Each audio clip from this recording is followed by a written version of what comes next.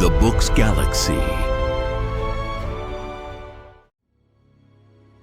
Dracula. Chapter 15.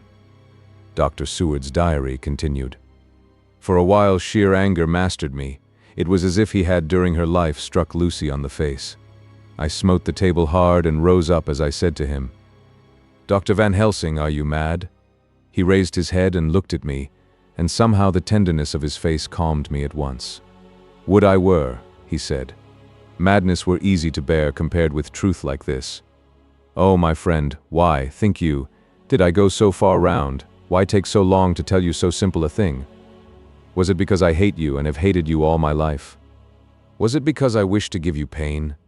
Was it that I wanted, now so late, revenge for that time when you saved my life, and from a fearful death? Ah, no." "Forgive me," said I. He went on. "My friend, it was because I wished to be gentle in the breaking to you, for I know you have loved that so sweet lady. But even yet I do not expect you to believe. It is so hard to accept at once any abstract truth, that we may doubt such to be possible when we have always believed the no of it. It is more hard still to accept so sad a concrete truth, and of such a one as Miss Lucy. Tonight I go to prove it. Dare you come with me?" This staggered me. A man does not like to prove such a truth, Byron accepted from the category jealousy, and prove the very truth he most abhorred. He saw my hesitation and spoke. The logic is simple, no madman's logic this time, jumping from tussock to tussock in a misty bog. If it be not true, then proof will be relief. At worst it will not harm. If it be true, ah, there is the dread. Yet very dread should help my cause, for in it is some need of belief. Come, I tell you what I propose. First, that we go off now and see that child in the hospital. Dr. Vincent of the North Hospital, where the papers say the child is friend of mine, and I think of yours since you were in class at Amsterdam. He will let 2 scientists see his case, if he will not let 2 friends. We shall tell him nothing, but only that we wish to learn. And then? He took a key from his pocket and held it up. "And then we spend the night, you and I, in the churchyard where Lucy lies. This is the key that locked the tomb. I had it from the coffin man to give to Arthur." My heart sank within me, for I felt that there was some fearful ordeal before us. I could do nothing, however, so I plucked up what heart I could, and said that we had better hasten as the afternoon was passing. We found the child awake. It had had a sleep and taken some food, and altogether was going on well. Dr. Vincent took the bandage from its throat and showed us the punctures. There was no mistaking the similarity to those which had been on Lucy's throat. They were smaller, and the edges looked fresher. That was all. We asked Vincent to what he attributed them, and he replied that it must have been a bite of some animal, perhaps a rat. But, for his own part, he was inclined to think that it was one of the bats which are so numerous on the northern heights of London. Out of so many harmless ones, he said, there may be some wild specimen from the south of a more malignant species. Some sailor may have brought one home and it managed to escape, or even from the zoological gardens a young one may have got loose, or one be bred there from a vampire. These things do occur, you know. Only 10 days ago a wolf got out and was, I believe, traced up in this direction. For a week after, the children were playing nothing but Red Riding Hood on the heath and in every alley in the place until this Bloofer lady's scare came along, since when it has been quite a gala time with them. Even this poor little mite, when he woke up today, asked the nurse if he might go away. When she asked him why he wanted to go, he said he wanted to play with the Bloofer lady. "I hope," said Van Helsing, "that when you are sending the child home you will caution its parents to keep strict watch over it. These fancies to stray are most dangerous, and if the child were to remain out another night, it would probably be fatal. But in any case I suppose you will not let it away for some days?" "Certainly not for a week at least, longer if the wound is not healed." Our visit to the hospital took more time than we had reckoned on, and the sun had dipped before we came out. When Van Helsing saw how dark it was, he said, "There is no hurry. It is more late than I thought. Come, let us seek somewhere that we may eat, and then we shall go on our way." We dined at Jack Straw's castle along with a little crowd of bicyclists and others who were genially noisy. About 10 o'clock we started from the inn. It was then very dark, and the scattered lamps made the darkness greater when we were once outside their individual radius. The professor had evidently noted the road we were to go, for he went on unhesitatingly. But as for me, I was in quite a mix-up as to locality. As we went further, we met fewer and fewer people, till at last we were somewhat surprised when we met even the patrol of horse police going their usual suburban round. At last we reached the wall of the churchyard, which we climbed over. With some little difficulty, for it was very dark, and the whole place seemed so strange to us, we found the Westenra tomb. The professor took the key, opened the creaky door, and standing back politely, but quite unconsciously, motioned me to precede him. There was a delicious irony in the offer, in the courtliness of giving preference on such a ghastly occasion. My companion followed me quickly, and cautiously drew the door to, after carefully ascertaining that the lock was a falling, and not a spring one. In the latter case we should have been in a bad plight. Then he fumbled in his bag, and taking out a matchbox and a piece of candle, proceeded to make a light. The tomb in the daytime, and when wreathed with fresh flowers, had looked grim and gruesome enough. But now, some days afterwards, when the flowers hung lank and dead, their whites turning to rust and their greens to browns, when the spider and the beetle had resumed their accustomed dominance, when time-discolored stone, and dust-encrusted mortar, and rusty, dank iron, and tarnished brass, and clouded silver plating gave back the feeble glimmer of a candle, the effect was more miserable and sordid than could have been imagined. It conveyed irresistibly the idea that life, animal life, was not the only thing which could pass away. Van Helsing went about his work systematically, holding his candle so that he could read the coffin plates, and so holding it that the sperm dropped in white patches which congealed as they touched the metal. He made assurance of Lucy's coffin. Another search in his bag, and he took out a turnscrew. "What are you going to do?" I asked. "To open the coffin. You shall yet be convinced." Straightway he began taking out the screws and finally lifted off the lid, showing the casing of lead beneath. The sight was almost too much for me. It seemed to be as much an affront to the dead as it would have been to have stripped off her clothing in her sleep whilst living. I actually took hold of his hand to stop him. He only said, "You shall see," and again fumbling in his bag, took out a tiny fret saw, striking the turnscrew through the lead with a swift downward stab, which made me wince. He made a small hole, which was, however, big enough to admit the point of the saw. I had expected a rush of gas from the weak old corpse. We doctors, who have had to study our dangers, have to become accustomed to such things, and I drew back towards the door. But the professor never stopped for a moment. He sawed down a couple of feet along one side of the lead coffin, and then across, and down the other side. Taking the edge of the loose flange, he bent it back towards the foot of the coffin, and holding up the candle into the aperture, motioned to me to look. I drew near and looked. The coffin was empty. It was certainly a surprise to me, and gave me a considerable shock, but Van Helsing was unmoved. He was now more sure than ever of his ground, and so emboldened to proceed in his task. "Are you satisfied now, friend John?" he asked. I felt all the dogged argumentativeness of my nature awake within me as I answered him. "I am satisfied that Lucy's body is not in that coffin, but that only proves one thing." "And what is that, friend John?" "That it is not there." "That is good logic," he said, "so far as it goes. But how can you, account for it not being there?" "Perhaps a body snatcher," I suggested. "Some of the undertaker's people may have stolen it." I felt that I was speaking folly, and yet it was the only real cause which I could suggest. The professor sighed. "Ah, well," he said, "we must have more proof. Come with me." He put on the coffin lid again, gathered up all his things and placed them in the bag, blew out the light, and placed the candle also in the bag. We opened the door and went out. Behind us he closed the door and locked it. He handed me the key, saying, "Will you keep it? You had better be assured." I laughed. It was not a very cheerful laugh, I am bound to say, as I motioned him to keep it. "A key is nothing," I said.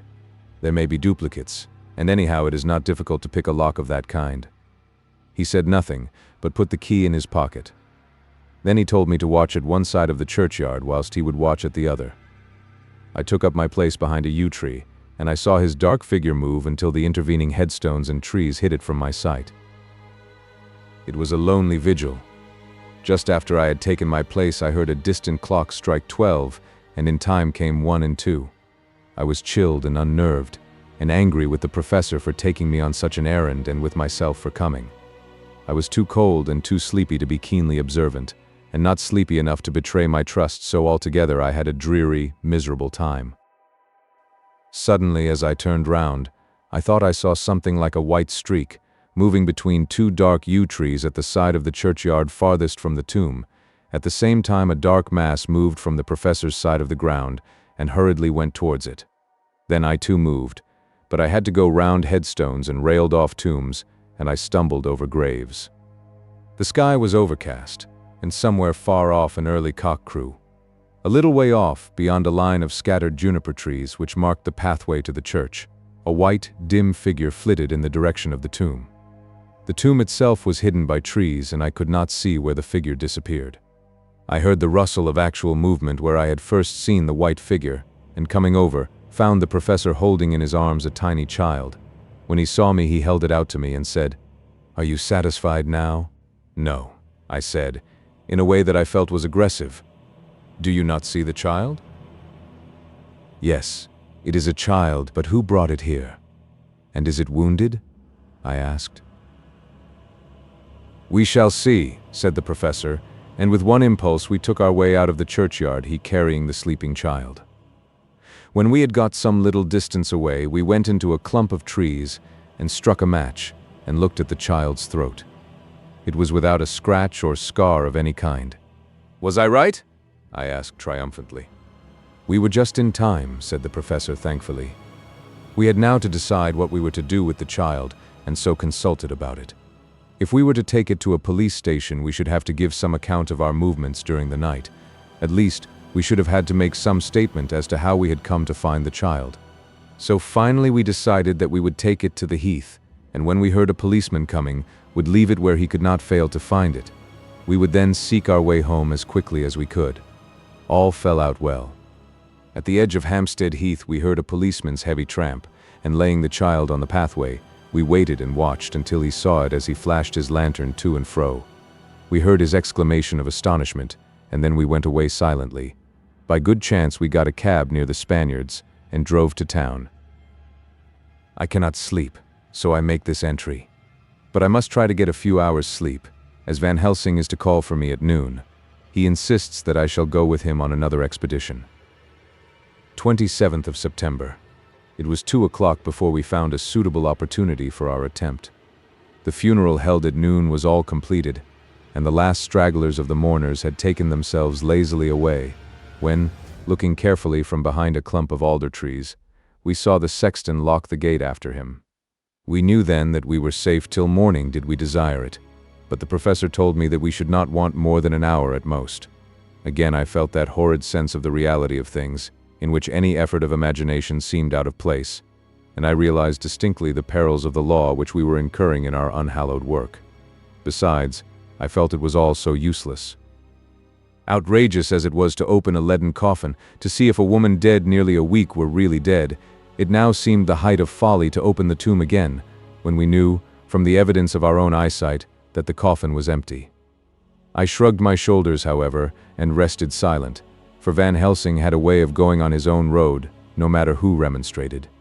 He took the key, opened the vault, and again courteously motioned me to proceed. The place was not so gruesome as last night, but oh, how unutterably mean-looking when the sunshine streamed in. Van Helsing walked over to Lucy's coffin, and I followed. He bent over and again forced back the leaden flange, and then a shock of surprise and dismay shot through me. There lay Lucy, seemingly just as we had seen her the night before her funeral. She was, if possible, more radiantly beautiful than ever, and I could not believe that she was dead. The lips were red, nay redder than before, and on the cheeks was a delicate bloom. "Is this a juggle?" I said to him. "Are you convinced now?" said the professor in response, and as he spoke he put over his hand, and in a way that made me shudder, pulled back the dead lips and showed the white teeth. "See," he went on, "see, they are even sharper than before. With this, and he touched one of the canine teeth and that below it, the little children can be bitten. Are you of belief now, friend John? Once more argumentative hostility woke within me. I could not accept such an overwhelming idea as he suggested. So, with an attempt to argue of which I was even at the moment ashamed, I said, "She may have been placed here since last night." "Indeed. That is so, and by whom? I do not know. Someone has done it. And yet she has been dead 1 week. Most peoples in that time would not look so." I had no answer for this, so was silent. Van Helsing did not seem to notice my silence. At any rate, he showed neither chagrin nor triumph. He was looking intently at the face of the dead woman, raising the eyelids and looking at the eyes, and once more opening the lips and examining the teeth.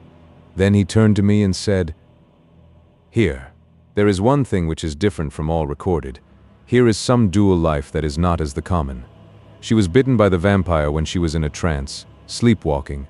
Oh, you start, you do not know that, friend John, but you shall know it all later, and in trance could he best come to take more blood. In trance she died, and in trance she is undead too. So it is that she differ from all other. Usually when the undead sleep at home," as he spoke he made a comprehensive sweep of his arm to designate what to a vampire was home, "their face show what they are, but this so sweet that was when she not undead she go back to the nothings of the common dead. There is no malign there, see, and so it make hard that I must kill her in her sleep." This turned my blood cold, and it began to dawn upon me that I was accepting Van Helsing's theories. But if she were really dead, what was there of terror in the idea of killing her? He looked up at me, and evidently saw the change in my face, for he said almost joyously, "Ah, you believe now?" I answered, "Do not press me too hard all at once. I am willing to accept. How will you do this bloody work?" "I shall cut off her head and fill her mouth with garlic, and I shall drive a stake through her body." It made me shudder to think of so mutilating the body of the woman whom I had loved. And yet the feeling was not so strong as I had expected. I was, in fact, beginning to shudder at the presence of this being, this undead, as Van Helsing called it, and to loathe it. Is it possible that love is all subjective, or all objective? I waited a considerable time for Van Helsing to begin, but he stood as if wrapped in thought. Presently he closed the catch of his bag with a snap and said, "I have been thinking, and have made up my mind as to what is best. If I did simply follow my inclining, I would do now, at this moment, what is to be done. But there are other things to follow, and things that are 1,000 times more difficult in that them we do not know. This is simple. She have yet no life taken, though that is of time, and to act now would be to take danger from her forever. But then we may have to want Arthur, and how shall we tell him of this? If you, who saw the wounds on Lucy's throat, and saw the wounds so similar on the child's at the hospital, if you, who saw the coffin empty last night and full today with a woman who have not changed only to be more rose and more beautiful in a whole week, after she die, if you know of this and know of the white figure last night that brought the child to the churchyard, and yet of your own senses you did not believe, how, then, can I expect Arthur, who know none of those things, to believe? He doubted me when I took him from her kiss when she was dying. I know he has forgiven me because in some mistaken idea I have done things that prevent him say goodbye as he ought, and he may think that in some more mistaken idea this woman was buried alive, and that in most mistake of all we have killed her. He will then argue back that it is we, mistaken ones, that have killed her by our ideas, and so he will be much unhappy always. Yet he never can be sure, and that is the worst of all. And he will sometimes think that she he loved was buried alive, and that will paint his dreams with horrors of what she must have suffered. And again, he will think that we may be right, and that his so beloved was, after all, an undead. No, I told him once, and since then I learn much. Now, since I know it is all true, 100,000 times more do I know that he must pass through the bitter waters to reach the sweet. He, poor fellow, must have 1 hour that will make the very face of heaven grow black to him. Then we can act for good all round and send him peace. My mind is made up. Let us go. You return home for tonight to your asylum, and see that all be well. As for me, I shall spend the night here in this churchyard in my own way. Tomorrow night you will come to me to the Berkeley Hotel at 10 of the clock. I shall send for Arthur to come too, and also that so fine young man of America that gave his blood. Later we shall all have work to do. I come with you so far as Piccadilly and there dine, for I must be back here before the sun set." So we locked the tomb and came away, and got over the wall of the churchyard, which was not much of a task, and drove back to Piccadilly. Note left by Van Helsing in his portmanteau, Berkeley Hotel directed to John Seward, Doctor. Not delivered. 27th of September. Friend John, I write this in case anything should happen. I go alone to watch in that churchyard. It pleases me that the undead, Miss Lucy, shall not leave tonight, that so on the morrow night she may be more eager. Therefore I shall fix some things she like, not garlic and a crucifix, and so seal up the door of the tomb. She is young as undead, and will heed.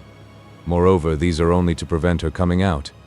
They may not prevail on her wanting to get in, for then the undead is desperate, and must find the line of least resistance, whatsoever it may be. I shall be at hand all the night from sunset till after the sunrise, and if there be aught that may be learned, I shall learn it. For Miss Lucy or from her I have no fear, but that other to whom is there that she is undead, he have now the power to seek her tomb and find shelter. He is cunning, as I know from Mr. Jonathan and from the way that all along he have fooled us when he played with us for Miss Lucy's life, and we lost, and in many ways the undead are strong. He have always the strength in his hand of 20 men, even we 4 who gave our strength to Miss Lucy, it also is all to him. Besides, he can summon his wolf and I know not what. So if it be that he come thither on this night he shall find me, but none other shall until it be too late. But it may be that he will not attempt the place. There is no reason why he should. His hunting ground is more full of game than the churchyard where the undead woman sleep, and the one old man watch. Therefore I write this in case. Take the papers that are with this, the diaries of Harker and the rest, and read them, and then find this great undead, and cut off his head and burn his heart or drive a stake through it, so that the world may rest from him. If it be so, farewell. Van Helsing. Dr. Seward's Diary, 28th September. It is wonderful what a good night's sleep will do for one. Yesterday I was almost willing to accept Van Helsing's monstrous ideas, but now they seem to start out lurid before me as outrages on common sense. I have no doubt that he believes it all. I wonder if his mind can have become in any way unhinged. Surely there must be some rational explanation of all these mysterious things. Is it possible that the professor can have done it himself?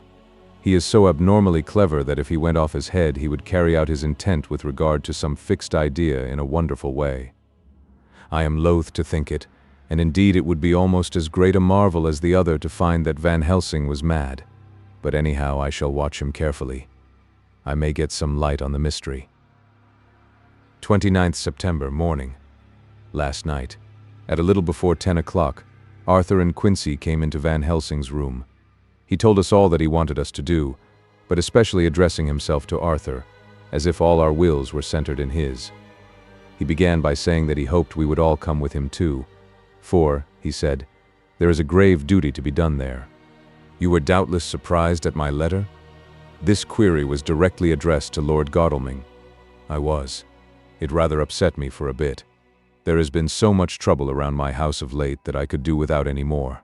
I have been curious, too, as to what you mean. Quincy and I talked it over, but the more we talked, the more puzzled we got, till now I can say for myself that I'm about up a tree as to any meaning about anything. Me too, said Quincy Morris laconically. Oh, said the professor, then you are nearer the beginning, both of you, than friend John here, who has to go a long way back before he can even get so far as to begin. It was evident that he recognized my return to my old doubting frame of mind without my saying a word. Then, turning to the other two, he said with intense gravity, I want your permission to do what I think good this night. It is, I know, much to ask, and when you know what it is I propose to do you will know, and only then, how much. Therefore may I ask that you promise me in the dark, so that afterwards, though you may be angry with me for a time, I must not disguise from myself the possibility that such may be. You shall not blame yourselves for anything. That's frank anyhow, broke in Quincy. I'll answer for the professor. I don't quite see his drift, but I swear he's honest, and that's good enough for me. I thank you, sir, said Van Helsing proudly. I have done myself the honor of counting you one trusting friend, and such endorsement is dear to me. He held out a hand, which Quincy took. Then Arthur spoke out. "Dr. Van Helsing, I don't quite like to buy a pig in a poke, as they say in Scotland, and if it be anything in which my honor as a gentleman or my faith as a Christian is concerned, I cannot make such a promise. If you can assure me that what you intend does not violate either of these two, then I give my consent at once, though for the life of me, I cannot understand what you are driving at." "I accept your limitation," said Van Helsing, "and all I ask of you is that if you feel it necessary to condemn any act of mine, you will first consider it well and be satisfied that it does not violate your reservations." "Agreed," said Arthur. "That is only fair. And now that the pourparlers are over, may I ask what it is we are to do?" "I want you to come with me, and to come in secret, to the churchyard at Kingstead." Arthur's face fell as he said in an amazed sort of way, "Where poor Lucy is buried." The professor bowed. Arthur went on, "And when there?" "To enter the tomb." Arthur stood up. "Professor, are you in earnest, or it is some monstrous joke?" "Pardon me, I see that you are in earnest." He sat down again, but I could see that he sat firmly and proudly, as one who is on his dignity. There was silence until he asked again, "And when in the tomb?" "To open the coffin." "This is too much," he said, angrily rising again.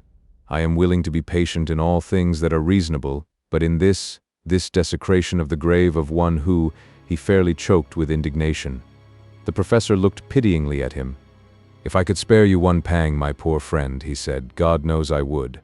But this night our feet must tread in thorny paths, or later, and forever the feet you love must walk in paths of flame."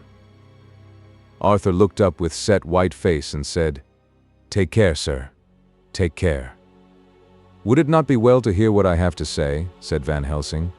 "And then you will at least know the limit of my purpose. Shall I go on?" "That's fair enough," broke in Morris. After a pause, Van Helsing went on, evidently with an effort. "Miss Lucy is dead. Is it not so?" "Yes. Then there can be no wrong to her. But if she be not dead—" Arthur jumped to his feet. "Good God," he cried. "What do you mean? Has there been any mistake? Has she been buried alive?" He groaned in anguish that not even hope could soften. "I did not say she was alive, my child. I did not think it. I go no further than to say that she might be undead." "Undead? Not alive? What do you mean? Is this all a nightmare? Or what is it? There are mysteries which men can only guess at, which age by age they may solve only in part. Believe me, we are now on the verge of one. But I have not done. May I cut off the head of dead Miss Lucy?" "Heavens and earth, no!" cried Arthur in a storm of passion. "Not for the wide world will I consent to any mutilation of her dead body. Dr. Van Helsing, you try me too far. What have I done to you that you should torture me so? What did that poor, sweet girl do that you should want to cast such dishonor on her grave? Are you mad to speak such things, or am I mad to listen to them? Don't dare to think more of such a desecration. I shall not give my consent to anything you do. I have a duty to do in protecting her grave from outrage, and by God I shall do it." Van Helsing rose up from where he had all the time been seated, and said gravely and sternly, "My Lord Godalming, I too have a duty to do, a duty to others, a duty to you, a duty to the dead, and by God I shall do it. All I ask you now is that you come with me, that you look and listen, and if when later I make the same request you do not be more eager for its fulfillment even than I am, then I shall do my duty, whatever it may seem to me. And then, to follow of your lordship's wishes, I shall hold myself at your disposal to render an account to you when and where you will." His voice broke a little, and he went on with a voice full of pity. "But I beseech you, do not go forth in anger with me. In a long life of acts which were often not pleasant to do, and which sometimes did wring my heart, I have never had so heavy a task as now. Believe me that if the time comes for you to change your mind towards me, one look from you will wipe away all this so sad hour, for I would do what a man can to save you from sorrow. Just think. For why should I give myself so much of labor and so much of sorrow? I have come here from my own land to do what I can of good, at the first to please my friend John, and then to help a sweet young lady, whom too I came to love. For her I am ashamed to say so much, but I say it in kindness. I gave what you gave. The blood of my veins I gave it, I, who was not, like you, her lover, but only her physician and her friend. I gave to her my nights and days before death, after death, and if my death can do her good even now, when she is the dead undead, she shall have it freely." He said this with a very grave, sweet pride, and Arthur was much affected by it. He took the old man's hand and said in a broken voice, "Oh, it is hard to think of it, and I cannot understand, but at least I shall go with you and wait." Chapter 16. Dr. Seward's diary continued. It was just a quarter before 12 o'clock when we got into the churchyard over the low wall. The night was dark with occasional gleams of moonlight between the rents of the heavy clouds that scudded across the sky. We all kept somehow close together, with Van Helsing slightly in front as he led the way. When we had come close to the tomb, I looked well at Arthur, for I feared that the proximity to a place laden with so sorrowful a memory would upset him, but he bore himself well. I took it that the very mystery of the proceeding was in some way a counteractant to his grief. The professor unlocked the door and, seeing a natural hesitation amongst us for various reasons, solved the difficulty by entering first himself. The rest of us followed, and he closed the door. He then lit a dark lantern and pointed to the coffin. Arthur stepped forward hesitatingly. Van Helsing said to me, "You were with me here yesterday? Was the body of Miss Lucy in that coffin?" It was. The professor turned to the rest, saying, "You hear, and yet there is no one who does not believe with me." He took his screwdriver and again took off the lid of the coffin. Arthur looked on, very pale but silent. When the lid was removed, he stepped forward. He evidently did not know that there was a leaden coffin, or, at any rate, had not thought of it. When he saw the rent in the lid, the blood rushed to his face for an instant, but as quickly fell away again, so that he remained of a ghastly whiteness. He was still silent. Van Helsing forced back the leaden flange, and we all looked in and recoiled. The coffin was empty. For several minutes no one spoke a word. The silence was broken by Quincy Morris. "Professor," I answered for you. "Your word is all I want. I wouldn't ask such a thing ordinarily. I wouldn't so dishonor you as to imply a doubt, but this is a mystery that goes beyond any honor or dishonor. Is this your doing? I swear to you by all that I hold sacred that I have not removed nor touched her. What happened was this. 2 nights ago my friend Seward and I came here with good purpose, believe me. I opened that coffin, which was then sealed up, and we found it, as now, empty. We then waited, and saw something white come through the trees. The next day we came here in daytime, and she lay there. Did she not, friend John?" "Yes. That night we were just in time. One more so small child was missing, and we find it, thank God, unharmed amongst the graves. Yesterday I came here before sundown, for at sundown the undead can move. I waited here all the night till the sun rose, but I saw nothing.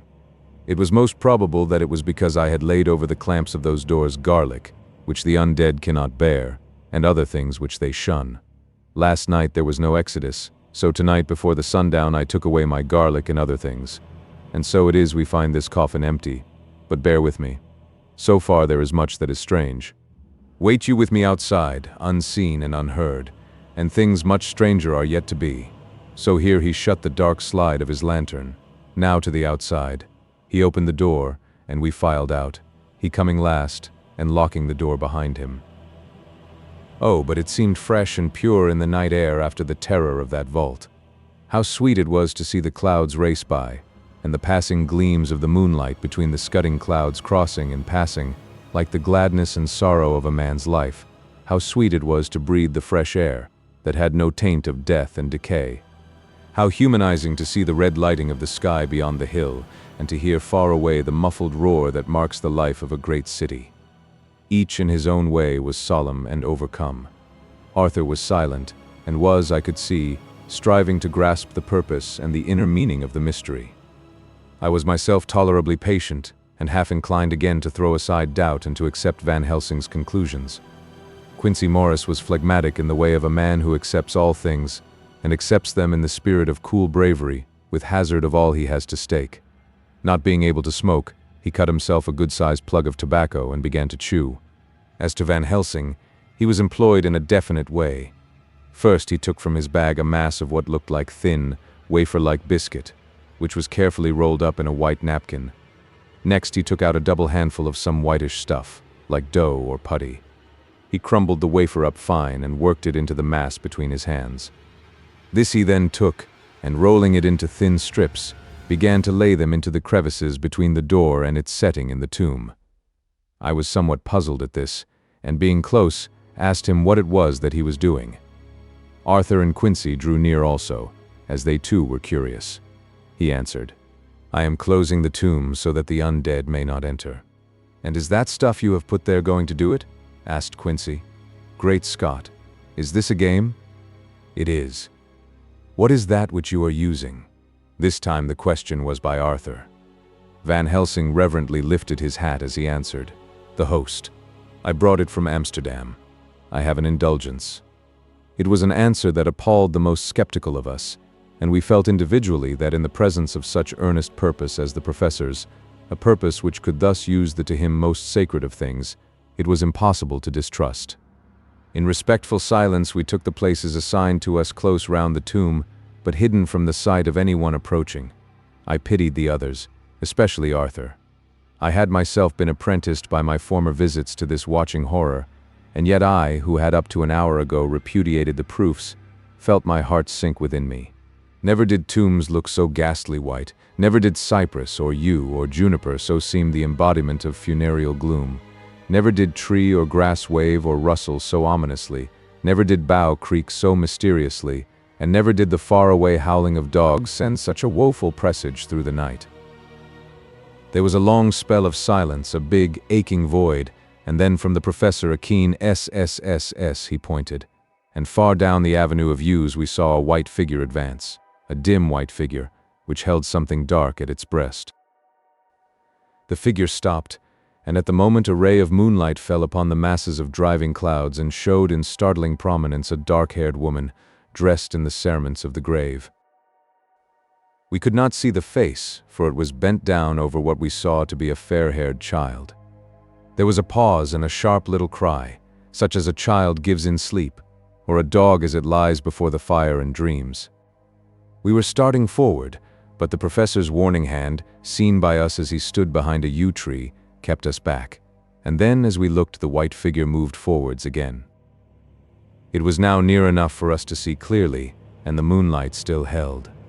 My own heart grew cold as ice, and I could hear the gasp of Arthur as we recognized the features of Lucy Westenra. Lucy Westenra, but yet how changed! The sweetness was turned to adamantine, heartless cruelty, and the purity to voluptuous wantonness. Van Helsing stepped out, and, obedient to his gesture, we all advanced too. The four of us ranged in a line before the door of the tomb. Van Helsing raised his lantern and drew the slide. By the concentrated light that fell on Lucy's face, we could see that the lips were crimson with fresh blood, and that the stream had trickled over her chin and stained the purity of her lawn death robe. We shuddered with horror. I could see by the tremulous light that even Van Helsing's iron nerve had failed.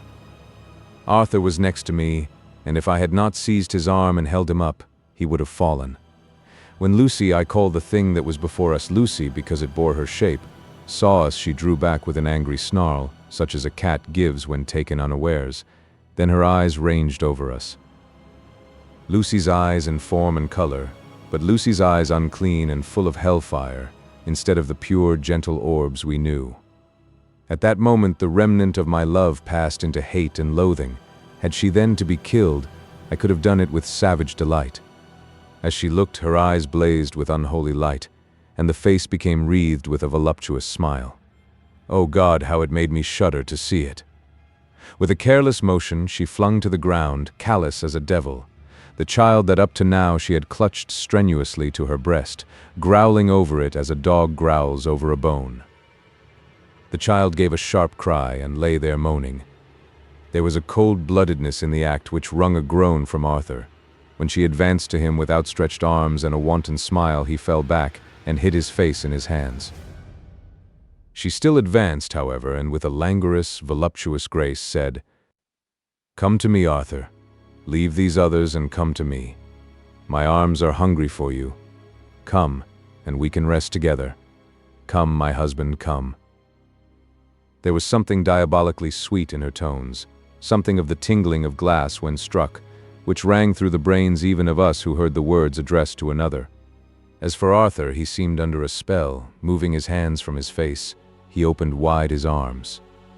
She was leaping for them, when Van Helsing sprang forward and held between them his little golden crucifix.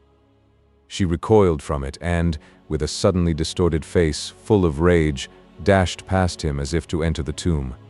When within a foot or two of the door, however, she stopped, as if arrested by some irresistible force. Then she turned, and her face was shown in the clear burst of moonlight and by the lamp, which had now no quiver from Van Helsing's iron nerves. Never did I see such baffled malice on a face, and never, I trust, shall such ever be seen again by mortal eyes. The beautiful color became livid. The eyes seemed to throw out sparks of hellfire. The brows were wrinkled as though the folds of the flesh were the coils of Medusa's snakes, and the lovely blood-stained mouth grew to an open square, as in the passion masks of the Greeks and Japanese. If ever a face meant death, if looks could kill, we saw it at that moment. And so for full half a minute, which seemed an eternity, she remained between the lifted crucifix and the sacred closing of her means of entry. Van Helsing broke the silence by asking Arthur, "Answer me, O my friend, am I to proceed in my work?" Arthur threw himself on his knees and hid his face in his hands as he answered, "Do as you will, friend, do as you will. There can be no horror like this ever any more," and he groaned in spirit. Quincy and I simultaneously moved towards him and took his arms. We could hear the click of the closing lantern as Van Helsing held it down. Coming close to the tomb, he began to remove from the chinks some of the sacred emblem which he had placed there. We all looked on in horrified amazement as we saw, when he stood back, the woman, with a corporeal body as real at that moment as our own, pass in through the interstice where scarce a knife blade could have gone. We all felt a glad sense of relief when we saw the professor calmly restoring the strings of putty to the edges of the door. When this was done, he lifted the child and said, "Come now, my friends. We can do no more till tomorrow. There is a funeral at noon, so here we shall all come before long after that. The friends of the dead will all be gone by 2, and when the sexton lock the gate we shall remain.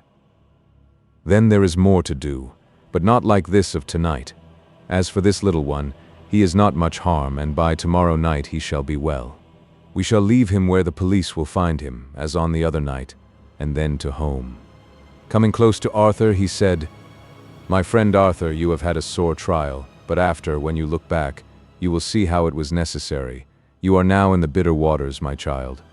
By this time tomorrow you will, please God, have passed them, and have drunk of the sweet waters, so do not mourn over much. Till then I shall not ask you to forgive me." Arthur and Quincy came home with me, and we tried to cheer each other on the way.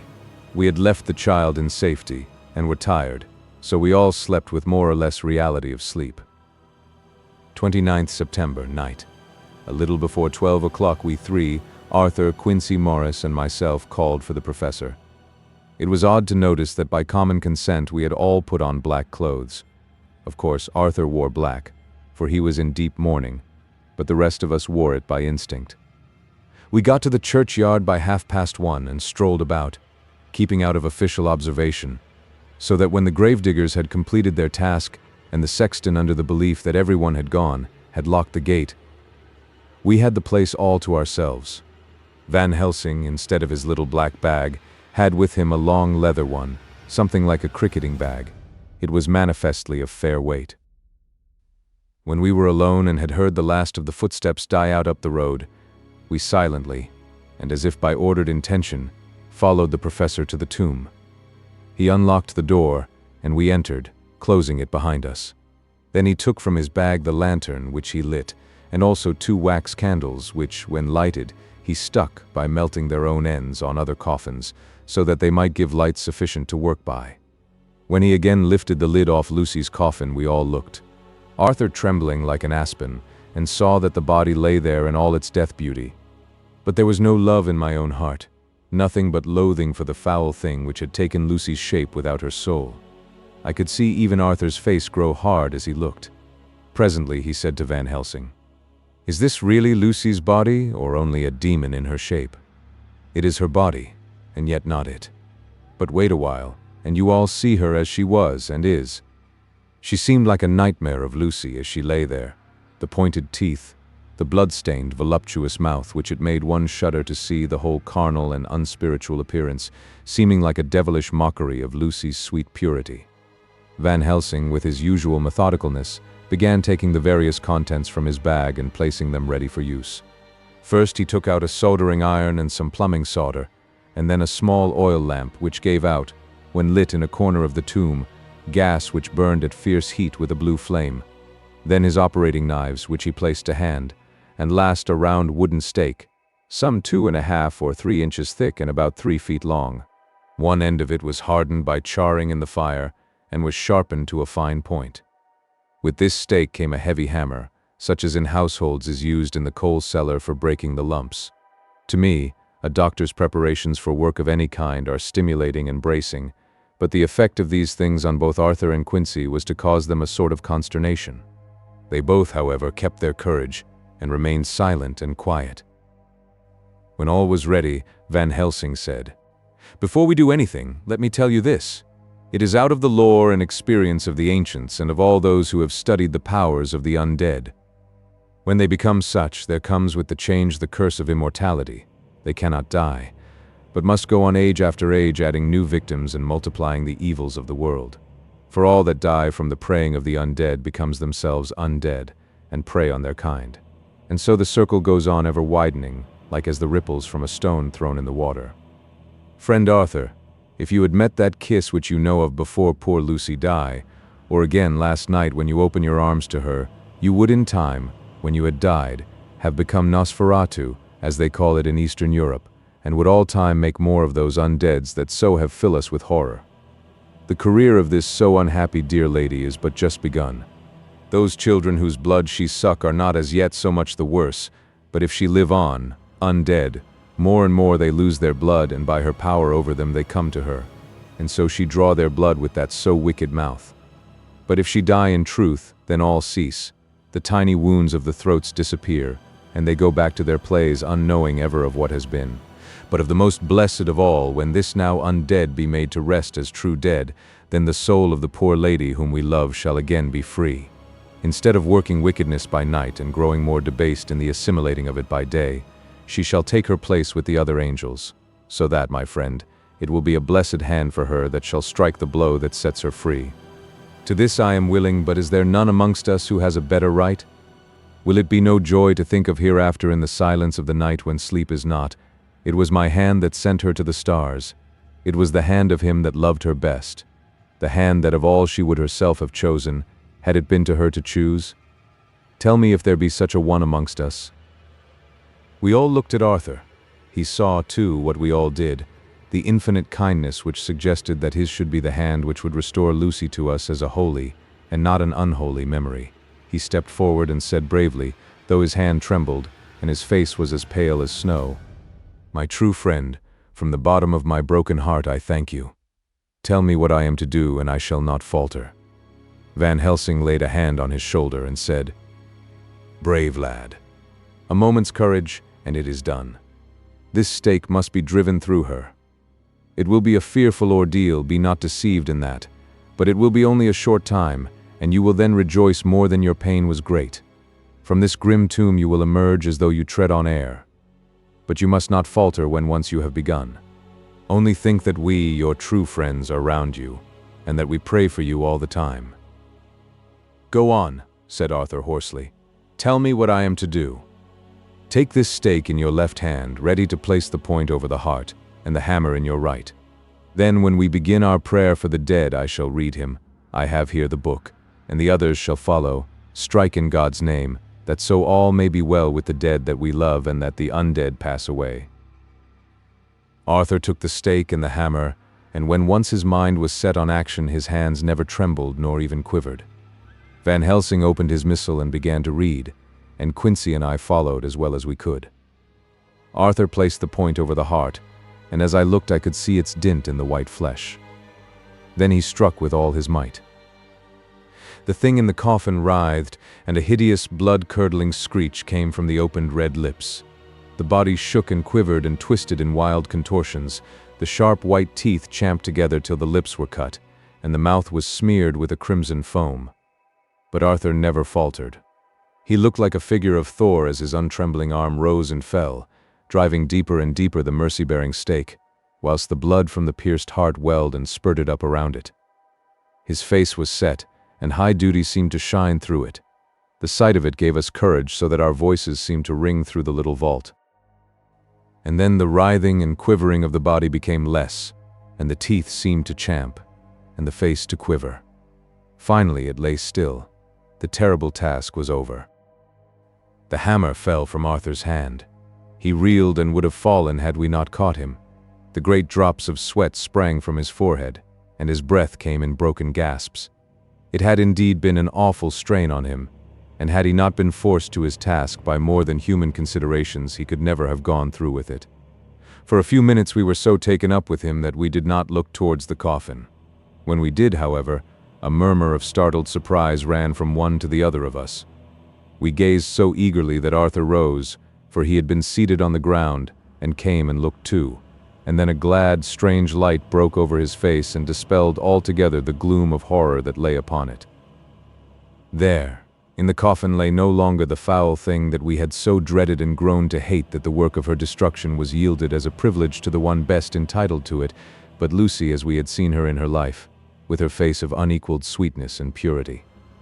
True that there were there, as we had seen them in life, the traces of care and pain and waste, but these were all dear to us, for they marked her truth to what we knew. One and all we felt that the holy calm that lay like sunshine over the wasted face and form was only an earthly token and symbol of the calm that was to reign forever. Van Helsing came and laid his hand on Arthur's shoulder and said to him, "And now, Arthur, my friend, dear lad, am I not forgiven?" The reaction of the terrible strain came as he took the old man's hand in his, and raising it to his lips, pressed it, and said, "Forgiven. God bless you that you have given my dear one her soul again and me peace." He put his hands on the professor's shoulder, and laying his head on his breast, cried for a while silently whilst we stood unmoving. When he raised his head, Van Helsing said to him, "And now, my child, you may kiss her. Kiss her dead lips if you will, as she would have you to, if for her to choose. For she is not a grinning devil now, not any more a foul thing for all eternity. No longer she is the devil's undead. She is God's true dead, whose soul is with him." Arthur bent and kissed her, and then we sent him and Quincy out of the tomb. The professor and I sawed the top off the stake, leaving the point of it in the body. Then we cut off the head and filled the mouth with garlic. We soldered up the leaden coffin, screwed on the coffin lid, and gathering up our belongings, came away. When the professor locked the door, he gave the key to Arthur. Outside the air was sweet. The sun shone and the birds sang, and it seemed as if all nature were tuned to a different pitch. There was gladness and mirth and peace everywhere, for we were at rest ourselves on one account, and we were glad, though it was with a tempered joy. Before we moved away, Van Helsing said, "Now, my friends, one step of our work is done, one the most harrowing to ourselves. But there remains a greater task, to find out the author of all this our sorrow and to stamp him out. I have clues which we can follow, but it is a long task, and a difficult, and there is danger in it, and pain. Shall you not all help me? We have learned to believe, all of us, is it not so? And since so, do we not see our duty? Yes. And do we not promise to go on to the bitter end?" Each in turn we took his hand, and the promise was made. Then said the professor as we moved off, "2 nights hence you shall meet with me and dine together at 7 of the clock with friend John. I shall entreat 2 others, 2 that you know not as yet, and I shall be ready to all our work show and our plans unfold. Friend John, you come with me home, for I have much to consult about, and you can help me. Tonight I leave for Amsterdam, but shall return tomorrow night, and then begins our great quest. But first I shall have much to say, so that you may know what is to do and to dread. Then our promise shall be made to each other anew, for there is a terrible task before us, and once our feet are on the plowshare we must not draw back." Chapter 17. Dr. Seward's diary continued. When we arrived at the Berkeley Hotel, Van Helsing found a telegram waiting for him. I'm coming up by train. Jonathan at Whitby. Important news. Mina Harker. The professor was delighted. Ah, that wonderful Madam Mina, he said.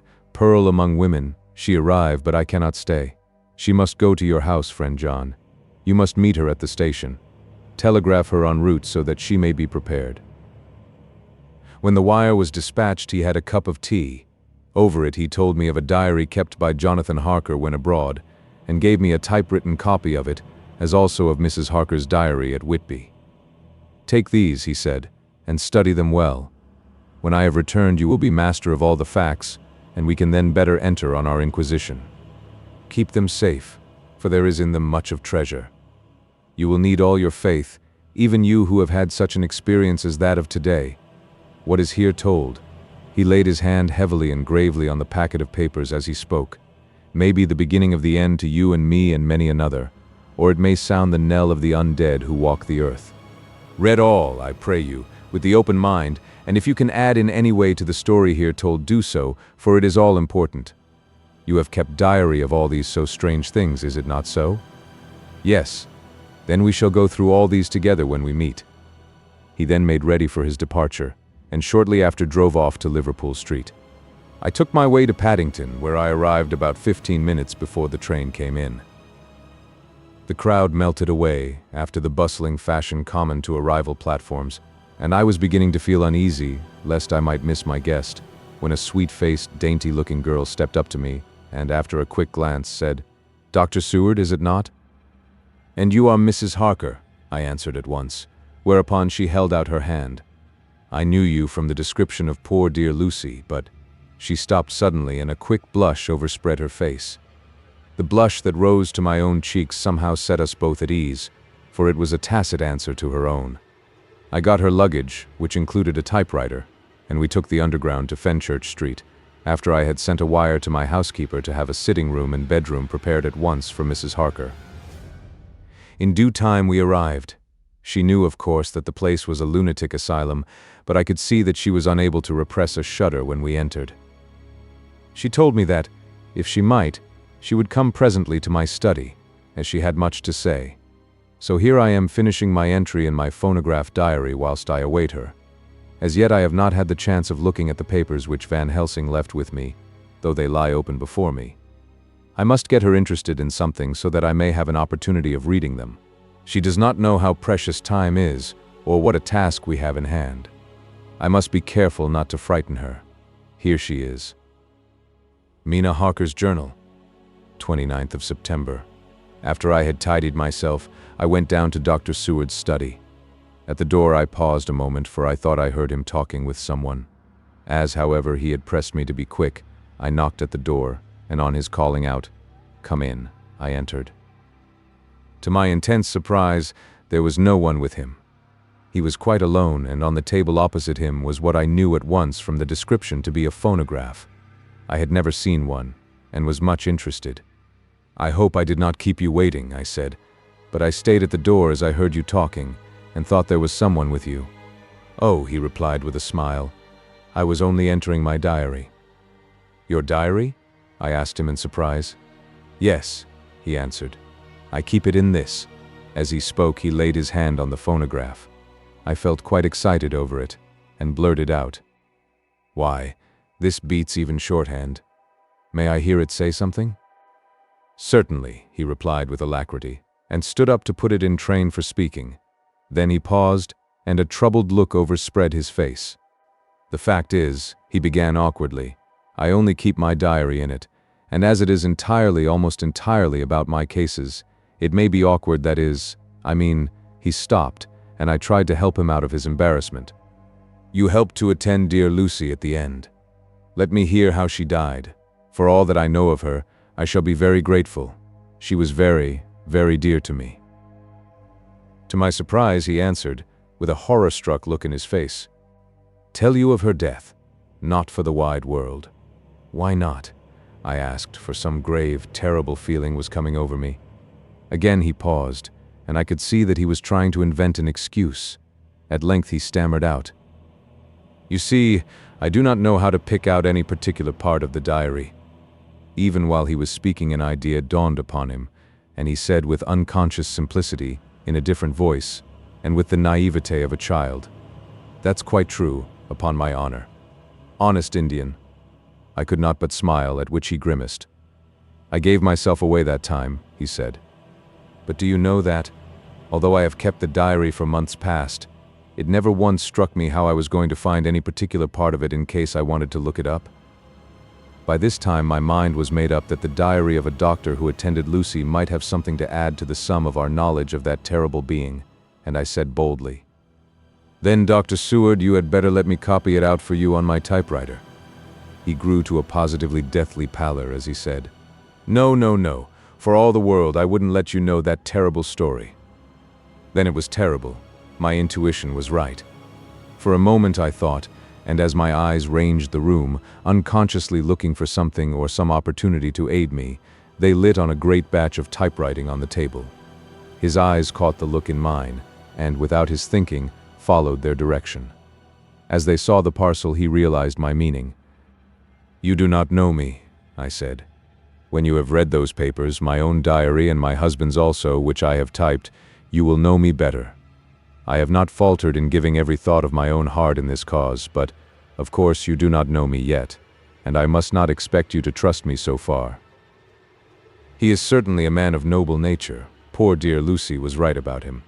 He stood up and opened a large drawer in which were arranged in order a number of hollow cylinders of metal covered with dark wax, and said, "You are quite right. I did not trust you because I did not know you. But I know you now, and let me say that I should have known you long ago. I know that Lucy told you of me. She told me of you too. May I make the only atonement in my power? Take the cylinders and hear them. The first half dozen of them are personal to me, and they will not horrify you. Then you will know me better. Dinner will by then be ready. In the meantime, I shall read over some of these documents, and shall be better able to understand certain things." He carried the phonograph himself up to my sitting room and adjusted it for me. "Now I shall learn something pleasant, I am sure, for it will tell me the other side of a true love episode of which I know one side already." Dr. Seward's Diary. 29th September. I was so absorbed in that wonderful diary of Jonathan Harker and that other of his wife that I let the time run on without thinking. Mrs. Harker was not down when the maid came to announce dinner, so I said, "She is possibly tired, let dinner wait an hour," and I went on with my work. I had just finished Mrs. Harker's diary when she came in. She looked sweetly pretty but very sad, and her eyes were flushed with crying. This somehow moved me much. Of late I have had cause for tears, God knows, but the relief of them was denied me, and now the sight of those sweet eyes, brightened with recent tears, went straight to my heart. So I said as gently as I could, "I greatly fear I have distressed you." "Oh, no, not distressed me," she replied, "but I have been more touched than I can say by your grief. That is a wonderful machine, but it is cruelly true. It told me in its very tones the anguish of your heart. It was like a soul crying out to Almighty God. No one must hear them spoken ever again. See, I have tried to be useful. I have copied out the words on my typewriter, and none other need now hear your heart beat, as I did. No one need ever know, shall ever know," I said in a low voice. She laid her hand on mine and said very gravely, "Ah, but they must." "Must? But why?" I asked. "Because it is a part of the terrible story, a part of poor dear Lucy's death and all that led to it. Because in the struggle which we have before us to rid the earth of this terrible monster, we must have all the knowledge and all the help which we can get. I think that the cylinders which you gave me contained more than you intended me to know, but I can see that there are in your record many lights to this dark mystery. You will let me help, will you not?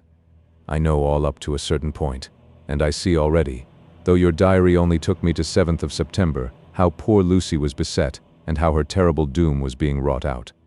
Jonathan and I have been working day and night since Professor Van Helsing saw us. He has gone to Whitby to get more information, and he will be here tomorrow to help us.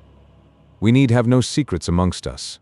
Working together and with absolute trust, we can surely be stronger than if some of us were in the dark."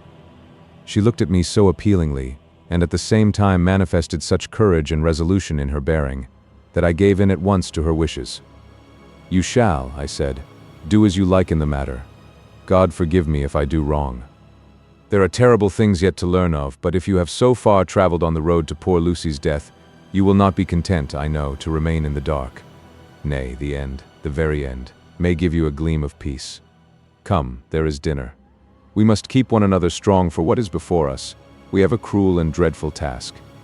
When you have eaten, you shall learn the rest, and I shall answer any questions you ask if there be anything which you do not understand, though it was apparent to us who were present. Mina Harker's Journal, 29th September.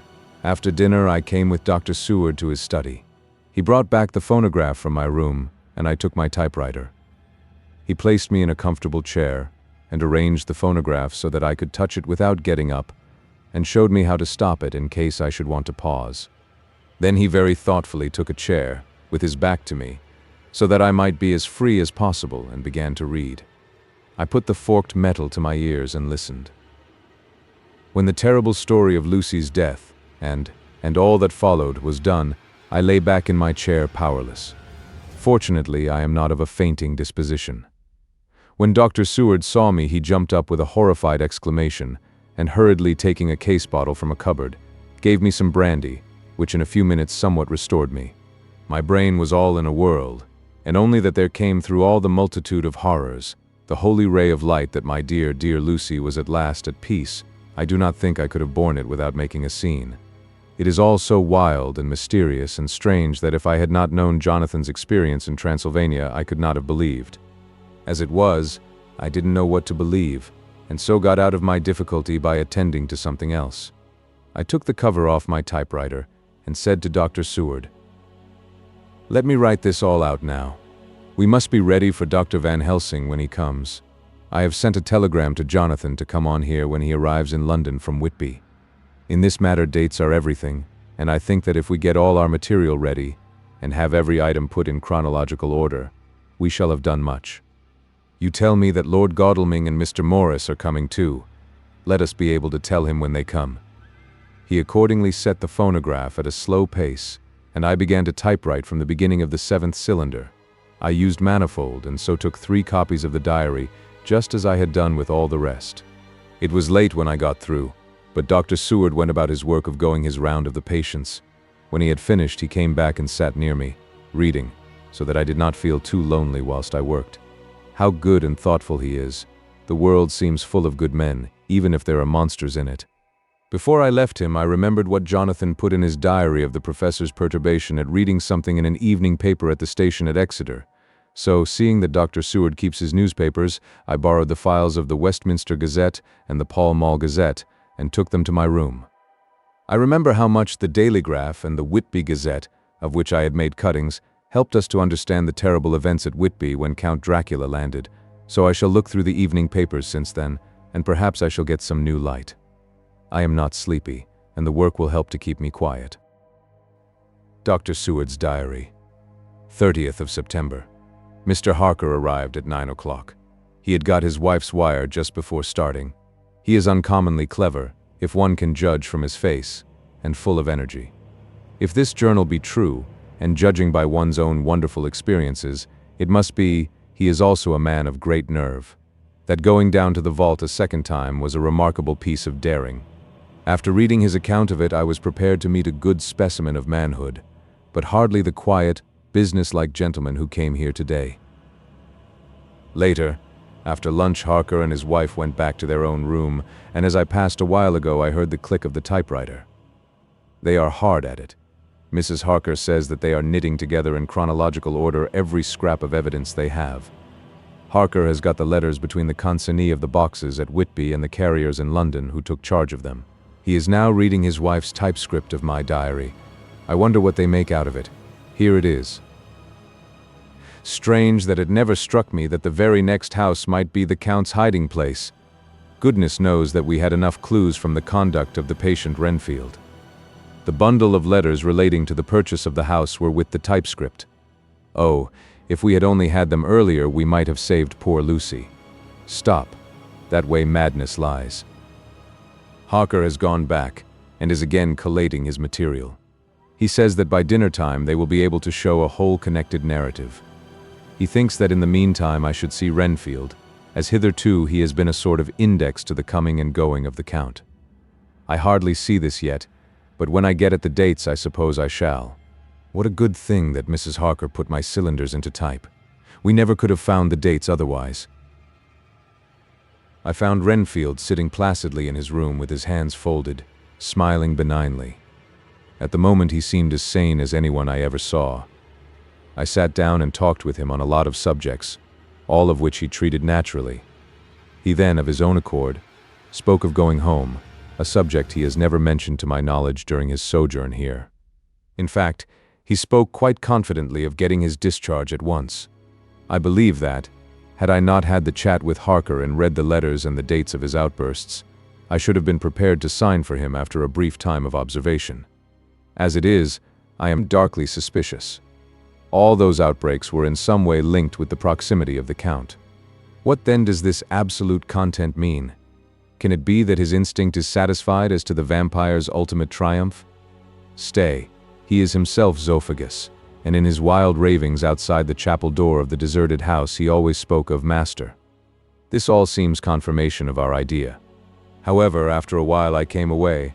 My friend is just a little too sane at present to make it safe to probe him too deep with questions. He might begin to think, and then, so I came away. I mistrust these quiet moods of his, so I have given the attendant a hint to look closely after him, and to have a straight waistcoat ready in case of need. Jonathan Harker's Journal. 29th of September, in train to London. When I received Mr. Billington's courteous message that he would give me any information in his power, I thought it best to go down to Whitby and make, on the spot, such inquiries as I wanted. It was now my object to trace that horrid cargo of the Count's to its place in London. Later, we may be able to deal with it. Billington Jr., a nice lad, met me at the station and brought me to his father's house, where they had decided that I must stay the night. They are hospitable, with true Yorkshire hospitality, give a guest everything and leave him free to do as he likes. They all knew that I was busy, and that my stay was short, and Mr. Billington had ready in his office all the papers concerning the consignment of boxes. It gave me almost a turn to see again one of the letters which I had seen on the Count's table before I knew of his diabolical plans. Everything had been carefully thought out, and done systematically and with precision. He seemed to have been prepared for every obstacle which might be placed by accident in the way of his intentions being carried out. To use an Americanism, he had taken no chances, and the absolute accuracy with which his instructions were fulfilled was simply the logical result of his care. I saw the invoice and took note of it. 50 cases of common earth, to be used for experimental purposes. Also the copy of letter to Carter Patterson and their reply. Of both of these I got copies.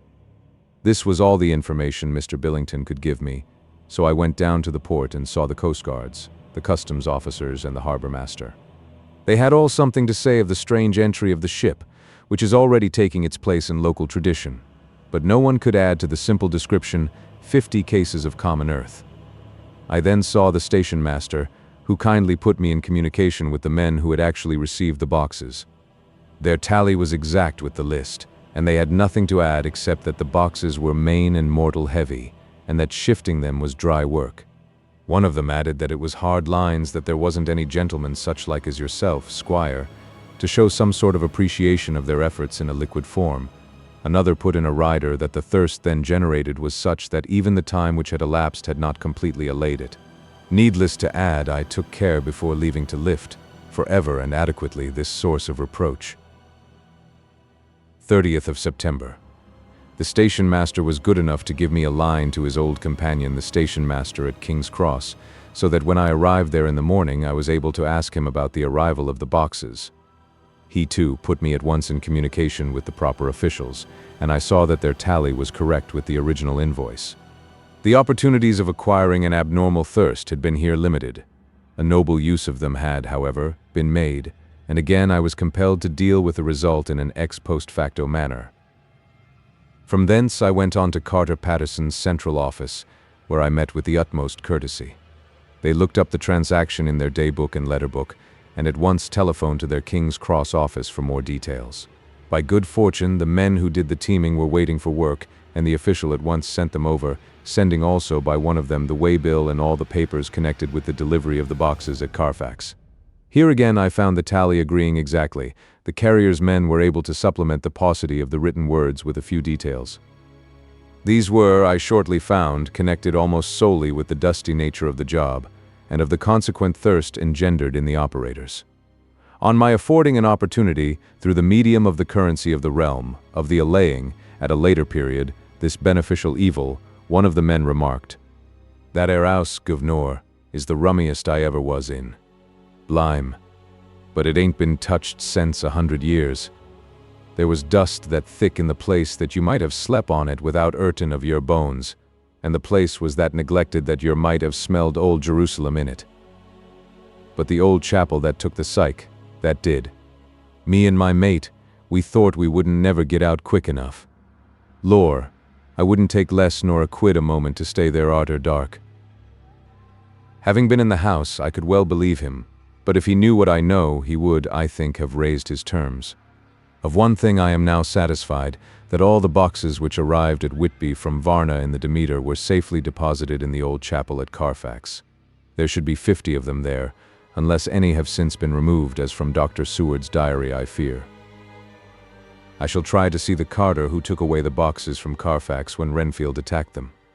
By following up this clue, we may learn a good deal. Later. Mina and I have worked all day, and we have put all the papers into order. Mina Harker's journal. 30th of September. I am so glad that I hardly know how to contain myself. It is, I suppose, the reaction from the haunting fear which I have had, that this terrible affair and the reopening of his old wound might act detrimentally on Jonathan. I saw him leave for Whitby with as brave a face as I could, but I was sick with apprehension. The effort has, however, done him good. He was never so resolute, never so strong, never so full of volcanic energy as at present. It is just as that dear, good Professor Van Helsing said, he is true grit, and he improves under strain that would kill a weaker nature. He came back full of life and hope and determination. We have got everything in order for tonight. I feel myself quite wild with excitement. I suppose one ought to pity anything so hunted as is the Count. That is just it. This thing is not human, not even beast. To read Dr. Seward's account of poor Lucy's death, and what followed, is enough to dry up the springs of pity in one's heart. Later, Lord Godalming and Mr. Morris arrived earlier than we expected. Dr. Seward was out on business, and had taken Jonathan with him, so I had to see them. It was to me a painful meeting, for it brought back all poor dear Lucy's hopes of only a few months ago. Of course they had heard Lucy speak of me, and it seemed that Dr. Van Helsing, too, has been quite blowing my trumpet, as Mr. Morris expressed it. Poor fellows, neither of them is aware that I know all about the proposals they made to Lucy. They did not quite know what to say or do, as they were ignorant of the amount of my knowledge, so they had to keep on neutral subjects. However, I thought the matter over, and came to the conclusion that the best thing I could do would be to post them in affairs right up to date. I knew from Dr. Seward's diary that they had been at Lucy's death, her real death, and that I need not fear to betray any secret before the time. So I told them, as well as I could, that I had read all the papers and diaries, and that my husband and I, having typewritten them, had just finished putting them in order. I gave them each a copy to read in the library. When Lord Godalming got his and turned it over, "It does make a pretty good pile," he said. "Did you write all this, Mrs. Harker?" I nodded, and he went on. "I don't quite see the drift of it, but you people are all so good and kind, and have been working so earnestly and so energetically, that all I can do is to accept your ideas blindfold and try to help you. I have had one lesson already in accepting facts that should make a man humble to the last hour of his life. Besides, I know you loved my poor Lucy." Here he turned away and covered his face with his hands. I could hear the tears in his voice. Mr. Morris, with instinctive delicacy, just laid a hand for a moment on his shoulder, and then walked quietly out of the room. I suppose there is something in woman's nature that makes a man free to break down before her and express his feelings on the tender or emotional side without feeling it derogatory to his manhood, for when Lord Godalming found himself alone with me, he sat down on the sofa and gave way utterly and openly. I sat down beside him and took his hand. I hope he didn't think it forward of me, and that if he ever thinks of it afterwards, he never will have such a thought. There I wrong him. I know he never will. He is too true a gentleman. I said to him, for I could see that his heart was breaking, I loved dear Lucy, and I know what she was to you and what you were to her. She and I were like sisters, and now she is gone. Will you not let me be like a sister to you in your trouble? I know what sorrows you have had, though I cannot measure the depth of them. If sympathy and pity can help in your affliction, won't you let me be of some little service for Lucy's sake?" In an instant the poor dear fellow was overwhelmed with grief. It seemed to me that all that he had of late been suffering in silence found a vent at once. He grew quite hysterical, and raising his open hands, beat his palms together in a perfect agony of grief. He stood up and then sat down again, and the tears rained down his cheeks. I felt an infinite pity for him, and opened my arms unthinkingly. With a sob he laid his head on my shoulder and cried like a wearied child, whilst he shook with emotion. We women have something of the mother in us that makes us rise above smaller matters when the mother spirit is invoked. I felt this big sorrowing man's head resting on me, as though it were that of the baby that someday may lie on my bosom, and I stroked his hair as though he were my own child. I never thought at the time how strange it all was. After a little bit his sobs ceased, and he raised himself with an apology, though he made no disguise of his emotion. He told me that for days and nights past, weary days and sleepless nights, he had been unable to speak with anyone, as a man must speak in his time of sorrow. There was no woman whose sympathy could be given to him, or with whom, owing to the terrible circumstance with which his sorrow was surrounded, he could speak freely. "I know now how I suffered," he said, as he dried his eyes, "but I do not know even yet, and none other can ever know how much your sweet sympathy has been to me today. I shall know better in time, and believe me that, though I am not ungrateful now, my gratitude will grow with my understanding. You will let me be like a brother, will you not, for all our lives, for dear Lucy's sake?" "For dear Lucy's sake," I said as we clasped hands. "Aye, and for your own sake," he added, "for if a man's esteem and gratitude are ever worth the winning, you have won mine today. If ever the future should bring to you a time when you need a man's help, believe me, you will not call in vain. God grant that no such time may ever come to you to break the sunshine of your life, but if it should ever come, promise me that you will let me know." He was so earnest, and his sorrow was so fresh, that I felt it would comfort him, so I said, "I promise." As I came along the corridor, I saw Mr. Morris looking out of a window. He turned as he heard my footsteps. "How is Art?" he said. Then, noticing my red eyes, he went on, "Ah, I see you have been comforting him. Poor old fellow, he needs it. No one but a woman can help a man when he is in trouble of the heart, and he had no one to comfort him." He bore his own trouble so bravely that my heart bled for him. I saw the manuscript in his hand, and I knew that when he read it he would realize how much I knew, so I said to him, "I wish I could comfort all who suffer from the heart. Will you let me be your friend, and will you come to me for comfort if you need it? You will know, later on, why I speak." He saw that I was in earnest, and stooping, took my hand, and raising it to his lips, kissed it. It seemed but poor comfort to so brave and unselfish a soul, and impulsively I bent over and kissed him. The tears rose in his eyes, and there was a momentary choking in his throat. He said quite calmly, "Little girl, you will never regret that true-hearted kindness, so long as ever you live." Then he went into the study to his friend. Little girl, the very words he had used to Lucy, and oh, but he proved himself a friend. Chapter 18. Dr. Seward's Diary. 30th of September. I got home at 5 o'clock, and found that Godalming and Morris had not only arrived, but had already studied the transcript of the various diaries and letters which Harker and his wonderful wife had made and arranged.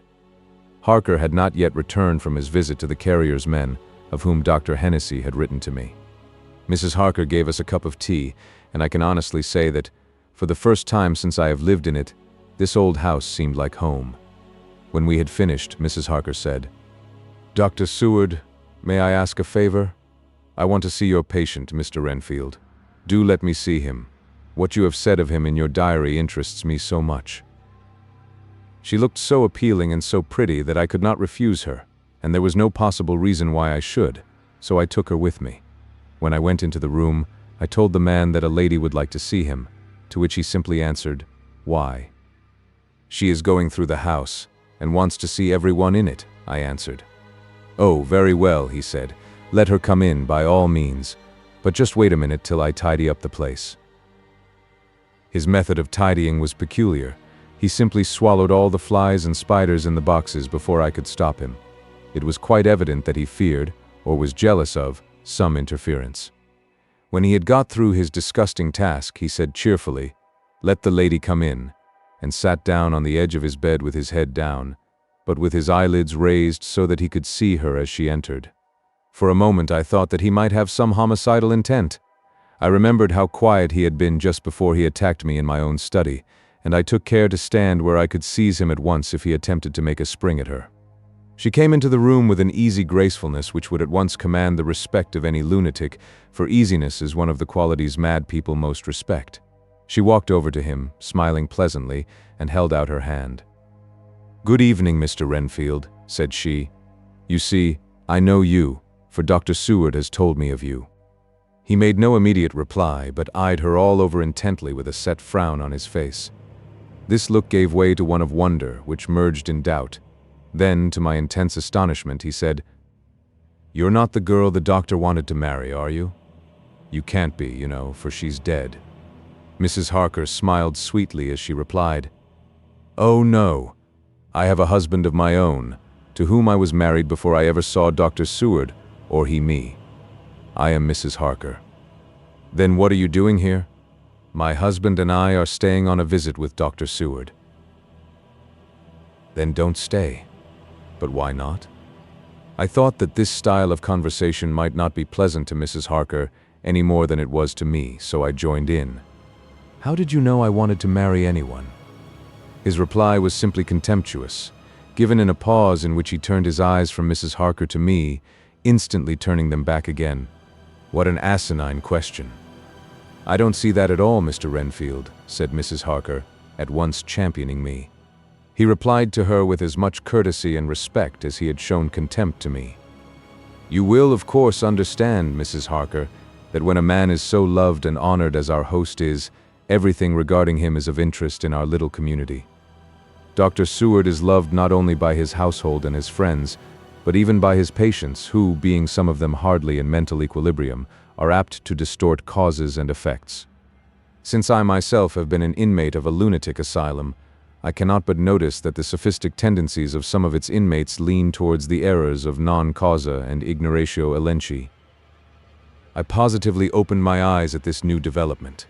Here was my own pet lunatic, the most pronounced of his type that I had ever met with, talking elemental philosophy, and with the manner of a polished gentleman. I wonder if it was Mrs. Harker's presence which had touched some chord in his memory. If this new phase was spontaneous, or in any way due to her unconscious influence, she must have some rare gift or power. We continued to talk for some time, and, seeing that he was seemingly quite reasonable, she ventured, looking at me questioningly as she began, to lead him to his favorite topic. I was again astonished, for he addressed himself to the question with the impartiality of the completest sanity. He even took himself as an example when he mentioned certain things. "Why, I myself am an instance of a man who had a strange belief. Indeed, it was no wonder that my friends were alarmed, and insisted on my being put under control. I used to fancy that life was a positive and perpetual entity, and that by consuming a multitude of live things, no matter how low in the scale of creation, one might indefinitely prolong life. At times I held the belief so strongly that I actually tried to take human life. The doctor here will bear me out that on one occasion I tried to kill him for the purpose of strengthening my vital powers by the assimilation with my own body of his life through the medium of his blood, relying, of course, upon the scriptural phrase, 'For the blood is the life,' though indeed the vendor of a certain nostrum has vulgarized the truism to the very point of contempt. Isn't that true, doctor?" I nodded assent, for I was so amazed that I hardly knew what to either think or say. It was hard to imagine that I had seen him eat up his spiders and flies not 5 minutes before. Looking at my watch, I saw that I should go to the station to meet Van Helsing, so I told Mrs. Harker that it was time to leave. She came at once, after saying pleasantly to Mr. Renfield, "Goodbye, and I hope I may see you often, under auspices pleasanter to yourself," to which, to my astonishment, he replied, "Goodbye, my dear. I pray God I may never see your sweet face again. May he bless and keep you. When I went to the station to meet Van Helsing, I left the boys behind me. Poor Art seemed more cheerful than he has been since Lucy first took ill, and Quincy is more like his own bright self than he has been for many a long day. Van Helsing stepped from the carriage with the eager nimbleness of a boy. He saw me at once and rushed up to me, saying, "Ah, friend John, how goes all?" "Well, so. I have been busy, for I come here to stay if need be. All affairs are settled with me, and I have much to tell. Madam Mina is with you?" "Yes, and her so fine husband, and Arthur and my friend Quincy, they are with you too." "Good." As I drove to the house, I told him of what had passed, and of how my own diary had come to be of some use through Mrs. Harker's suggestion, at which the professor interrupted me. "Ah, that wonderful Madam Mina. She has man's brain, a brain that a man should have were he much gifted, and a woman's heart. The good God fashioned her for a purpose, believe me, when he made that so good combination. Friend John, up to now fortune has made that woman of help to us. After tonight she must not have to do with this so terrible affair. It is not good that she run a risk so great. We men are determined, nay, are we not pledged, to destroy this monster, but it is no part for a woman. Even if she be not harmed, her heart may fail her in so much and so many horrors, and hereafter she may suffer both in waking from her nerves and in sleep from her dreams. And besides, she is young woman and not so long married. There may be other things to think of some time, if not now. You tell me she has wrote all, then she must consult with us. But tomorrow she say goodbye to this work, and we go alone." I agreed heartily with him, and then I told him what we had found in his absence, that the house which Dracula had bought was the very next one to my own. He was amazed, and a great concern seemed to come on him. "Oh, that we had known it before," he said, "for then we might have reached him in time to save poor Lucy. However, the milk that is spilt cries not out afterwards, as you say. We shall not think of that, but go on our way to the end." Then he fell into a silence that lasted till we entered my own gateway.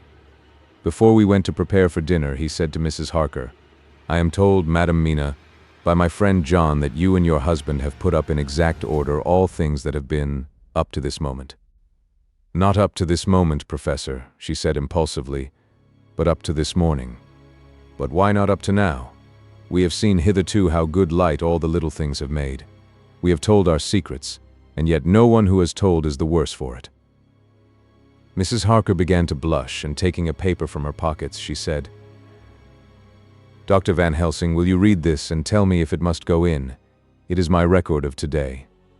I too have seen the need of putting down at present everything, however trivial, but there is little in this except what is personal. Must it go in?" The professor read it over gravely and handed it back, saying, "It need not go in if you do not wish it, but I pray that it may. It can but make your husband love you the more, and all us, your friends, more honor you, as well as more esteem and love." She took it back with another blush and a bright smile. "And so now, up to this very hour, all the records we have are complete and in order." The professor took away one copy to study after dinner and before our meeting, which is fixed for 9 o'clock. The rest of us have already read everything, so when we meet in the study, we shall all be informed as to facts, and can arrange our plan of battle with this terrible and mysterious enemy. Mina Harker's Journal, 30th of September. When we met in Dr. Seward's study 2 hours after dinner, which had been at 6 o'clock, we unconsciously formed a sort of board or committee. Professor Van Helsing took the head of the table, to which Dr. Seward motioned him as he came into the room. He made me sit next to him on his right, and asked me to act as secretary. Jonathan sat next to me. Opposite us were Lord Godalming, Dr. Seward, and Mr. Morris, Lord Godalming being next the professor, and Dr. Seward in the center. The professor said, "I may, I suppose, take it that we are all acquainted with the facts that are in these papers." We all expressed assent, and he went on, "Then it were, I think, good that I tell you something of the kind of enemy with which we have to deal. I shall then make known to you something of the history of this man, which has been ascertained for me, so we then can discuss how we shall act, and can take our measure according. There are such beings as vampires. Some of us have evidence that they exist. Even had we not the proof of our own unhappy experience, The teachings and the records of the past give proof enough for sane peoples. I admit that at the first I was skeptic. Were it not that through long years I have trained myself to keep an open mind, I could not have believed until such time as that fact thunder on my ear. See, I prove. Alas, had I known at the first what now I know, nay, had I even guessed at him, one so precious life had been spared to many of us who did love her. But that is gone, and we must so work that other poor souls perish not, whilst we can save. The Nosferatu do not die like the bee when he sting once. He is only stronger, and being stronger have yet more power to work evil. This vampire which is amongst us is of himself so strong in person as 20 men. He is of cunning more than mortal, for his cunning be the growth of ages. He have still the aids of necromancy, which is, as his etymology imply, the divination by the dead, and all the dead that he can come nigh to are for him at command. He is brute, and more than brute, he is devil in callous. And the heart of him is not, he can, within limitations, appear at will when and where, and in any of the forms that are to him. He can, within his range, direct the elements, the storm, the fog, the thunder. He can command all the meaner things, the rat and the owl and the bat, the moth and the fox and the wolf. He can grow and become small, and he can at times vanish and come unknown. How then are we to begin our strike to destroy him? How shall we find his where, and having found it, how can we destroy? My friends, this is much. It is a terrible task that we undertake, and there may be consequence to make the brave shudder. For if we fail in this our fight, he must surely win, and then where end we? Life is nothing's, I heed him not. But to fail here is not mere life or death. It is that we become as him, that we henceforward become foul things of the night like him, without heart or conscience, preying on the bodies and the souls of those we love best. To us forever are the gates of heaven shut, for who shall open them to us again? We go on for all time abhorred by all, a blot on the face of God's sunshine, an arrow in the side of him who died for man. But we are face to face with duty, and in such case must we shrink? For me I say no, but then I am old, and life, with his sunshine, his fair places, his song of birds, his music and his love, lie far behind. You others are young. Some have seen sorrow, but there are fair days yet in store. What say you? Whilst he was speaking, Jonathan had taken my hand. I feared, oh so much, that the appalling nature of our danger was overcoming him when I saw his hand stretch out. But it was life to me to feel its touch, so strong, so self-reliant, so resolute. A brave man's hand can speak for itself. It does not even need a woman's love to hear its music. When the professor had done speaking, my husband looked in my eyes and I in his. There was no need for speaking between us. I answer for Mina and myself, he said. Count me in, Professor, said Mr. Quincy Morris, laconically as usual. I am with you, said Lord Godalming, for Lucy's sake, if for no other reason. Dr. Seward simply nodded. The professor stood up and, after laying his golden crucifix on the table, held out his hand on either side. I took his right hand, and Lord Godalming his left. Jonathan held my right with his left and stretched across to Mr. Morris. So as we all took hands, our solemn compact was made. I felt my heart icy cold, but it did not even occur to me to draw back. We resumed our places, and Dr. Van Helsing went on with a sort of cheerfulness which showed that the serious work had begun. It was to be taken as gravely, and in as businesslike a way as any other transaction of life. Well, you know what we have to contend against, but we, too, are not without strength. We have on our side power of combination, a power denied to the vampire kind. We have sources of science. We are free to act and think, and the hours of the day and the night are ours equally. In fact, so far as our powers extend, they are unfettered, and we are free to use them. We have self-devotion in a cause, and an end to achieve which is not a selfish one. These things are much. Now let us see how far the general powers arrayed against us are restrict, and how the individual cannot. In fine, let us consider the limitations of the vampire in general, and of this one in particular. All we have to go upon are traditions and superstitions. These do not at the first appear much, when the matter is one of life and death, nay, of more than either life or death. Yet must we be satisfied, in the first place because we have to be, No other means is at our control, and secondly, because, after all, these things, tradition and superstition, are everything. Does not the belief in vampires rest for others, though not, alas, for us on them? A year ago, which of us would have received such a possibility in the midst of our scientific, skeptical, matter-of-fact 19th century? We even scouted a belief that we saw justified under our very eyes. Take it, then, that the vampire and the belief in his limitations and his cure rest for the moment on the same base. For, let me tell you, he is known everywhere that men have been. In old Greece, in old Rome, he flourished in Germany all over, in France, in India, even in the Chernozes, and in China, so far from us in all ways, there even is he, and the peoples fear him at this day. He have followed the wake of the berserker Icelander, the devil-begotten Hun, the Slav, the Saxon, the Magyar. So far, then, we have all we may act upon, and let me tell you that very much of the beliefs are justified by what we have seen in our own so unhappy experience. The vampire live on and cannot die by mere passing of the time. He can flourish when that he can fatten on the blood of the living. Even more we have seen amongst us that he can even grow younger, that his vital faculties grow strenuous and seem as though they refresh themselves when his special pabulum is plenty. But he cannot flourish without this diet. He eat not as others. Even friend Jonathan, who lived with him for weeks, did never see him to eat. Never. He throws no shadow. He make in the mirror no reflect, as again Jonathan observe. He has the strength of many of his hand. Witness again Jonathan when he shut the door against the wolves, and when he help him from the diligence too. He can transform himself to wolf, as we gather from the ship arrival in Whitby. When he tear open the dog, he can be as bat, as Madam Mina saw him on the window at Whitby, and as friend John saw him fly from this so near house, and as my friend Quincy saw him at the window of Miss Lucy. He can come in mist which he create. That noble ship's captain proved him of this, but from what we know, the distance he can make this mist is limited, and it can only be round himself. He come on moonlight rays as elemental dust, as again Jonathan saw those sisters in the castle of Dracula. He becomes so small we ourselves saw Miss Lucy, ere she was at peace, slip through a hairbreadth space at the tomb door. He can, when once he find his way, come out from anything or into anything, no matter how close it be bound or even fused up with fire, solder you call it. He can see in the dark, no small power this, in a world which is one half shut from the light.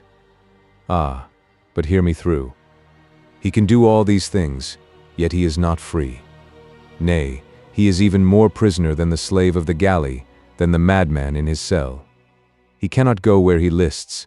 He who is not of nature has yet to obey some of nature's laws, why we know not. He may not enter anywhere at the first, unless there be some one of the household who bid him to come, though afterwards he can come as he please. His power ceases, as does that of all evil things at the coming of the day. Only at certain times can he have limited freedom. If he be not at the place whither he is bound, he can only change himself at noon or at exact sunrise or sunset. These things are we told, and in this record of ours we have proof by inference. Thus, whereas he can do as he will within his limit, when he have his earth home, his coffin home, his hell home, the place unhallowed, as we saw when he went to the grave of the suicide at Whitby, still at other time he can only change when the time come. It is said too that he can only pass running water at the slack or the flood of the tide. Then there are things which so afflict him that he has no power, as the garlic that we know of, and as for things sacred, as this symbol, my crucifix, that was amongst us even now when we resolve, to them he is nothing, but in their presence he take his place far off and silent with respect. There are others too, which I shall tell you of, lest in our seeking we may need them. The branch of wild rose on his coffin keep him that he move not from it. A sacred bullet fired into the coffin kill him so that he be true dead. And as for the stake through him we know already of its peace, or the cut-off head that giveth rest. We have seen it with our eyes. Thus when we find the habitation of this man that was, we can confine him to his coffin and destroy him, if we obey what we know. But he is clever. I have asked my friend Arminius, of Budapest University, to make his record, and from all the means that are, he tell me of what he has been. He must indeed have been that voivode Dracula who won his name against the Turk, over the great river on the very frontier of Turkey land.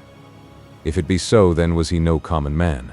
for in that time and for centuries after, he was spoken of as the cleverest and the most cunning, as well as the bravest of the sons of the land beyond the forest. That mighty brain and that iron resolution went with him to his grave, and are even now arrayed against us. The Draculas were, says Arminius, a great and noble race, though now and again were scions who were held by their coevals to have had dealings with the evil one. They learned his secrets in the Scholomance, amongst the mountains over Lake Hermanstadt, where the devil claims the 10th scholar as his due. In the records are such words as Stregoica, witch, Ordog, and Pokel, Satan and hell, and in one manuscript this very Dracula is spoken of as Wampir, which we all understand too well. There have been from the loins of this very one great men and good women, and their graves make sacred the earth where alone this foulness can dwell.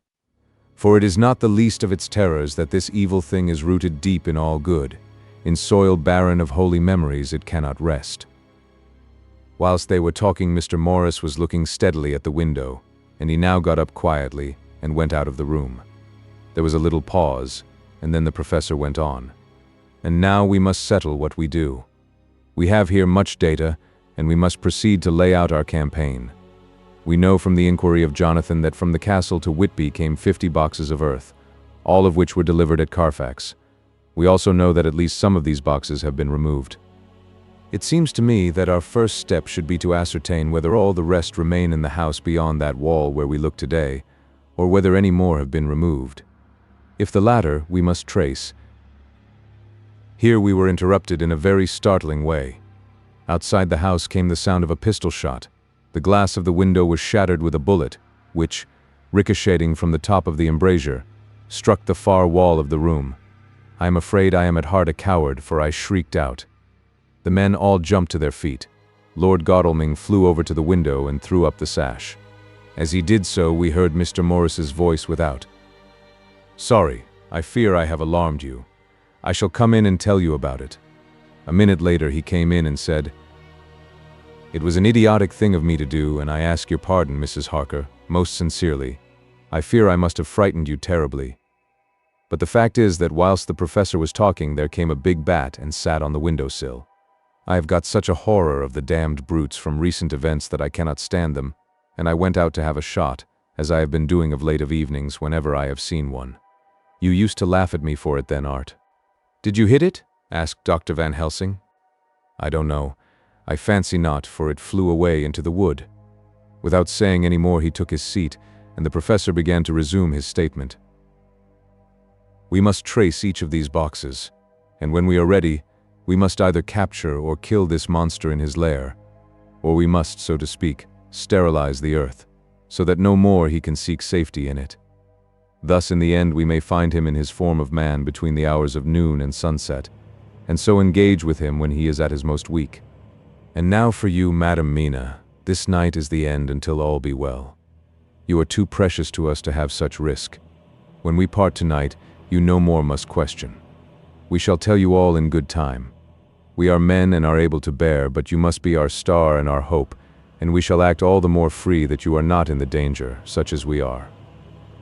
All the men, even Jonathan, seemed relieved, but it did not seem to me good that they should brave danger and, perhaps, lessen their safety, strength being the best safety through care of me. But their minds were made up, and, though it was a bitter pill for me to swallow, I could say nothing, save to accept their chivalrous care of me. Mr. Morris resumed the discussion. "As there is no time to lose, I vote we have a look at his house right now. Time is everything with him, and swift action on our part may save another victim. I own that my heart began to fail me when the time for action came so close, but I did not say anything, for I had a greater fear that if I appeared as a drag or a hindrance to their work, they might even leave me out of their counsels altogether. They have now gone off to Carfax, with means to get into the house.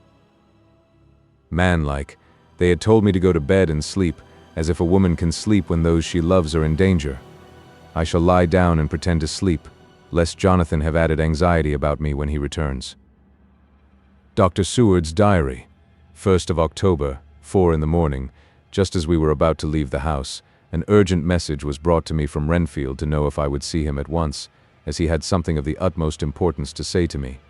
I told the messenger to say that I would attend to his wishes in the morning. I was busy just at the moment. The attendant added, He seems very importunate, sir. I have never seen him so eager. I don't know but what, if you don't see him soon, he will have one of his violent fits." I knew the man would not have said this without some cause, so I said, "All right, I'll go now," and I asked the others to wait a few minutes for me, as I had to go and see my patient. "Take me with you, friend John," said the professor. "His case in your diary interests me much, and it had bearing, too, now and again on our case. I should much like to see him, and especially when his mind is disturbed." "May I come also?" asked Lord Godalming. "Me too," said Quincy Morris. "May I come?" said Harker. I nodded, and we all went down the passage together. We found him in a state of considerable excitement, but far more rational in his speech and manner than I had ever seen him. There was an unusual understanding of himself, which was unlike anything I had ever met with in a lunatic, and he took it for granted that his reasons would prevail with others entirely sane. We all four went into the room, but none of the others at first said anything. His request was that I would at once release him from the asylum and send him home. This he backed up with arguments regarding his complete recovery, and adduced his own existing sanity. "I appeal to your friends," he said. "They will, perhaps, not mind sitting in judgment on my case. By the way, you have not introduced me." I was so much astonished that the oddness of introducing a madman in an asylum did not strike me at the moment, and besides, there was a certain dignity in the man's manner, so much of the habit of equality, that I at once made the introduction. Lord Godalming, Professor Van Helsing, Mr. Quincy Morris, of Texas, Mr. Renfield. He shook hands with each of them, saying in turn, "Lord Godalming, I had the honor of seconding your father at the Wyndham. I grieve to know, by your holding the title, that he is no more. He was a man loved and honored by all who knew him, and in his youth was, I have heard, the inventor of a burnt rum punch, much patronized on Derby night. Mr. Morris, you should be proud of your great state. Its reception into the Union was a precedent which may have far-reaching effects hereafter, when the pole and the tropics may hold alliance to the stars and stripes. The power of treaty may yet prove a vast engine of enlargement, when the Monroe Doctrine takes its true place as a political fable. What shall any man say of his pleasure at meeting Van Helsing? Sir, I make no apology for dropping all forms of conventional prefix. When an individual has revolutionized therapeutics by his discovery of the continuous evolution of brain matter, conventional forms are unfitting, since they would seem to limit him to one of a class. You, gentlemen, who by nationality, by heredity, or by the possession of natural gifts, are fitted to hold your respective places in the moving world, I take to witness that I am as sane as at least the majority of men who are in full possession of their liberties. And I am sure that you, Dr. Seward, humanitarian and medico-jurist as well as scientist, will deem it a moral duty to deal with me as one to be considered as under exceptional circumstances." He made this last appeal with a courtly air of conviction which was not without its own charm. I think we were all staggered. For my own part, I was under the conviction, despite my knowledge of the man's character and history, that his reason had been restored, and I felt under a strong impulse to tell him that I was satisfied as to his sanity, and would see about the necessary formalities for his release in the morning. I thought it better to wait, however, before making so grave a statement, for of old I knew the sudden changes to which this particular patient was liable. So I contented myself with making a general statement that he appeared to be improving very rapidly, that I would have a longer chat with him in the morning, and would then see what I could do in the direction of meeting his wishes. This did not at all satisfy him, for he said quickly, "But I fear, Dr. Seward, that you hardly apprehend my wish. I desire to go at once, here now, this very hour, this very moment, if I may. Time presses, and in our implied agreement with the old scythemen it is of the essence of the contract. I am sure it is only necessary to put before so admirable a practitioner as Dr. Seward so simple, yet so momentous a wish, to ensure its fulfillment." He looked at me keenly, and seeing the negative in my face, turned to the others and scrutinized them closely. Not meeting any sufficient response, he went on. "Is it possible that I have erred in my supposition?" "You have," I said frankly, but at the same time, as I felt, brutally.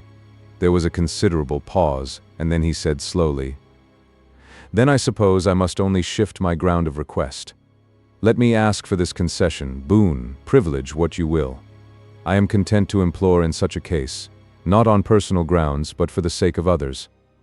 I am not at liberty to give you the whole of my reasons, but you may, I assure you, take it from me that they are good ones, sound and unselfish, and spring from the highest sense of duty. Could you look, sir, into my heart, you would approve to the full the sentiments which animate me. Nay, more, you would count me amongst the best and truest of your friends. Again he looked at us all keenly. I had a growing conviction that this sudden change of his entire intellectual method was but yet another form or phase of his madness, and so determined to let him go on a little longer, knowing from experience that he would, like all lunatics, give himself away in the end. Van Helsing was gazing at him with a look of utmost intensity, his bushy eyebrows almost meeting with the fixed concentration of his look. He said to Renfield in a tone which did not surprise me at the time, but only when I thought of it afterwards, for it was as of one addressing an equal. Can you not tell frankly your real reason for wishing to be free tonight?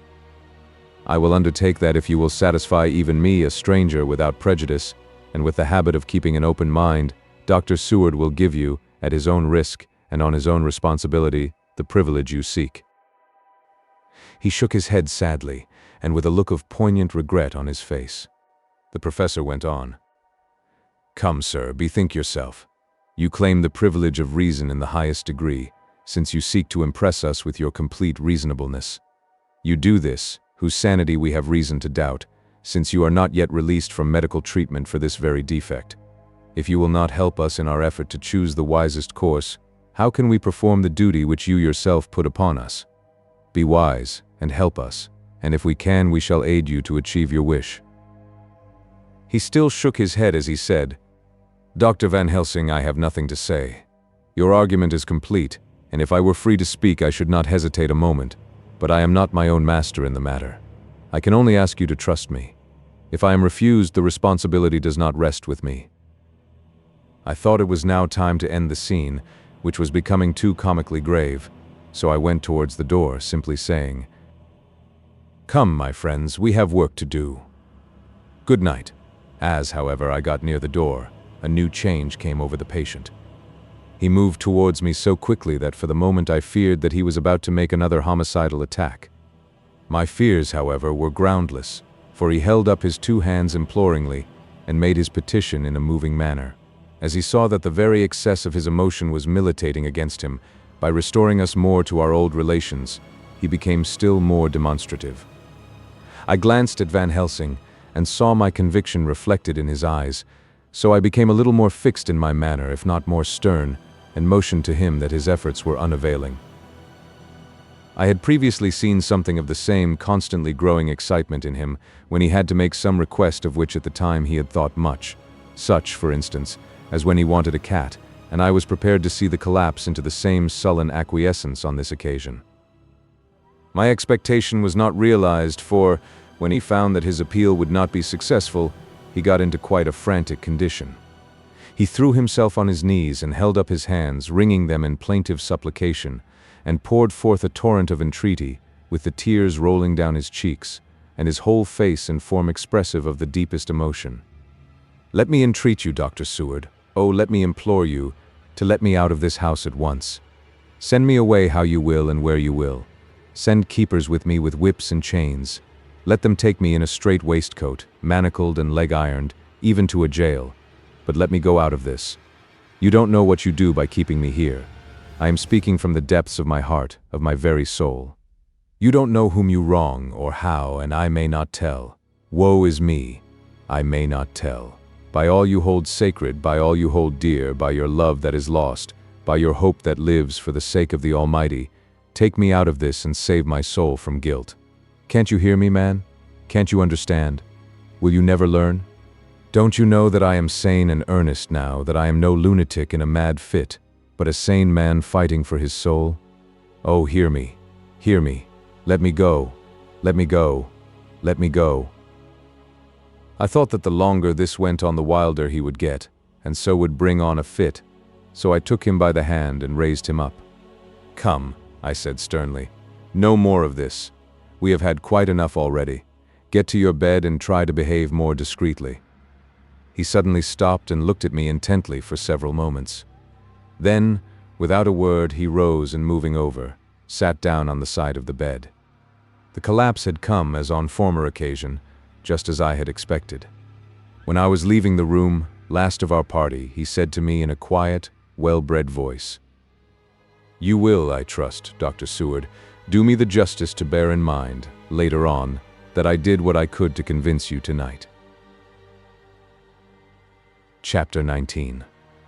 Jonathan Harker's Journal. 1st of October, 5 in the morning, I went with the party to the search with an easy mind, for I think I never saw Mina so absolutely strong and well. I am so glad that she consented to hold back and let us men do the work. Somehow it was a dread to me that she was in this fearful business at all, but now that her work is done, and that it is due to her energy and brains and foresight that the whole story is put together in such a way that every point tells, she may well feel that her part is finished, and that she can henceforth leave the rest to us. We were, I think, all a little upset by the scene with Mr. Renfield. When we came away from his room, we were silent till we got back to the study. Then Mr. Morris said to Dr. Seward, "Say, Jack, if that man wasn't attempting a bluff, he is about the sanest lunatic I ever saw. I'm not sure, but I believe that he had some serious purpose, and if he had, it was pretty rough on him not to get a chance." Lord Godalming and I were silent, but Dr. Van Helsing added, "Friend John, you know more of lunatics than I do, and I'm glad of it, for I fear that if it had been to me to decide, I would, before that last hysterical outburst, have given him free. But we live and learn, and in our present task we must take no chance, as my friend Quincy would say. All is best as they are."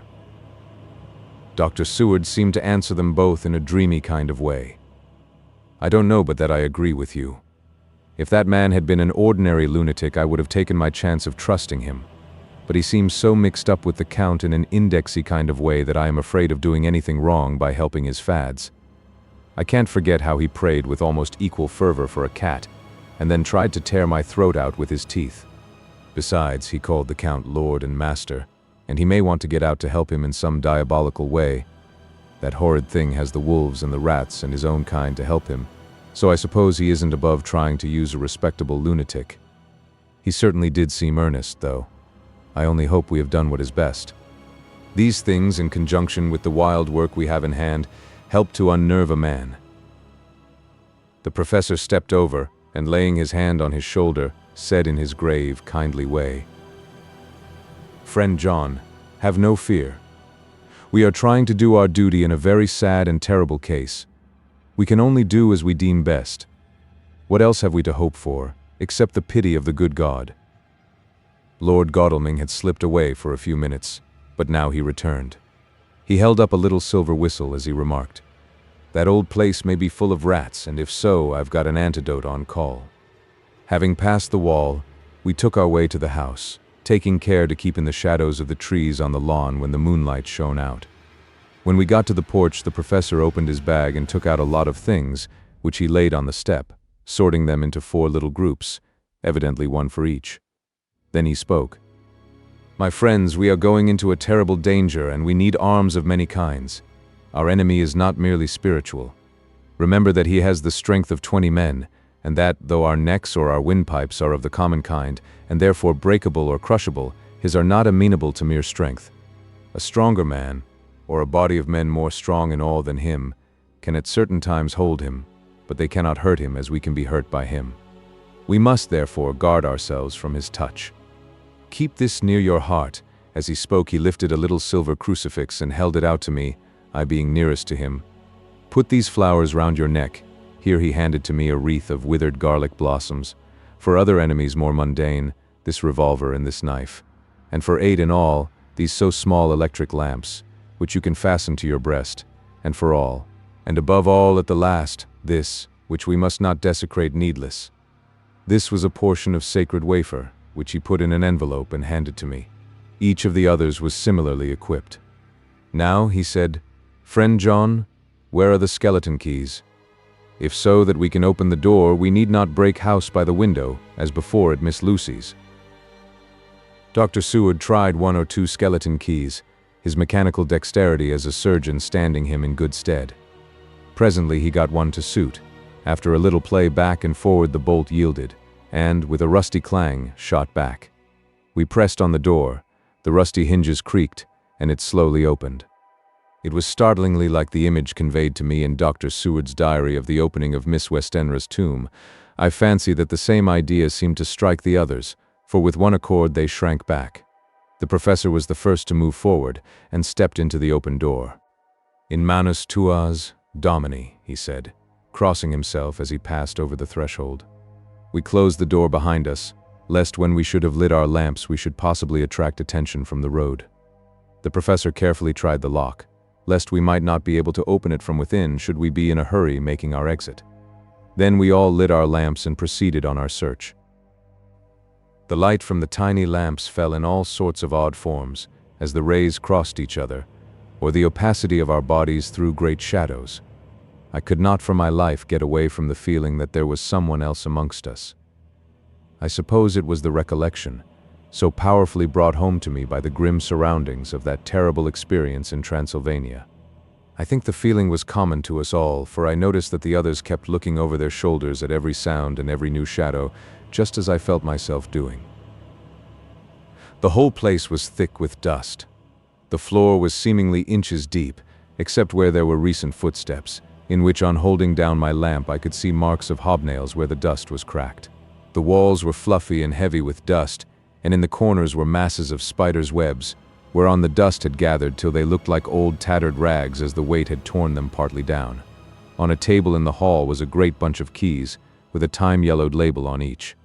They had been used several times, for on the table were several similar rents in the blanket of dust, similar to that exposed when the professor lifted them. He turned to me and said, "You know this place, Jonathan. You have copied maps of it, and you know it at least more than we do. Which is the way to the chapel?" I had an idea of its direction, though on my former visit I had not been able to get admission to it, so I led the way, and after a few wrong turnings found myself opposite a low, arched oaken door, ribbed with iron bands. "This is the spot," said the professor as he turned his lamp on a small map of the house, copied from the file of my original correspondence regarding the purchase.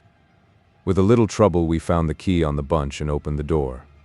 We were prepared for some unpleasantness, for as we were opening the door a faint, malodorous air seemed to exhale through the gaps, but none of us ever expected such an odor as we encountered. None of the others had met the Count at all at close quarters, and when I had seen him he was either in the fasting stage of his existence in his rooms or, when he was gloated with fresh blood, in a ruined building open to the air. But here the place was small and close, and the long disuse had made the air stagnant and foul. There was an earthy smell, as of some dry miasma, which came through the fouler air. But as to the odor itself, how shall I describe it? It was not alone that it was composed of all the ills of mortality and with the pungent, acrid smell of blood, but it seemed as though corruption had become itself corrupt. Faugh. It sickens me to think of it. Every breath exhaled by that monster seemed to have clung to the place and intensified its loathsomeness.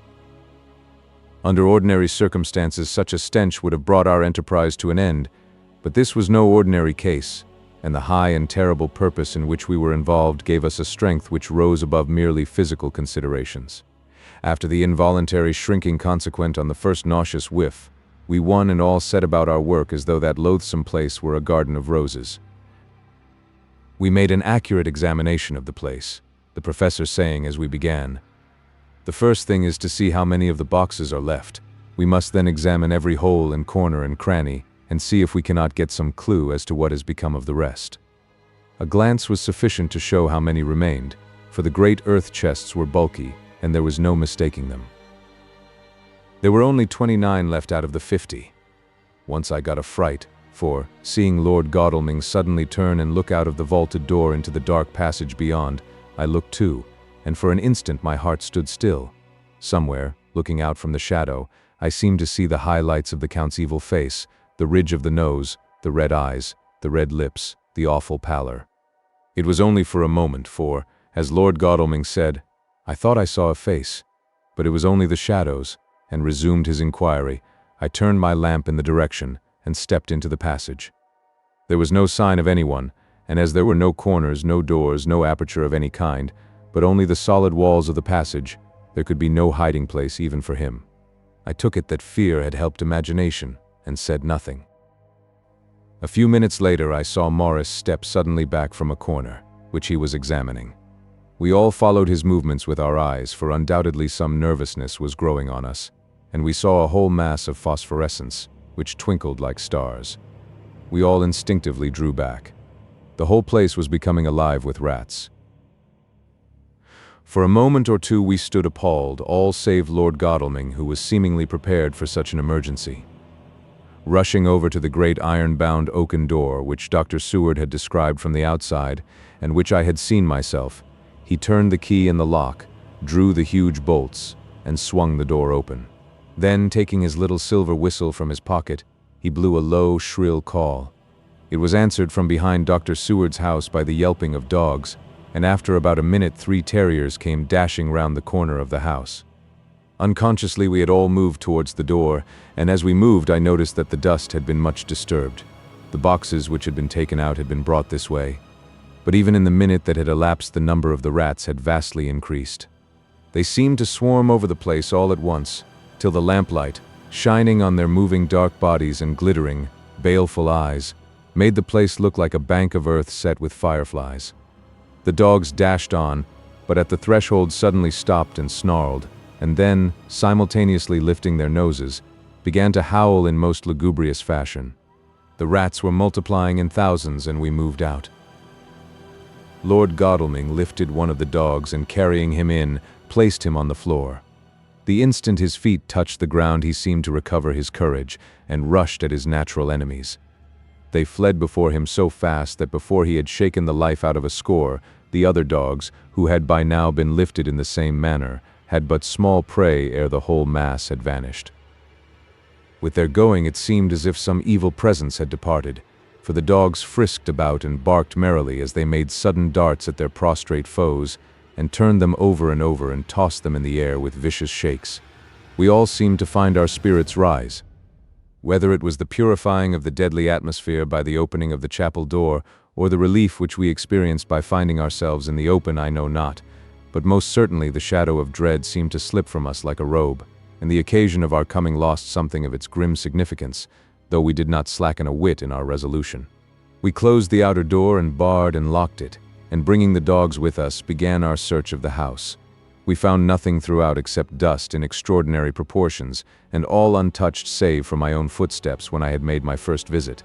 Never once did the dogs exhibit any symptom of uneasiness, and even when we returned to the chapel they frisked about as though they had been rabbit hunting in a summer wood. The morning was quickening in the east when we emerged from the front. Dr. Van Helsing had taken the key of the hall door from the bunch, and locked the door in orthodox fashion, putting the key into his pocket when he had done. So far, he said, our night has been eminently successful. No harm has come to us such as I feared might be, and yet we have ascertained how many boxes are missing.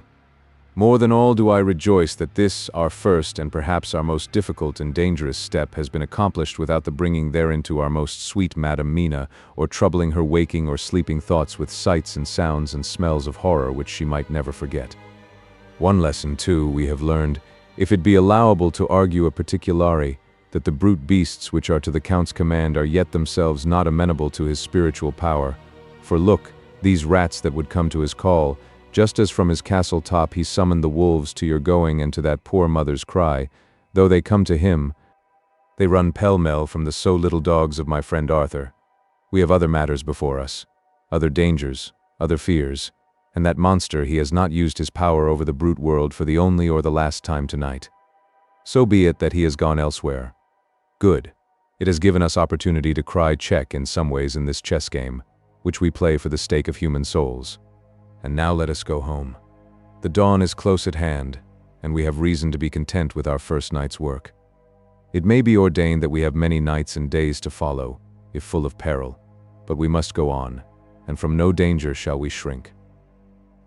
The house was silent when we got back, save for some poor creature who was screaming away in one of the distant wards, and a low moaning sound from Renfield's room. The poor wretch was doubtless torturing himself, after the manner of the insane, with needless thoughts of pain. I came tiptoe into our own room and found Mina asleep, breathing so softly that I had to put my ear down to hear it. She looks paler than usual. I hope the meeting tonight has not upset her. I am truly thankful that she is to be left out of our future work, and even of our deliberations. It is too great a strain for a woman to bear. I did not think so at first, but I know better now. Therefore I am glad that it is settled. There may be things which would frighten her to hear, and yet to conceal them from her might be worse than to tell her if once she suspected that there was any concealment. Henceforth our work is to be a sealed book to her, till at least such time as we can tell her that all is finished, and the earth free from a monster of the netherworld. I dare say it will be difficult to begin to keep silence after such confidence as ours, but I must be resolute, and tomorrow I shall keep dark over tonight's doings, and shall refuse to speak of anything that has happened. I rest on the sofa, so as not to disturb her.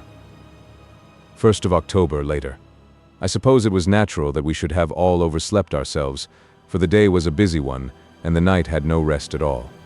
Even Mina must have felt its exhaustion, for though I slept till the sun was high, I was awake before her, and had to call 2 or 3 times before she awoke.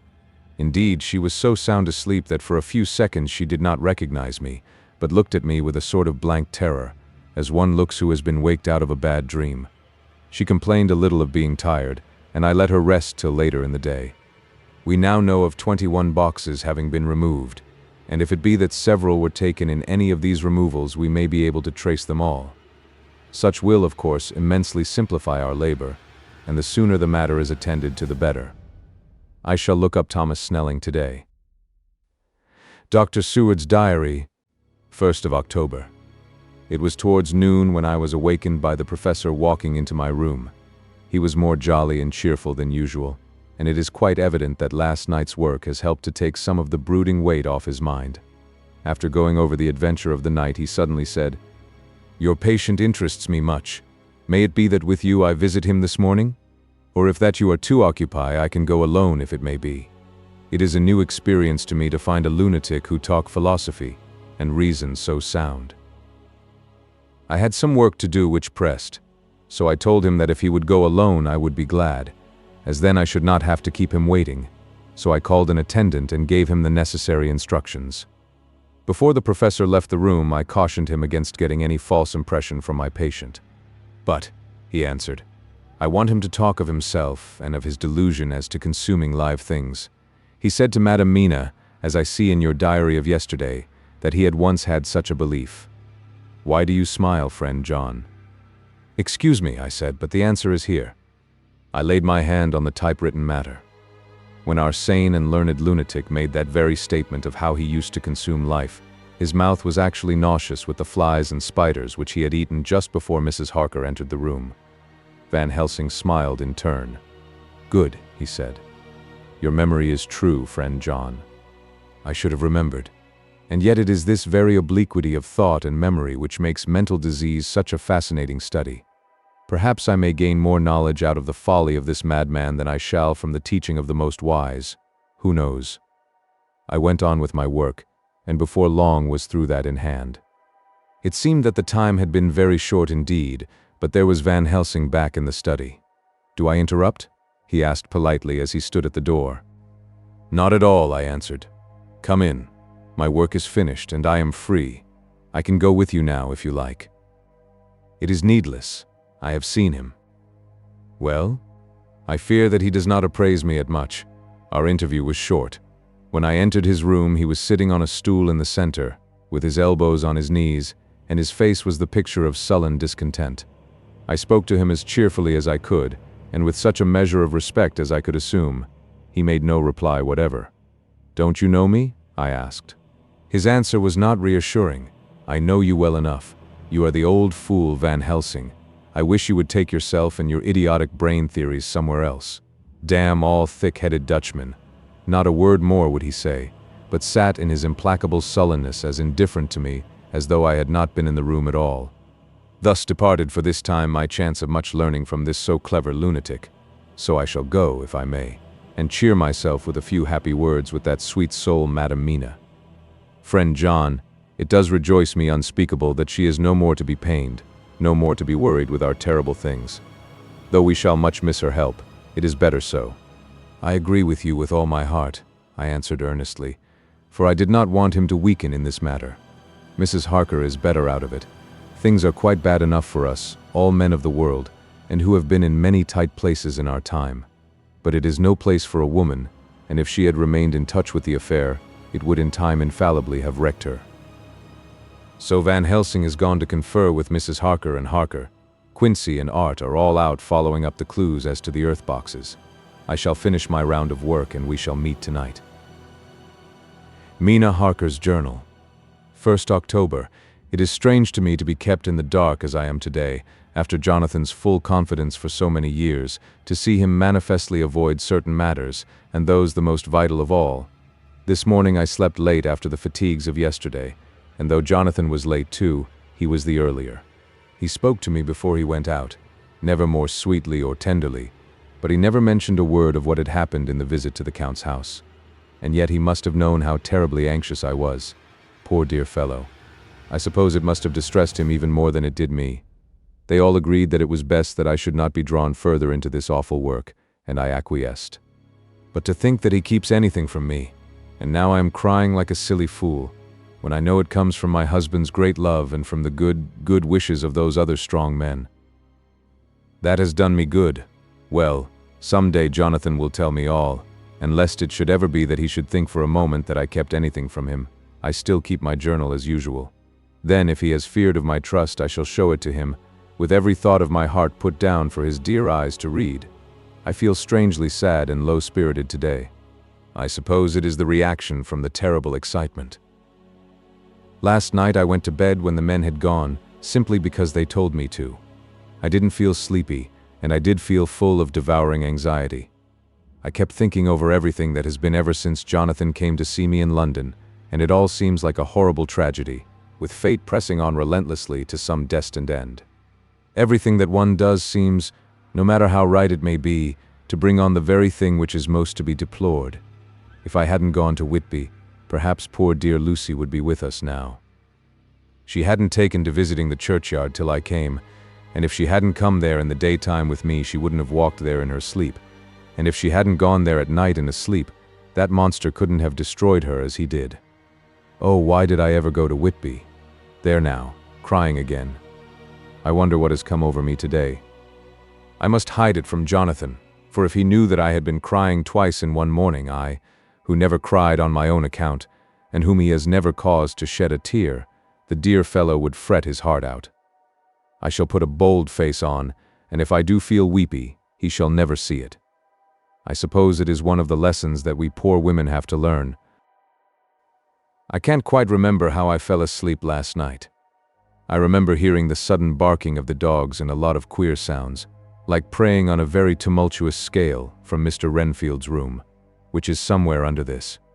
And then there was silence over everything, silence so profound that it startled me, and I got up and looked out of the window.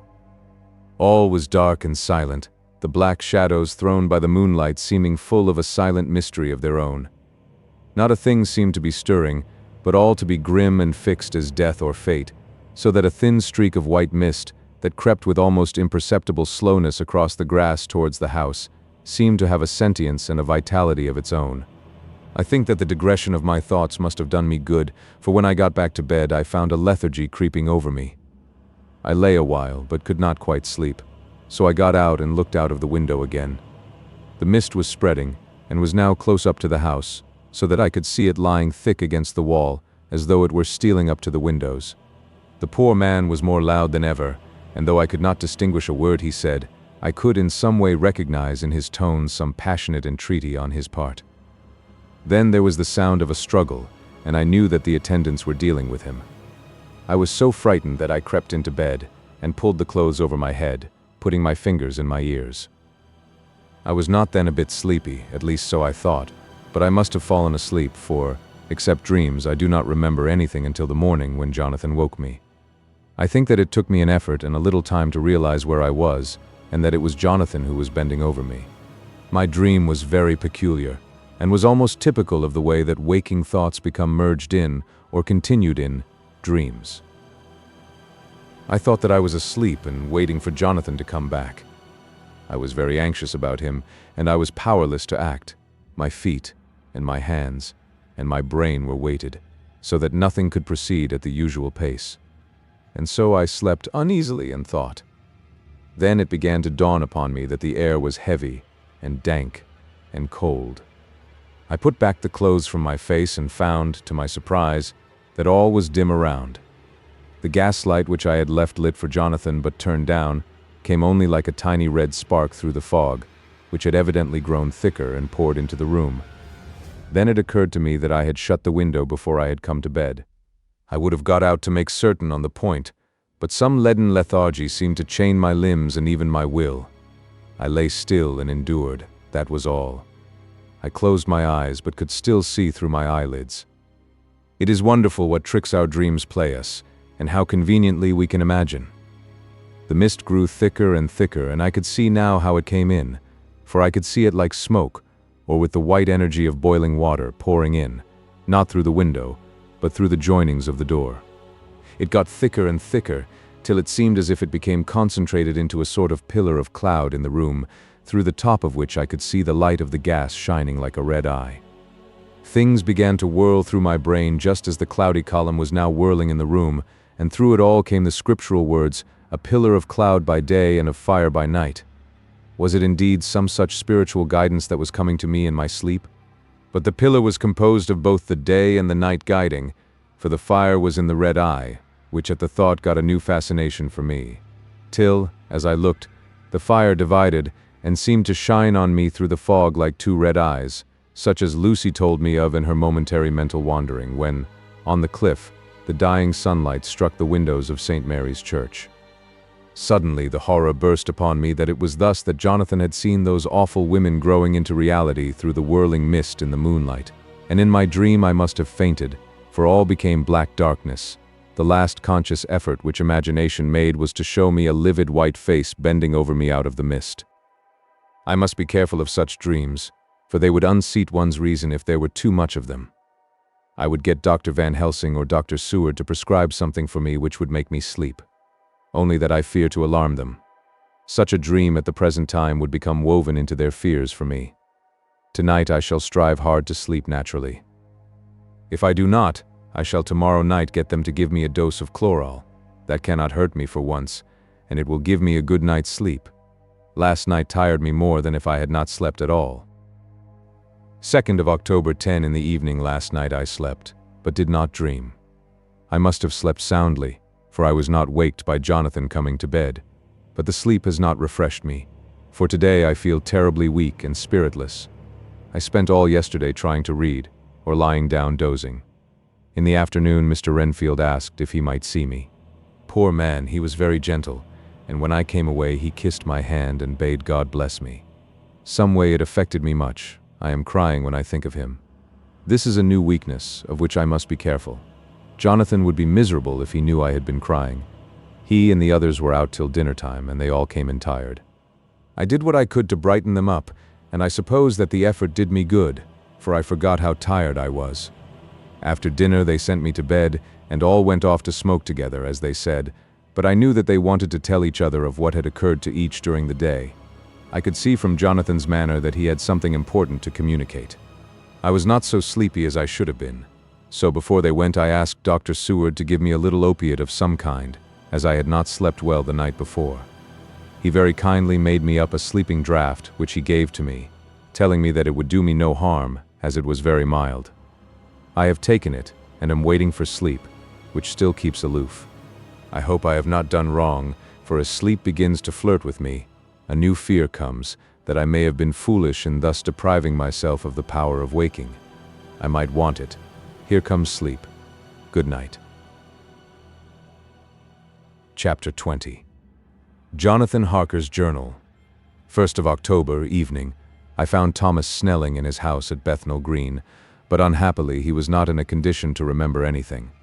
The very prospect of beer which my expected coming had opened to him had proved too much, and he had begun too early on his expected debauch.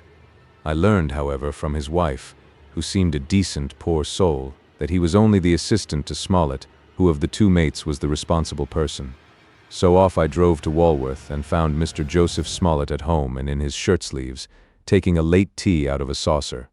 He is a decent, intelligent fellow, distinctly a good, reliable type of workman, and with a headpiece of his own. He He remembered all about the incident of the boxes, and from a wonderful dog's-eared notebook, which he produced from some mysterious receptacle about the seat of his trousers, and which had hieroglyphical entries in thick, half-obliterated pencil, he gave me the destinations of the boxes.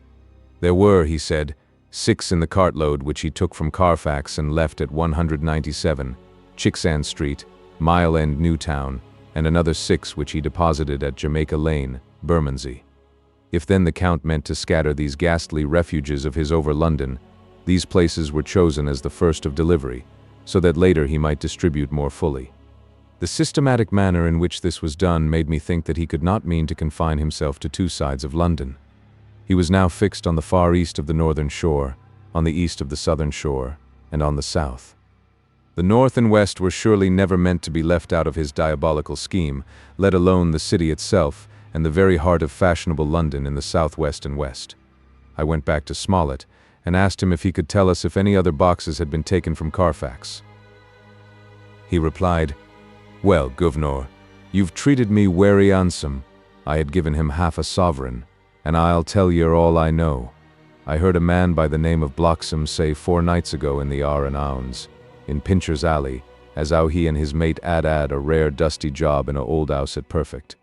There ain't a many such jobs as this air, and I'm thinking that maybe Sam Bloxham could tell ye summat.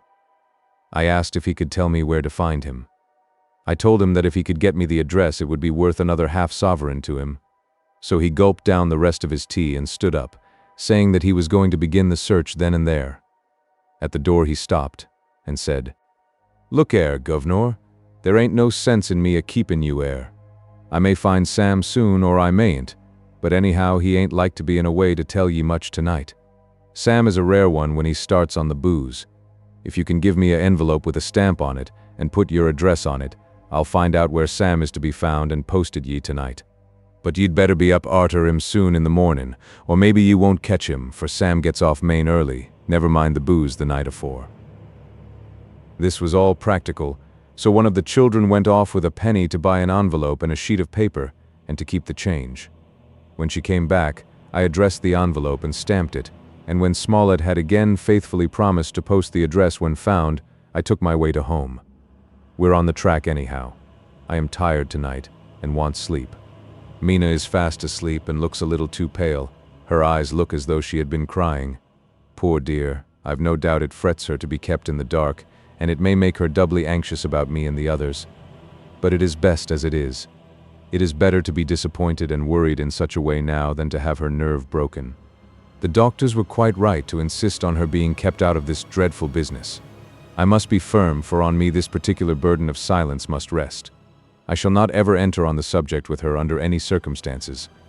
Indeed, it may not be a hard task after all, for she herself has become reticent on the subject, and has not spoken of the Count or his doings ever since we told her of our decision.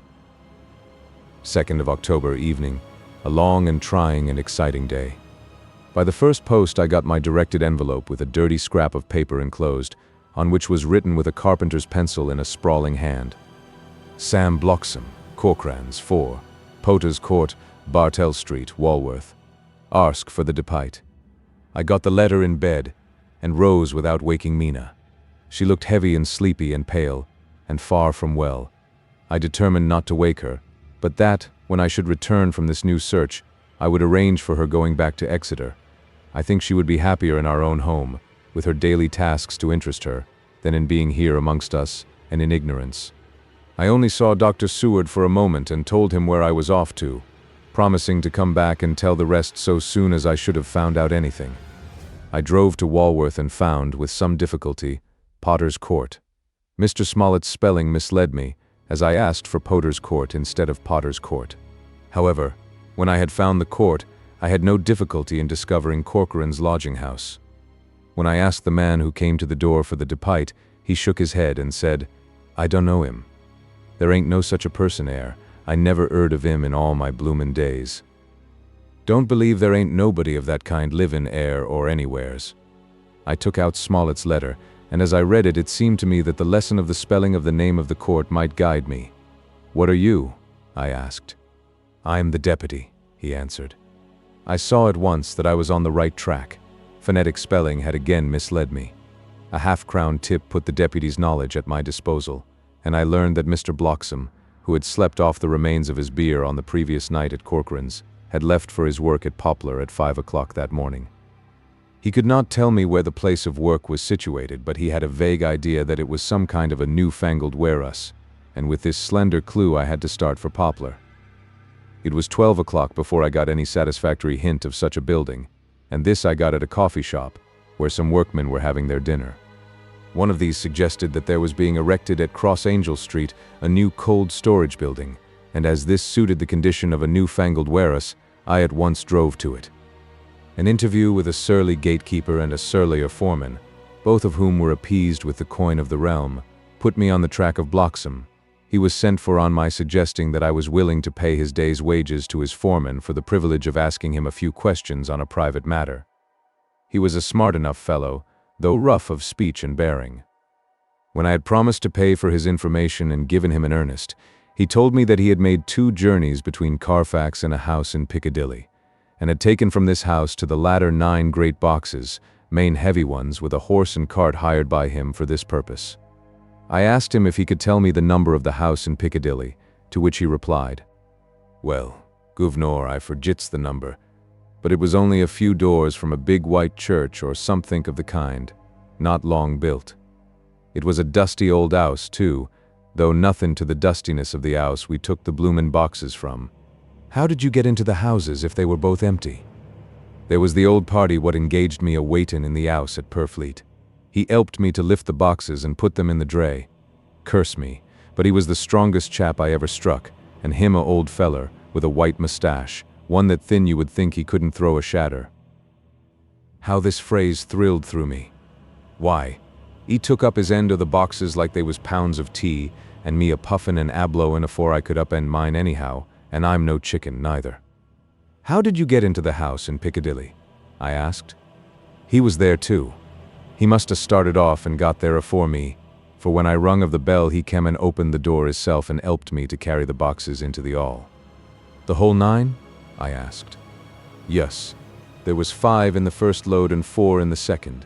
It was main dry work, and I don't so well remember how I got home." I interrupted him. "Were the boxes left in the hall?" "Yes, it was a big hall, and there was nothing else in it." I made one more attempt to further matters. "You didn't have any key?" "Never used no key nor nothink.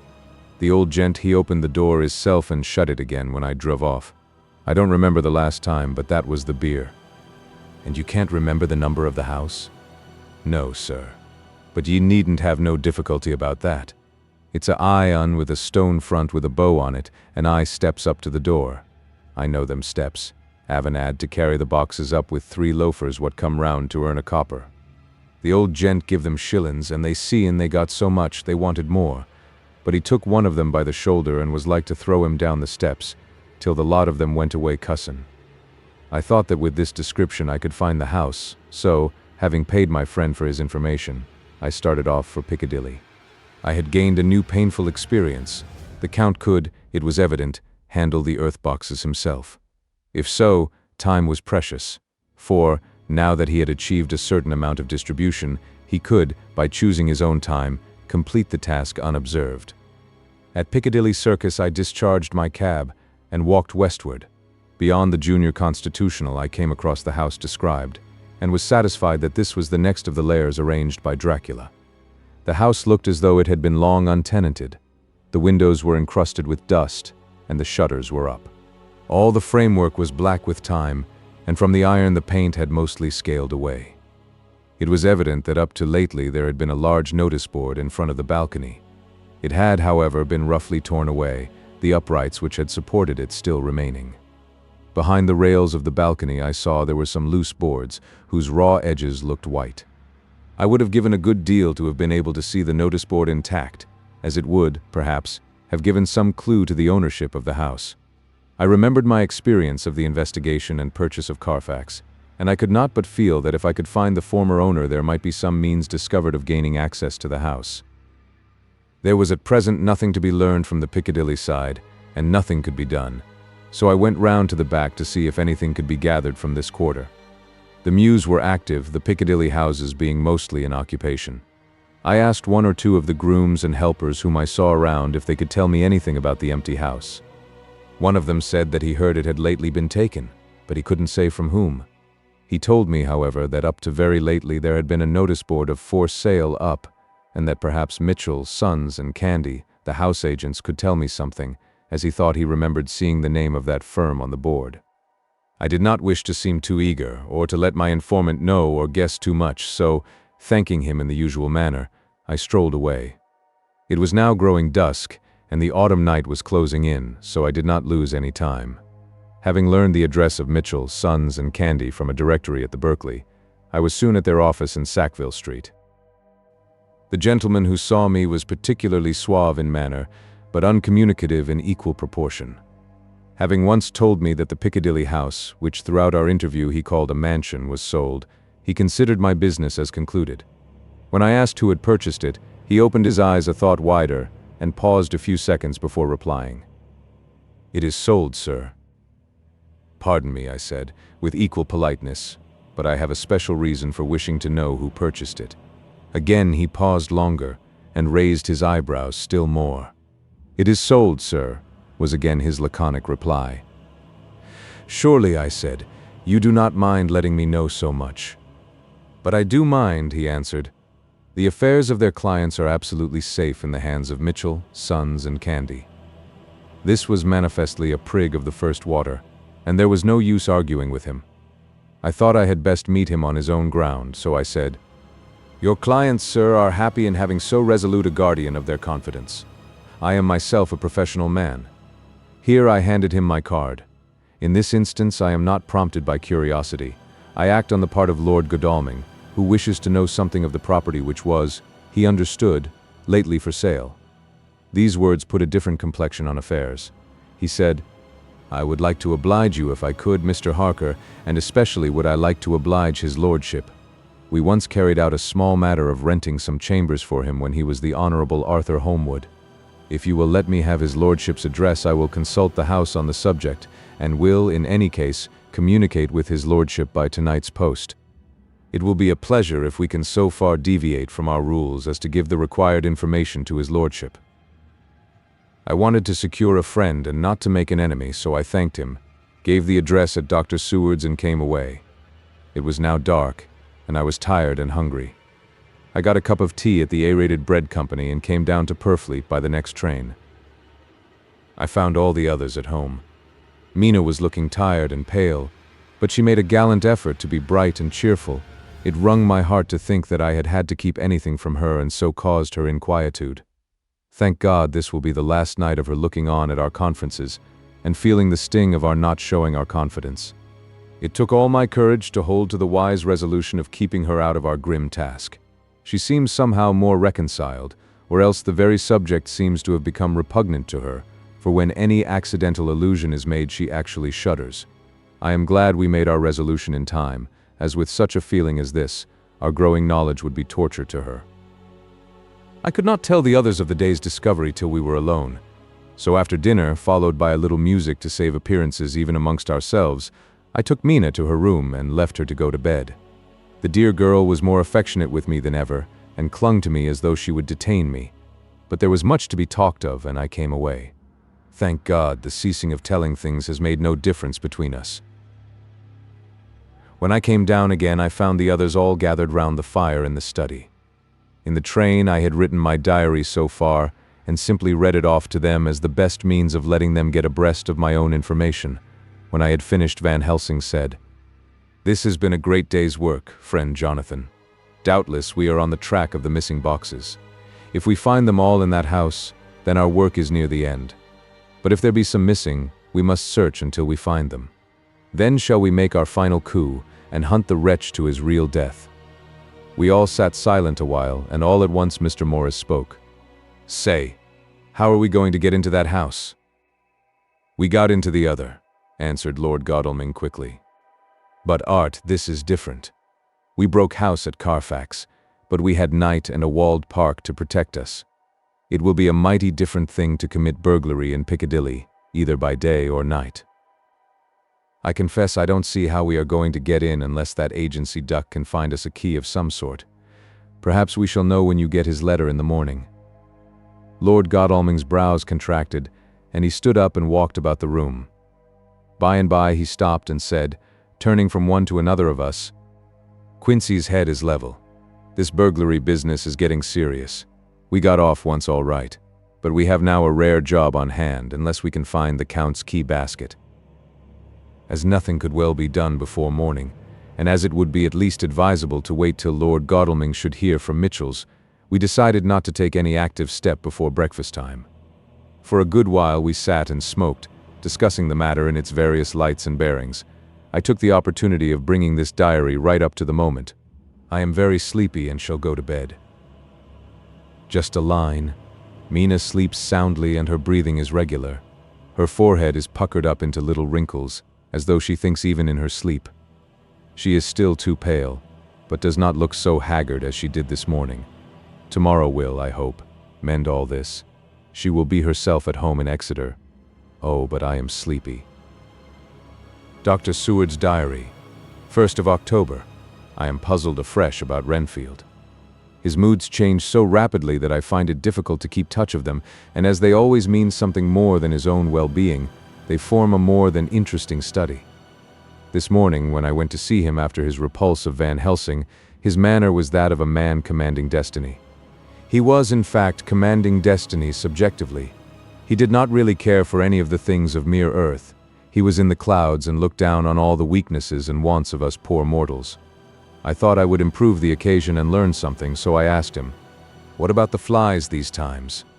He smiled on me in quite a superior sort of way, such a smile as would have become the face of Malvolio as he answered me.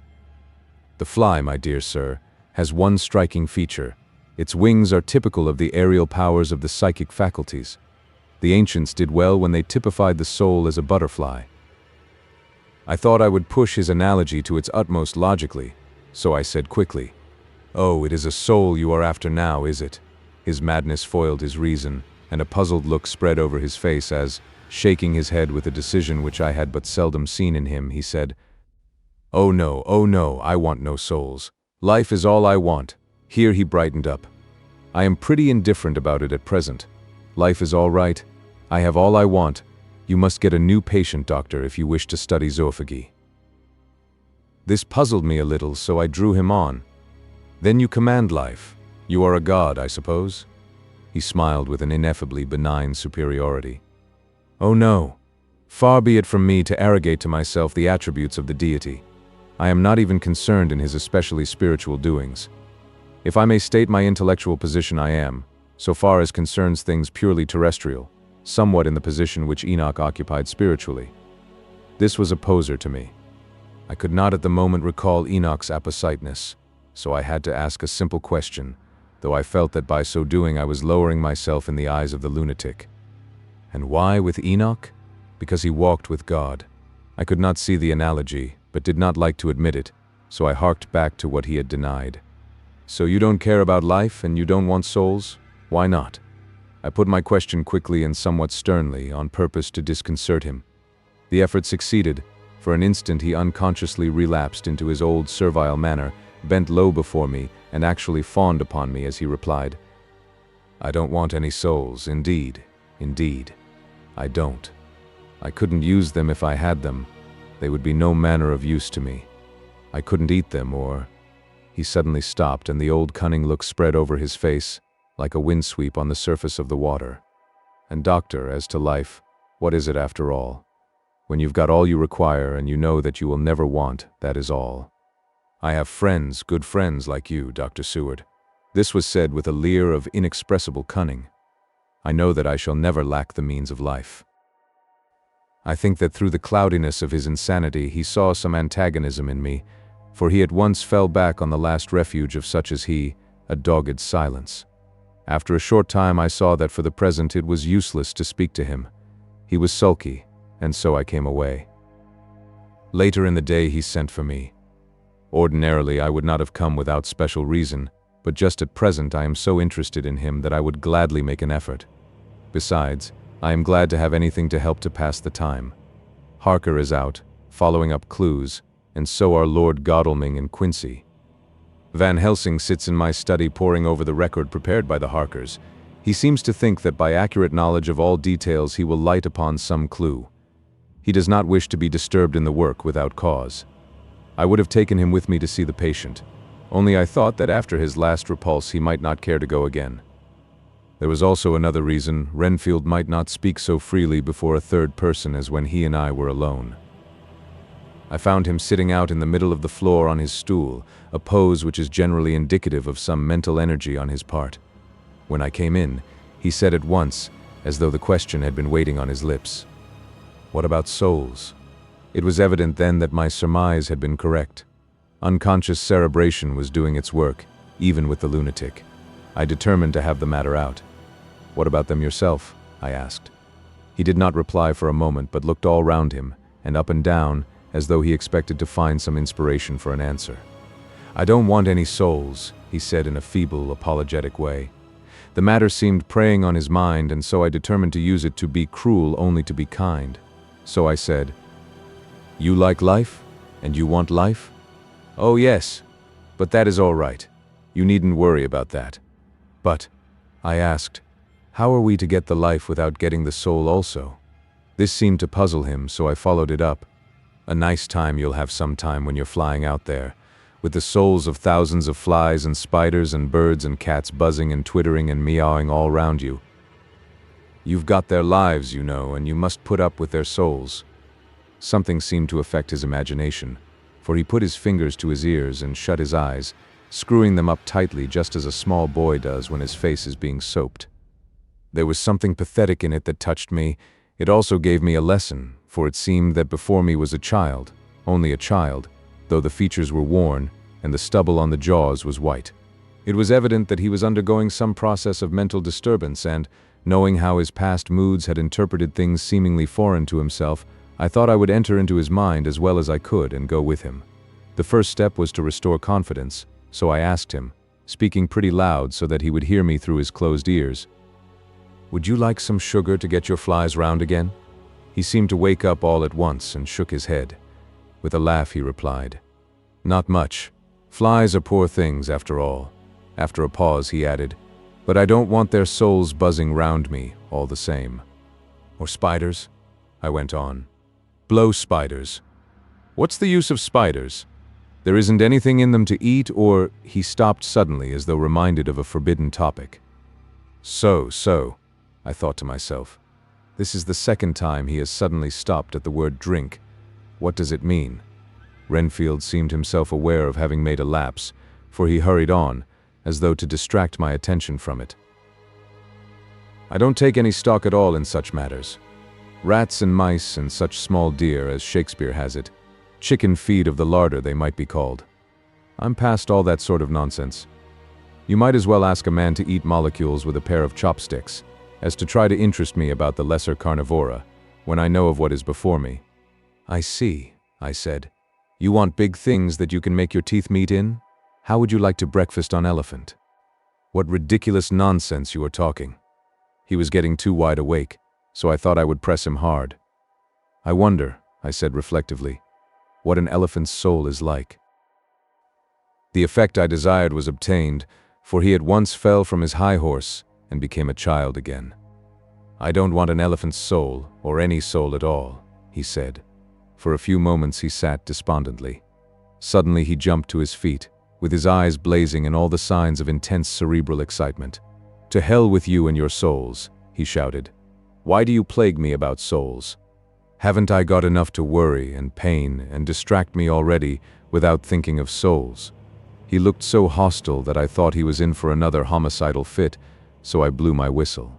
The instant, however, that I did so he became calm and said apologetically, "Forgive me, doctor. I forgot myself. You do not need any help. I am so worried in my mind that I am apt to be irritable. If you only knew the problem I have to face, and that I am working out, you would pity and tolerate and pardon me. Pray do not put me in a strait waistcoat. I want to think, and I cannot think freely when my body is confined. I am sure you will understand." He had evidently self-control, so when the attendants came I told them not to mind and they withdrew. Renfield watched them go, When the door was closed, he said, with considerable dignity and sweetness, "Dr. Seward, you have been very considerate towards me. Believe me that I am very, very grateful to you." I thought it well to leave him in this mood, and so I came away. There is certainly something to ponder over in this man's state. Several points seem to make what the American interviewer calls a story, if one could only get them in proper order. Here they are. Will not mention drinking. Fears the thought of being burdened with the soul of anything. Has no dread of wanting life in the future. Despises the meaner forms of life altogether, though he dreads being haunted by their souls. Logically, all these things point one way. He has assurance of some kind that he will acquire some higher life. He dreads the consequence, the burden of a soul. Then it is a human life he looks to. And the assurance? Merciful God, the Count has been to him, and there is some new scheme of terror afoot. Later, I went after my round to Van Helsing and told him my suspicion. He grew very grave and, after thinking the matter over for a while, asked me to take him to Renfield. I did so. As we came to the door, we heard the lunatic within singing gaily, as he used to do in the time which now seems so long ago. When we entered, we saw with amazement that he had spread out his sugar as of old. The flies, lethargic with the autumn, were beginning to buzz into the room. We tried to make him talk of the subject of our previous conversation, but he would not attend. He went on with his singing, just as though we had not been present. He had got a scrap of paper and was folding it into a notebook. We had to come away as ignorant as we went in. His is a curious case indeed. We must watch him tonight. Letter, Mitchell, Sons and Candy to Lord Godalming. 1st of October. My Lord, we are at all times only too happy to meet your wishes. We beg, with regard to the desire of your lordship, expressed by Mr. Harker on your behalf, to supply the following information concerning the sale and purchase of number 347, Piccadilly. The original vendors are the executors of the late Mr. Archibald Winter Suffield. The purchaser is a foreign nobleman, Count de Ville, who effected the purchase himself, paying the purchase money in notes over the counter, if your lordship will pardon us using so vulgar an expression. Beyond this we know nothing whatever of him. We are, my lord, your lordship's humble servants. Mitchell, Sons and Candy. Dr. Seward's diary. 2nd of October. I placed a man in the corridor last night, and told him to make an accurate note of any sound he might hear from Renfield's room, and gave him instructions that if there should be anything strange he was to call me. After dinner, when we had all gathered round the fire in the study, Mrs. Harker having gone to bed, we discussed the attempts and discoveries of the day. Harker was the only one who had any result, and we are in great hopes that his clue may be an important one. Before going to bed, I went round to the patient's room and looked in through the observation trap. He was sleeping soundly, and his heart rose and fell with regular respiration. This morning the man on duty reported to me that a little after midnight he was restless and kept saying his prayers somewhat loudly. I asked him if that was all. He replied that it was all he heard. There was something about his manner so suspicious that I asked him point blank if he had been asleep. He denied sleep, but admitted to having dozed for a while. It is too bad that men cannot be trusted unless they are watched. Today Harker is out following up his clue, and Art and Quincy are looking after horses. Godalming thinks that it will be well to have horses always in readiness, for when we get the information which we seek there will be no time to lose. We must sterilize all the imported earth between sunrise and sunset. We shall thus catch the Count at his weakest, and without a refuge to fly to. Van Helsing is off to the British Museum looking up some authorities on ancient medicine. The old physicians took account of things which their followers do not accept, and the professor is searching for witch and demon cures which may be useful to us later. I sometimes think we must be all mad, and that we shall wake to sanity in strait waistcoats. Later. We have met again. We seem at last to be on the track, and our work of tomorrow may be the beginning of the end. I wonder if Renfield's quiet has anything to do with this. His moods have so followed the doings of the Count that the coming destruction of the monster may be carried to him in some subtle way.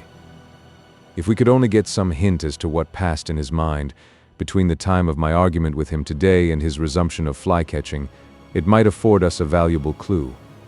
He is now seemingly quiet for a spell. Is he? That wild yell seemed to come from his room. The attendant came bursting into my room and told me that Renfield had somehow met with some accident.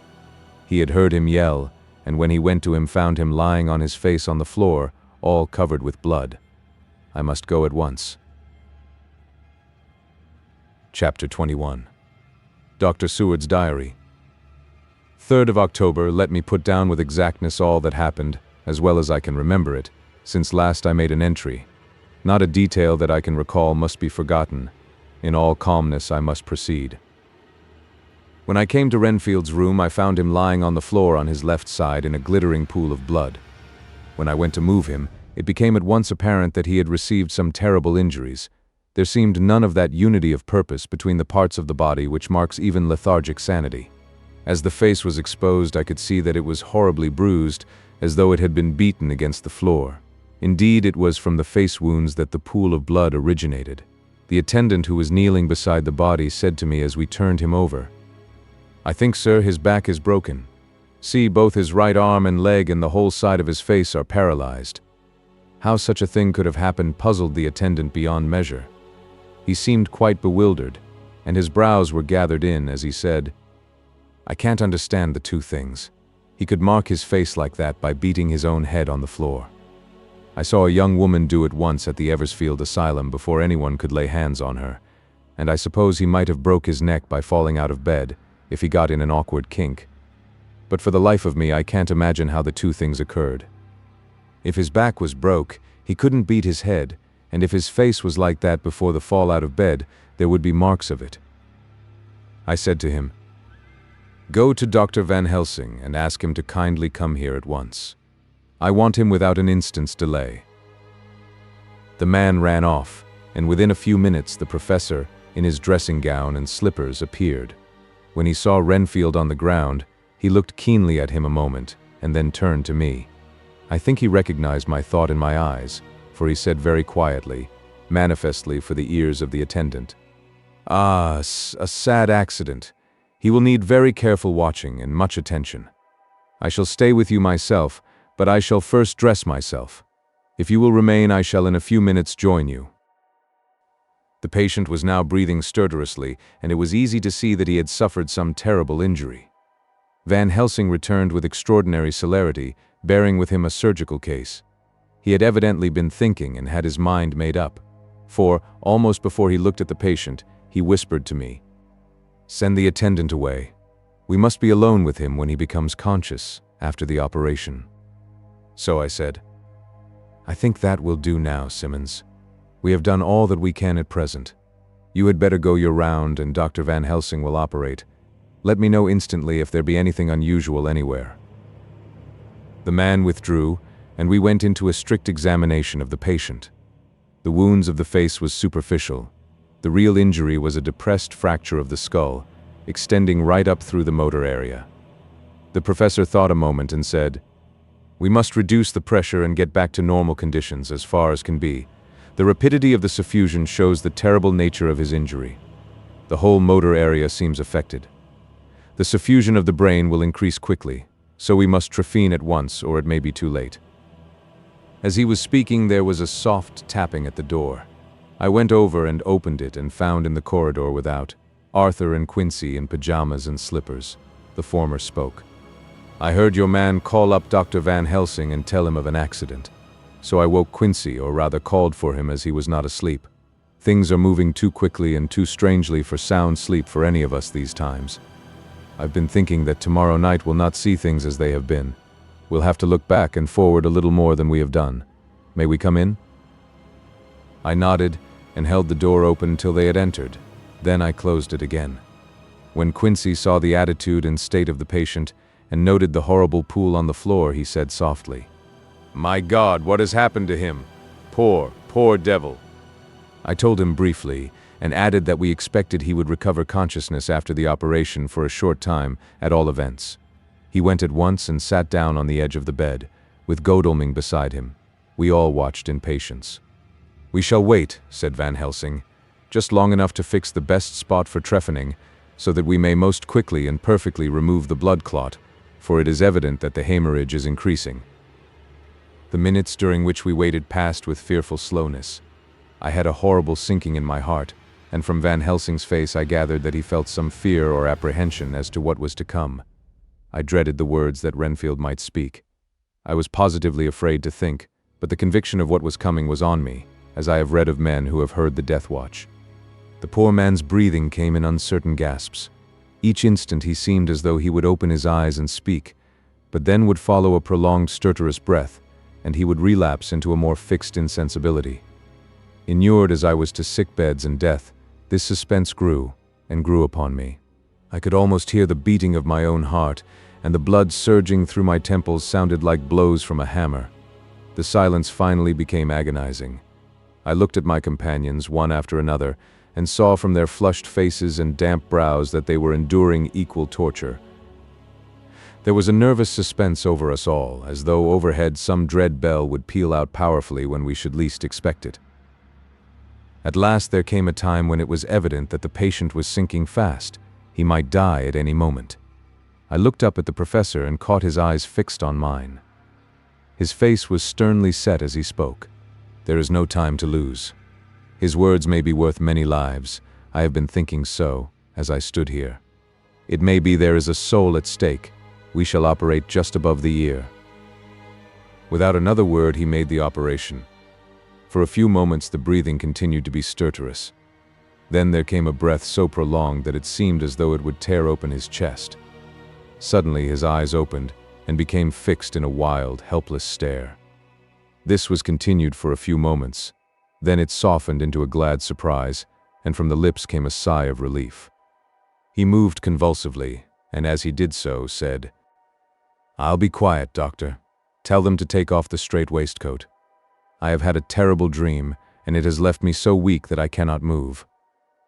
What's wrong with my face? It feels all swollen, and it smarts dreadfully."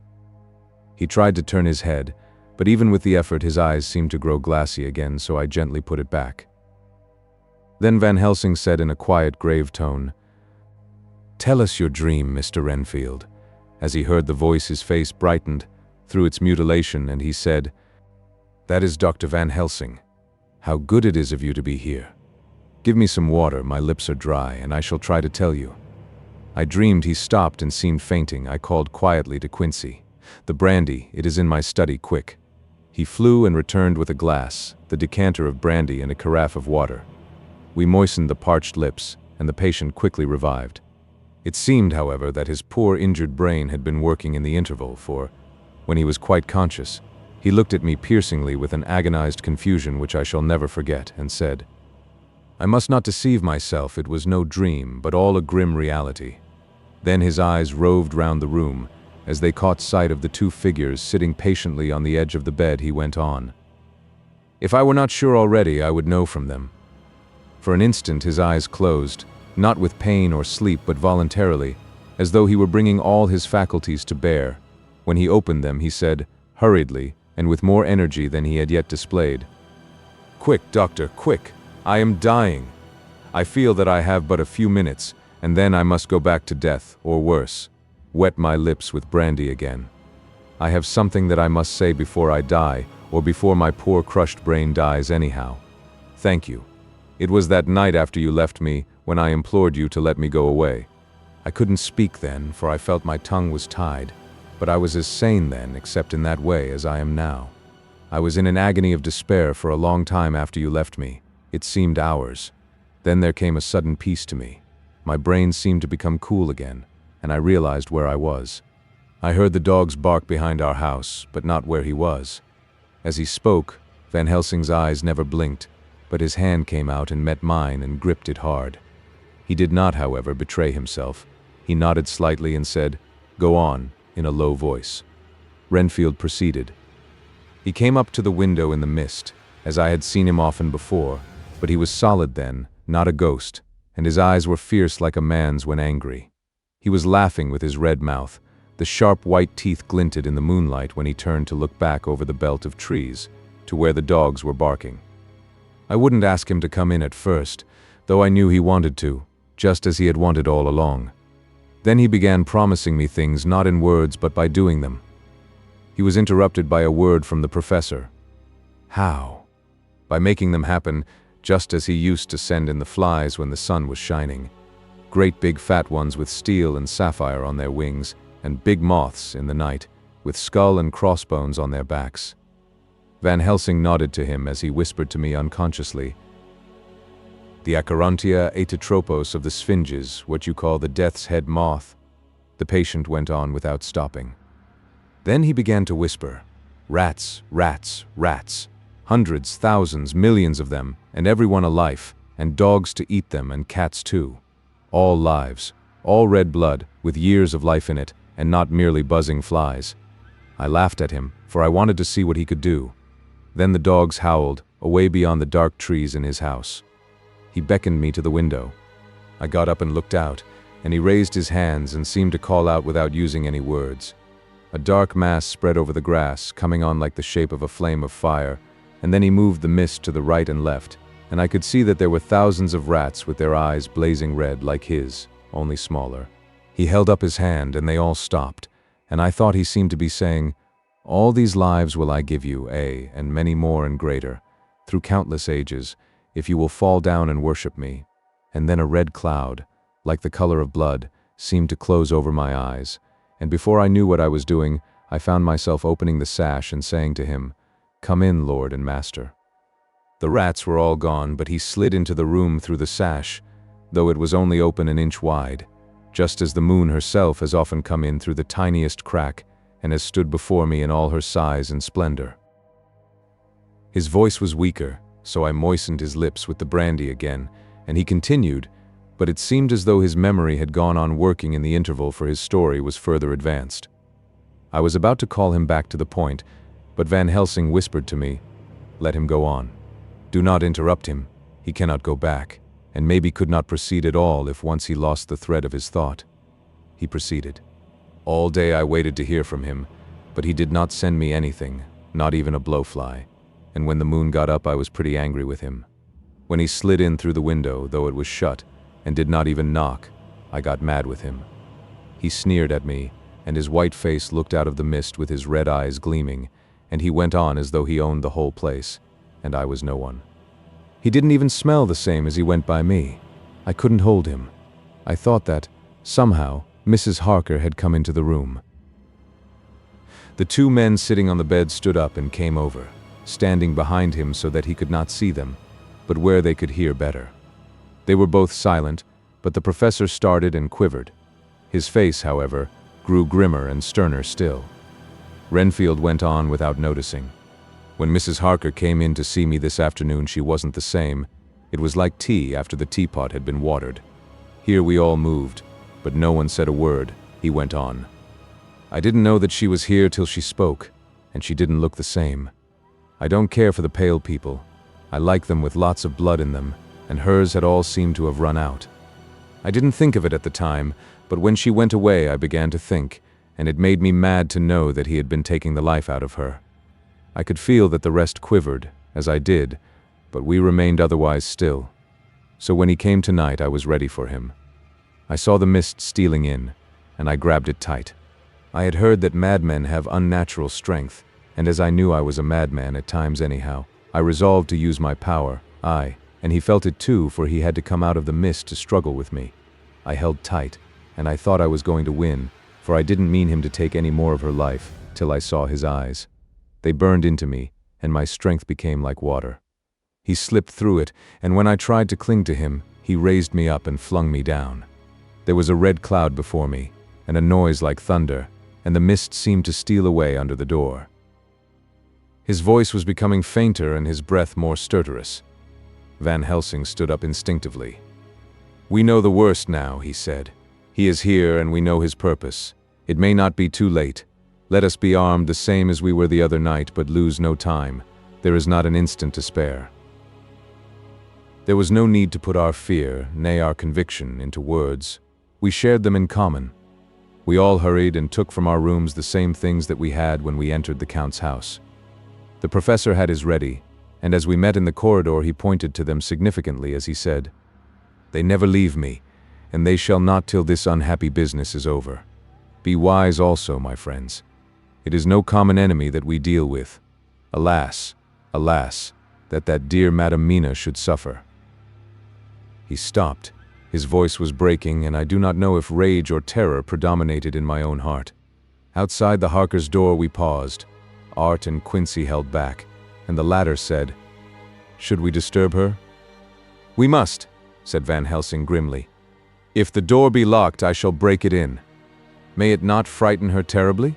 It is unusual to break into a lady's room." Van Helsing said solemnly, "You are always right, but this is life and death. All chambers are alike to the doctor, and even were they not, they are all as one to me tonight. Friend John, when I turn the handle, if the door does not open, do you put your shoulder down and shove, and you too, my friends. Now." He turned the handle as he spoke, but the door did not yield. We threw ourselves against it. With a crash it burst open, and we almost fell headlong into the room. The professor did actually fall, and I saw across him as he gathered himself up from hands and knees. What I saw appalled me. I felt my hair rise like bristles on the back of my neck, and my heart seemed to stand still. The moonlight was so bright that through the thick yellow blind the room was light enough to see. On the bed beside the window lay Jonathan Harker, his face flushed and breathing heavily as though in a stupor. Kneeling on the near edge of the bed facing outwards was the white-clad figure of his wife. By her side stood a tall, thin man clad in black. His face was turned from us, but the instant we saw we all recognized the Count in every way, even to the scar on his forehead. With his left hand he held both Mrs. Harker's hands, keeping them away with her arms at full tension. His right hand gripped her by the back of the neck, forcing her face down on his bosom. Her white nightdress was smeared with blood, and a thin stream trickled down the man's bare breast, which was shown by his torn-open dress. The attitude of the two had a terrible resemblance to a child forcing a kitten's nose into a saucer of milk to compel it to drink. As we burst into the room, the Count turned his face, and the hellish look that I had heard described seemed to leap into it. His eyes flamed red with devilish passion. The great nostrils of the white aquiline nose opened wide and quivered at the edge, and the white sharp teeth behind the full lips of the blood-dripping mouth champed together like those of a wild beast.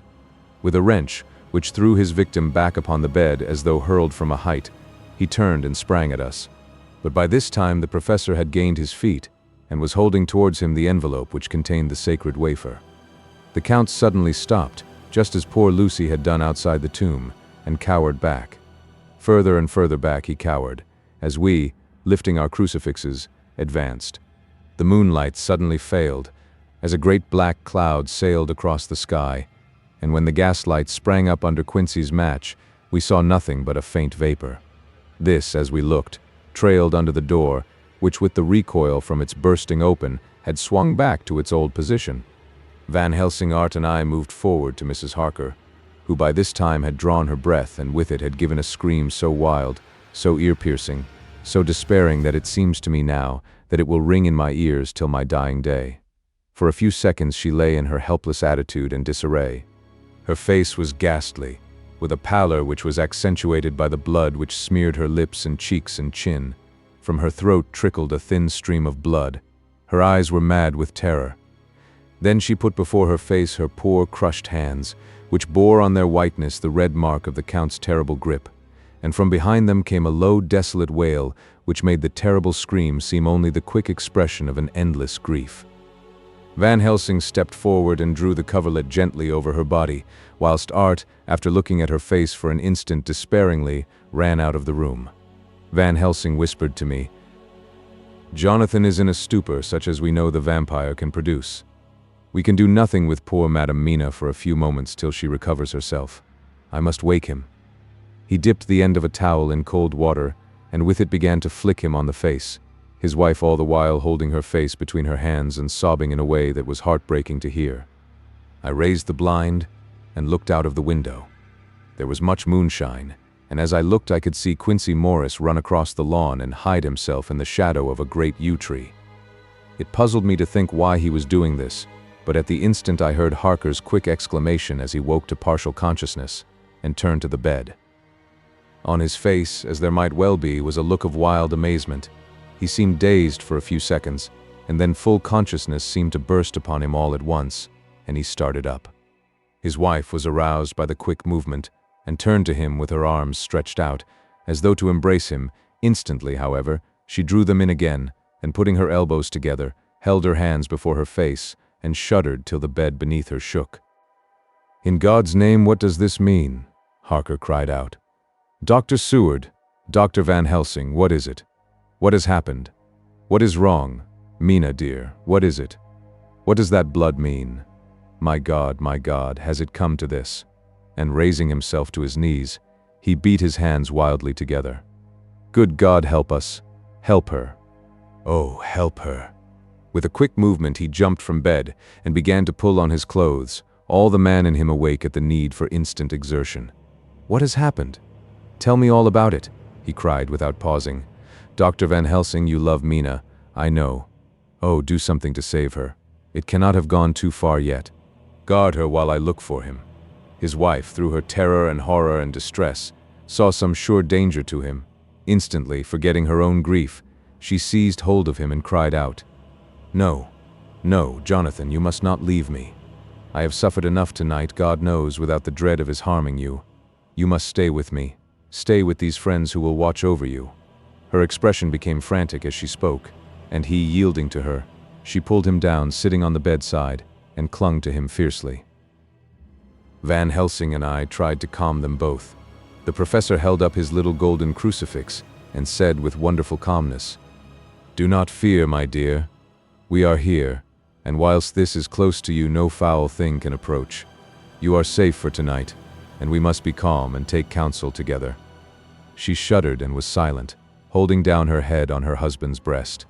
When she raised it, his white night robe was stained with blood where her lips had touched, and where the thin open wound in her neck had sent forth drops. The instant she saw it, she drew back, with a low wail, and whispered, amidst choking sobs, "Unclean, unclean, I must touch him or kiss him no more. Oh, that it should be that it is I who am now his worst enemy, and whom he may have most cause to fear." To this he spoke out resolutely, "Nonsense, Mina. It is a shame to me to hear such a word. I would not hear it of you, and I shall not hear it from you. May God judge me by my deserts, and punish me with more bitter suffering than even this hour, if by any act or will of mine anything ever come between us." He put out his arms and folded her to his breast, and for a while she lay there sobbing. He looked at us over her bowed head, with eyes that blinked damply above his quivering nostrils. His mouth was set as steel.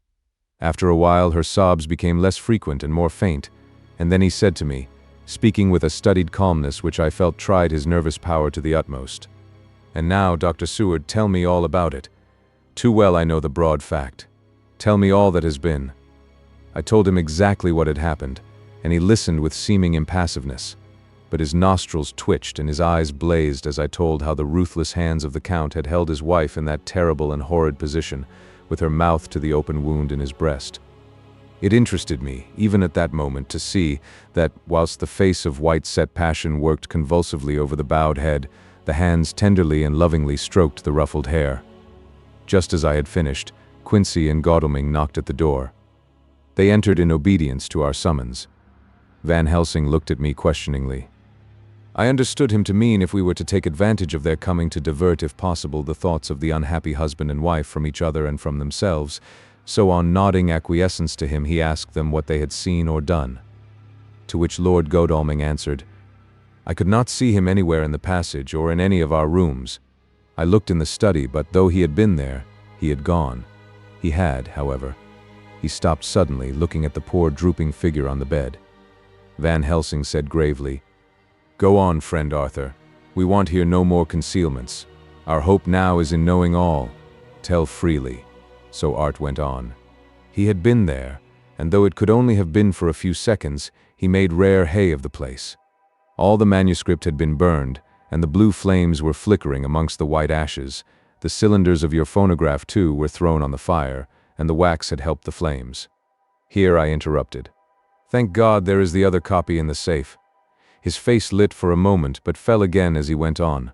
I ran downstairs then, but could see no sign of him. I looked into Renfield's room, but there was no trace there except. Again he paused. "Go on," said Harker hoarsely. So he bowed his head and, moistening his lips with his tongue, added, "Except that the poor fellow is dead." Mrs. Harker raised her head. Looking from one to the other of us, she said solemnly, God's will be done. I could not but feel that art was keeping back something, but as I took it that it was with a purpose, I said nothing. Van Helsing turned to Morris and asked, "And you, friend Quincy, have you any to tell?" "A little," he answered. "It may be much eventually, but at present I can't say. I thought it well to know if possible where the Count would go when he left the house. I did not see him, but I saw a bat rise from Renfield's window and flap westward. I expected to see him in some shape go back to Carfax, but he evidently sought some other lair. He will not be back tomorrow, for the sky is reddening in the east, and the dawn is close. We must work tomorrow." He said the latter words through his shut teeth. For a space of perhaps a couple of minutes there was silence, and I could fancy that I could hear the sound of our hearts beating. Then Van Helsing said, placing his hand very tenderly on Mrs. Harker's head, "And now, Madam Mina, poor dear Madam Mina, tell us exactly what happened. God knows that I do not want that you be pained, but it is need that we know all. For now more than ever has all work to be done quick and sharp and in deadly earnest. The day is close to us that must end all, if it may be so, and now is the chance that we may live and learn." The poor dear lady shivered, and I could see the tension of her nerves as she clasped her husband closer to her and bent her head lower and lower still on his breast. Then she raised her head proudly and held out one hand to Van Helsing, who took it in his and, after stooping and kissing it reverently, held it fast. The other hand was locked in that of her husband, who held his other arm thrown round her protectingly. After a pause in which she was evidently ordering her thoughts, she began. "I took the sleeping draught which you had so kindly given me, but for a long time it did not act. I seemed to become more wakeful, and myriads of horrible fancies began to crowd in upon my mind, all of them connected with death, and vampires, with blood, and pain, and trouble."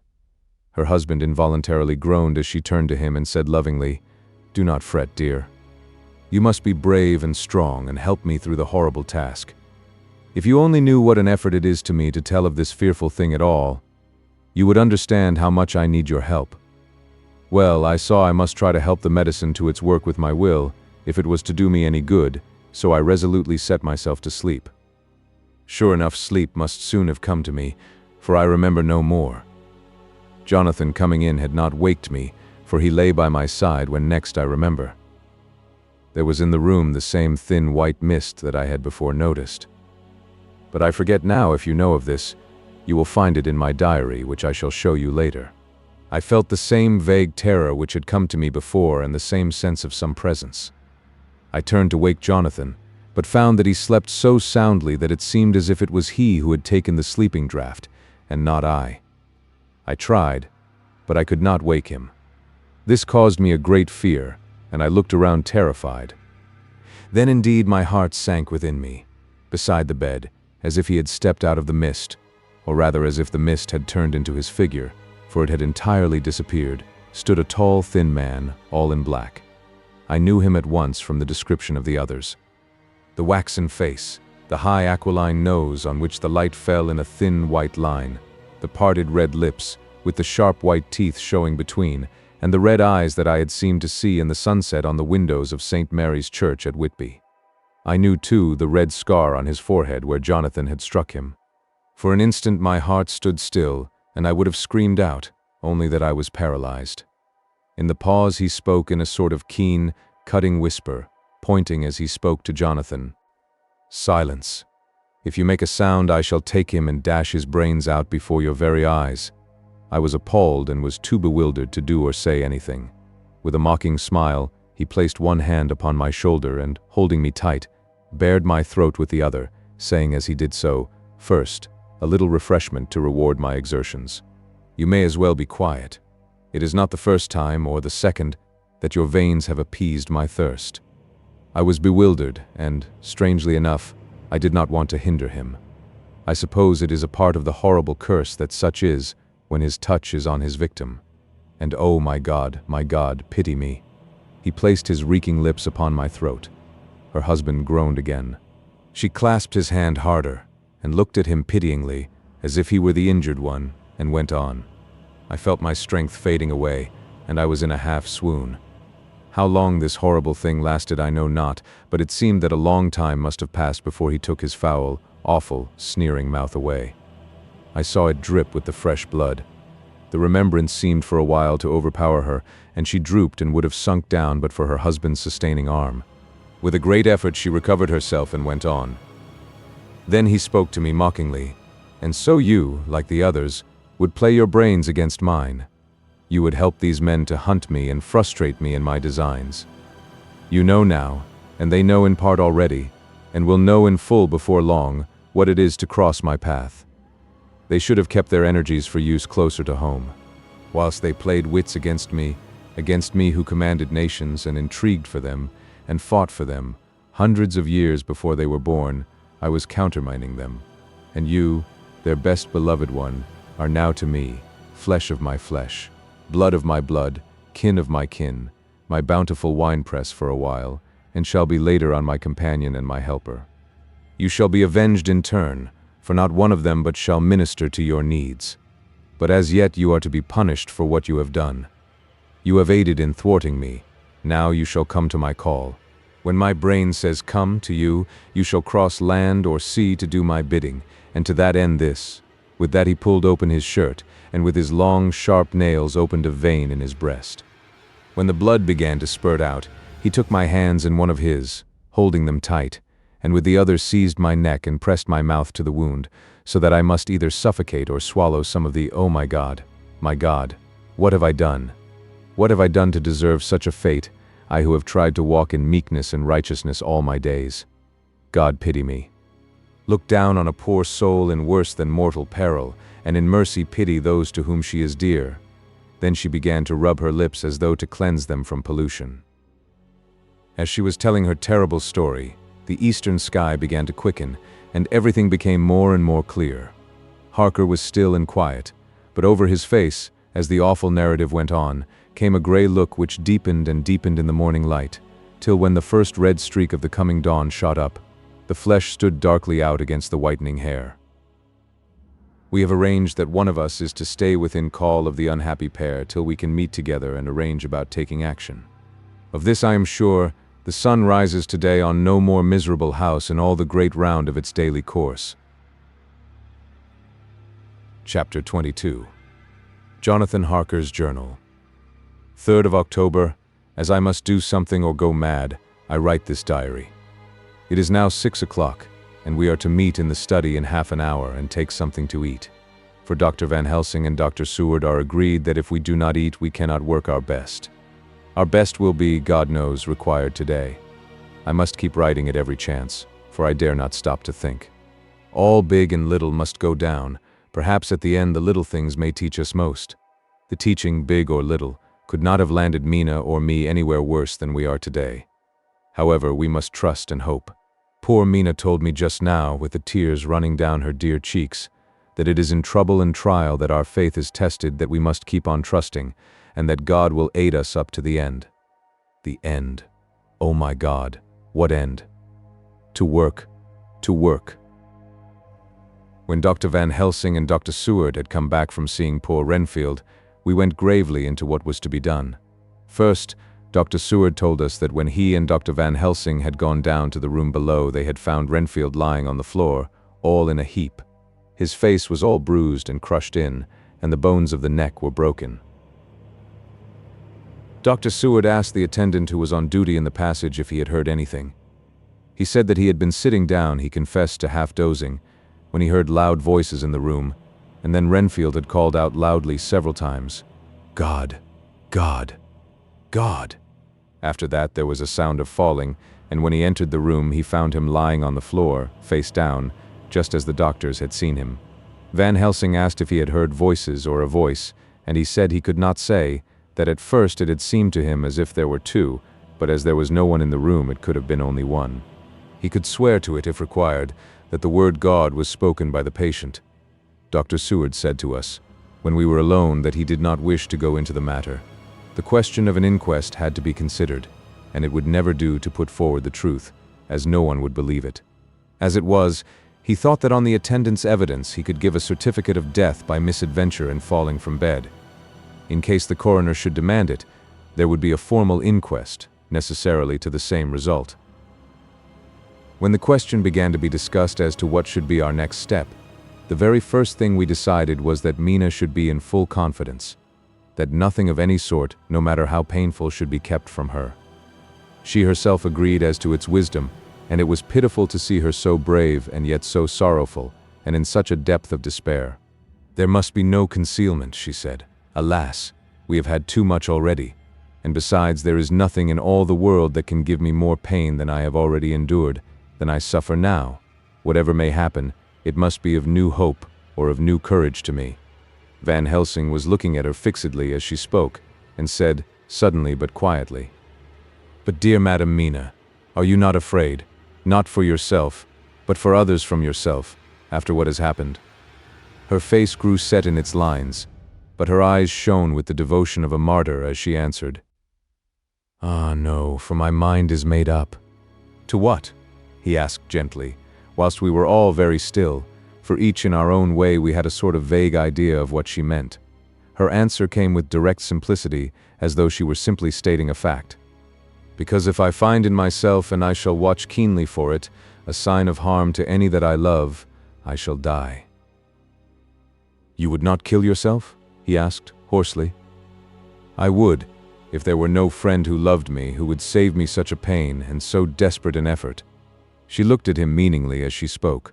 He was sitting down, but now he rose and came close to her and put his hand on her head as he said solemnly, "My child, there is such an one if it were for your good. For myself, I could hold it in my account with God to find such an euthanasia for you, even at this moment, if it were best. Nay, were it safe. But my child—" For a moment he seemed choked, and a great sob rose in his throat. He gulped it down and went on. "There are here some who would stand between you and death. You must not die. You must not die by any hand, but least of all by your own. Until the other, who has fouled your sweet life, is true dead, you must not die. For if he is still with the quick undead, your death would make you even as he is. No, you must live. You must struggle and strive to live, though death would seem a boon unspeakable. You must fight death himself, though he come to you in pain or in joy, by the day or the night, in safety or in peril. On your living soul I charge you that you do not die, nay, nor think of death till this great evil be past." The poor dear grew white as death, and shook and shivered, as I have seen a quicksand shake and shiver at the incoming of the tide. We were all silent, we could do nothing. At length she grew more calm, and turning to him said sweetly, but oh, so sorrowfully, as she held out her hand, "I promise you, my dear friend, that if God will let me live, I shall strive to do so till, if it may be in his good time, this horror may have passed away from me." She was so good and brave that we all felt that our hearts were strengthened to work and endure for her, and we began to discuss what we were to do. I told her that she was to have all the papers in the safe, and all the papers or diaries and phonographs we might hereafter use, and was to keep the record as she had done before. She was pleased with the prospect of anything to do, if pleased could be used in connection with so grim an interest. As usual, Van Helsing had thought ahead of everyone else, and was prepared with an exact ordering of our work. "It is perhaps well," he said, "that at our meeting after our visit to Carfax we decided not to do anything with the earth boxes that lay there. Had we done so, the Count must have guessed our purpose, and would doubtless have taken measures in advance to frustrate such an effort with regard to the others, but now he does not know our intentions. Nay, more, in all probability, he does not know that such a power exists to us as can sterilize his lairs, so that he cannot use them as of old. We are now so much further advanced in our knowledge as to their disposition that, when we have examined the house in Piccadilly, we may track the very last of them. Today, then, is ours, and in it rests our hope. The sun that rose on our sorrow this morning guards us in its course. Until it sets tonight, that monster must retain whatever form he now has. He is confined within the limitations of his earthly envelope. He cannot melt into thin air nor disappear through cracks or chinks or crannies. If he go through a doorway, he must open the door like a mortal. And so we have this day to hunt out all his lairs and sterilize them. So we shall, if we have not yet catch him and destroy him, Drive him to bay in some place where the catching and the destroying shall be, in time, sure. Here I started up, for I could not contain myself at the thought that the minutes and seconds so preciously laden with Mina's life and happiness were flying from us, since whilst we talked action was impossible. But Van Helsing held up his hand warningly. "Nay, friend Jonathan," he said, "in this the quickest way home is the longest way, so your proverbs say. We shall all act and act with desperate quick when the time has come. But think, in all probable the key of the situation is in that house in Piccadilly. The Count may have many houses which he has bought. Of them he will have deeds of purchase, keys, and other things. He will have paper that he write on. He will have his book of checks. There are many belongings that he must have somewhere. Why not in this place so central, so quiet, where he come and go by the front or the back at all hour, when in the very vast of the traffic there is none to notice? We shall go there and search that house, and when we learn what it holds, then we do what our friend Arthur call, in his phrases of Hunt, stop the earths, and so we run down our old fox. So, is it not?" "Then let us come at once," I cried. "We are wasting the precious, precious time." The professor did not move, but simply said, "And how are we to get into that house in Piccadilly?" "Any way," I cried. "We shall break in if need be." "And your police? Where will they be, and what will they say?" I was staggered, but I knew that if he wished to delay, he had a good reason for it. So I said, as quietly as I could, "Don't wait more than need be, you know. I am sure what torture I am in." "Ah, my child, that I do. And indeed there is no wish of me to add to your anguish. But just think, what can we do until all the world be at movement? Then will come our time. I have thought and thought, and it seems to me that the simplest way is the best of all. Now we wish to get into the house, but we have no key. Is it not so?" I nodded. "Now suppose that you were, in truth, the owner of that house, and could not still get in, and think there was to you no conscience of the housebreaker, what would you do?" "I should get a respectable locksmith, and set him to work to pick the lock for me." "And your police? They would interfere, would they not?" "Oh no, not if they knew the man was properly employed." Then he looked at me as keenly as he spoke. "All that is in doubt is the conscience of the employer, and the belief of your policeman as to whether or no that employer has a good conscience or a bad one. Your police must indeed be zealous men and clever, oh, so clever, in reading the heart, that they trouble themselves in such matter. No, no, my friend Jonathan, you go take the lock off 100 empty house in this your London, or of any city in the world, and if you do it as such things are rightly done, and at the time such things are rightly done, no one will interfere. I have read of a gentleman who owned a so fine house in London, and when he went for months of summer to Switzerland and lock up his house, some burglar came and broke window at back and got in. Then he went and made open the shutters in front and walk out and in through the door, before the very eyes of the police. Then he have an auction in that house and advertise it and put up big notice, and when the day come he sell off by a great auctioneer all the goods of that other man who owned them. Then he go to a builder and he sell him that house, making an agreement that he pull it down and take all away within a certain time. And your police and other authority help him all they can.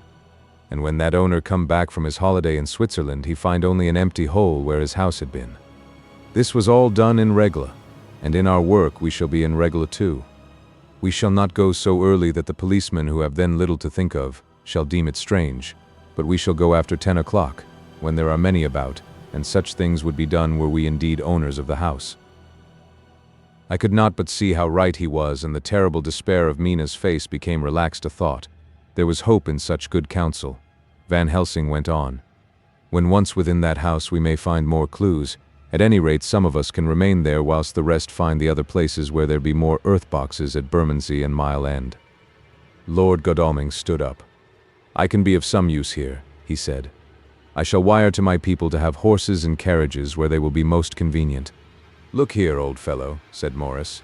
"It is a capital idea to have all ready in case we want to go horsebacking. But don't you think that one of your snappy carriages with its heraldic adornments in a byway of Walworth or Mile End would attract too much attention for our purposes?"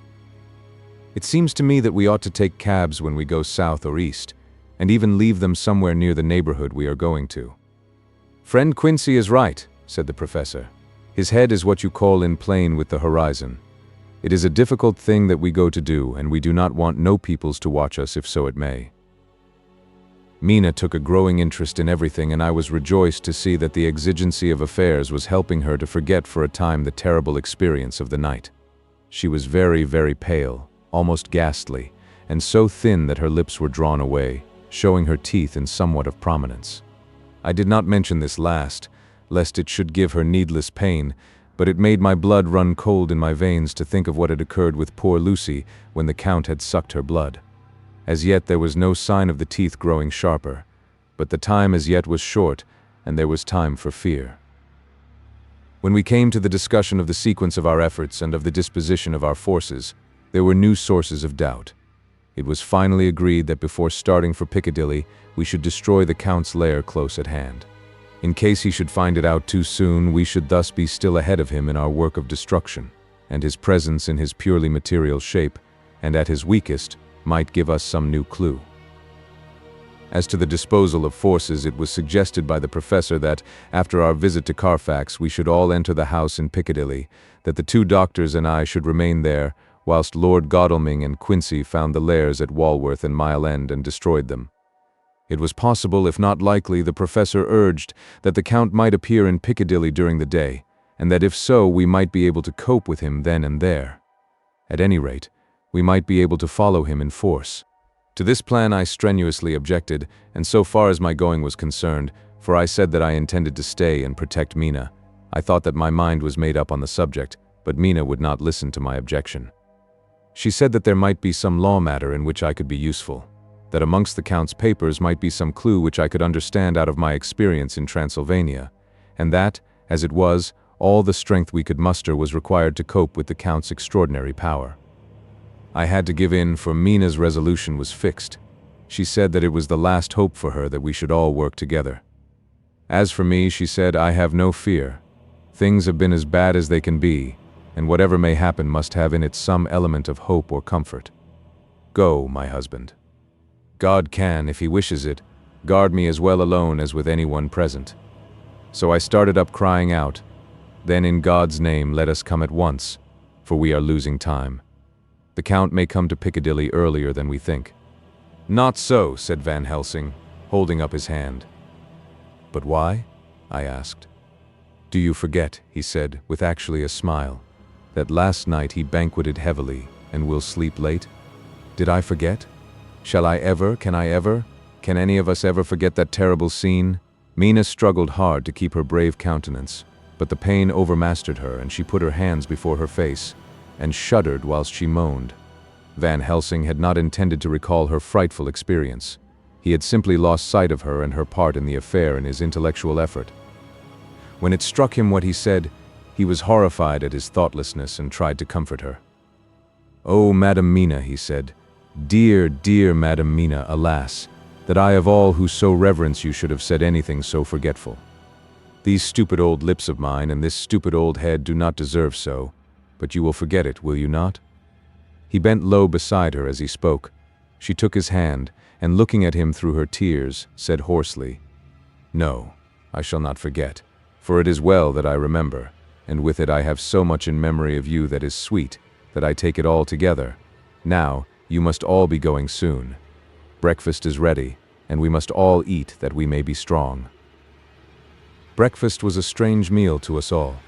We tried to be cheerful and encourage each other, and Mina was the brightest and most cheerful of us.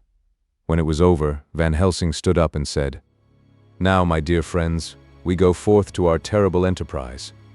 Are we all armed, as we were on that night when first we visited our enemy's lair, armed against ghostly as well as carnal attack?" We all assured him. "Then it is well. Now, Madam Mina, you are in any case quite safe here until the sunset, and before then we shall return if we shall return. But before we go, let me see you armed against personal attack. I have myself, since you came down, prepared your chamber by the placing of things of which we know, so that he may not enter. Now let me guard yourself. On your forehead I touch this piece of sacred wafer in the name of the Father, the Son, and there was a fearful scream which almost froze our hearts to hear.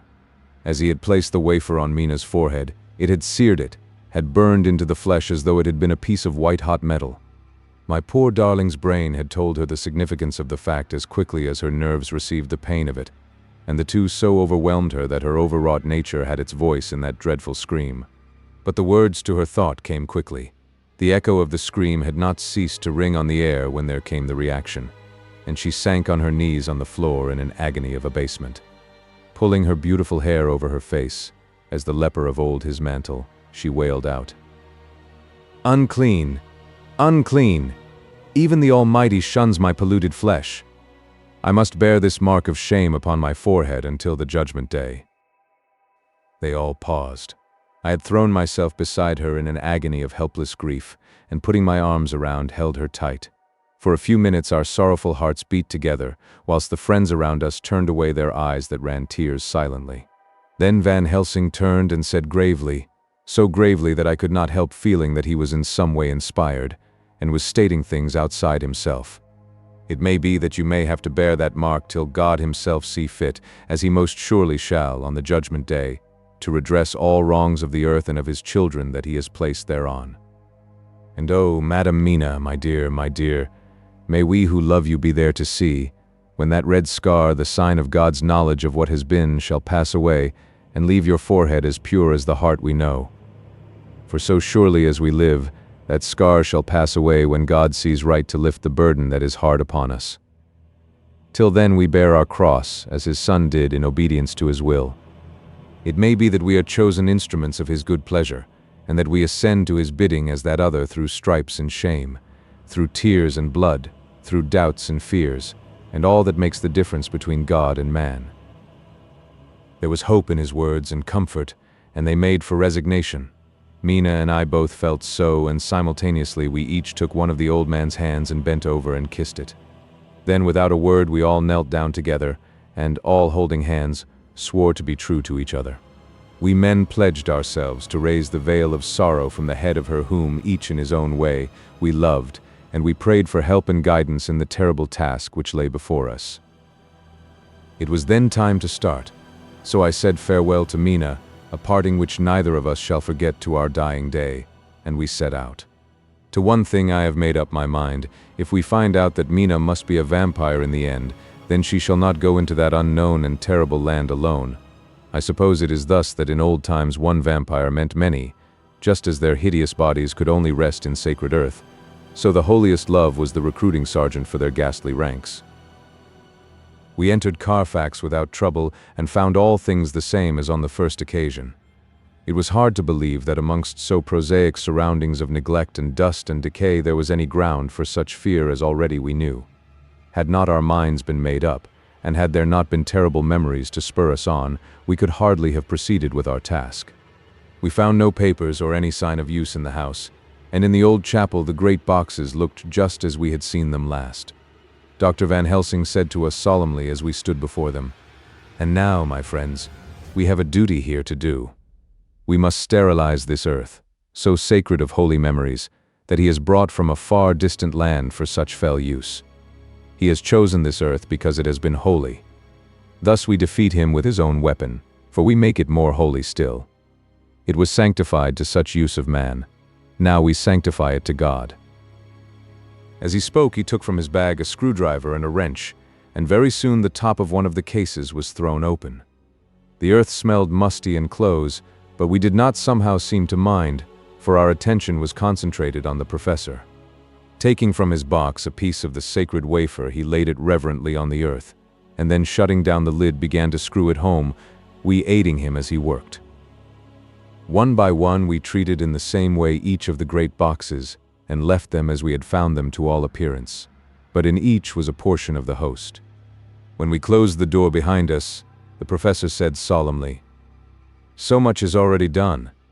If it may be that with all the others we can be so successful, then the sunset of this evening may shine on Madam Mina's forehead all white as ivory and with no stain." As we passed across the lawn on our way to the station to catch our train, we could see the front of the asylum. I looked eagerly, and in the window of my own room saw Mina. I waved my hand to her and nodded to tell that our work there was successfully accomplished. She nodded in reply to show that she understood.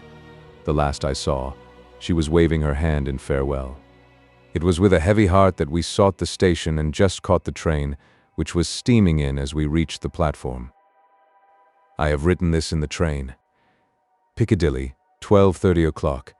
Just before we reached Fenchurch Street, Lord Godalming said to me, "Quincy and I will find a locksmith.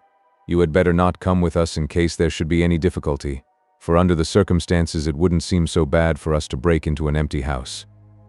But you are a solicitor and the Incorporated Law Society might tell you that you should have known better." I demurred as to my not sharing any danger even of odium, but he went on. "Besides, it will attract less attention if there are not too many of us. My title will make it all right with the locksmith and with any policeman that may come along. You had better go with Jack and the professor and stay in the Green Park, somewhere in sight of the house. And when you see the door opened and the smith has gone away, do you all come across.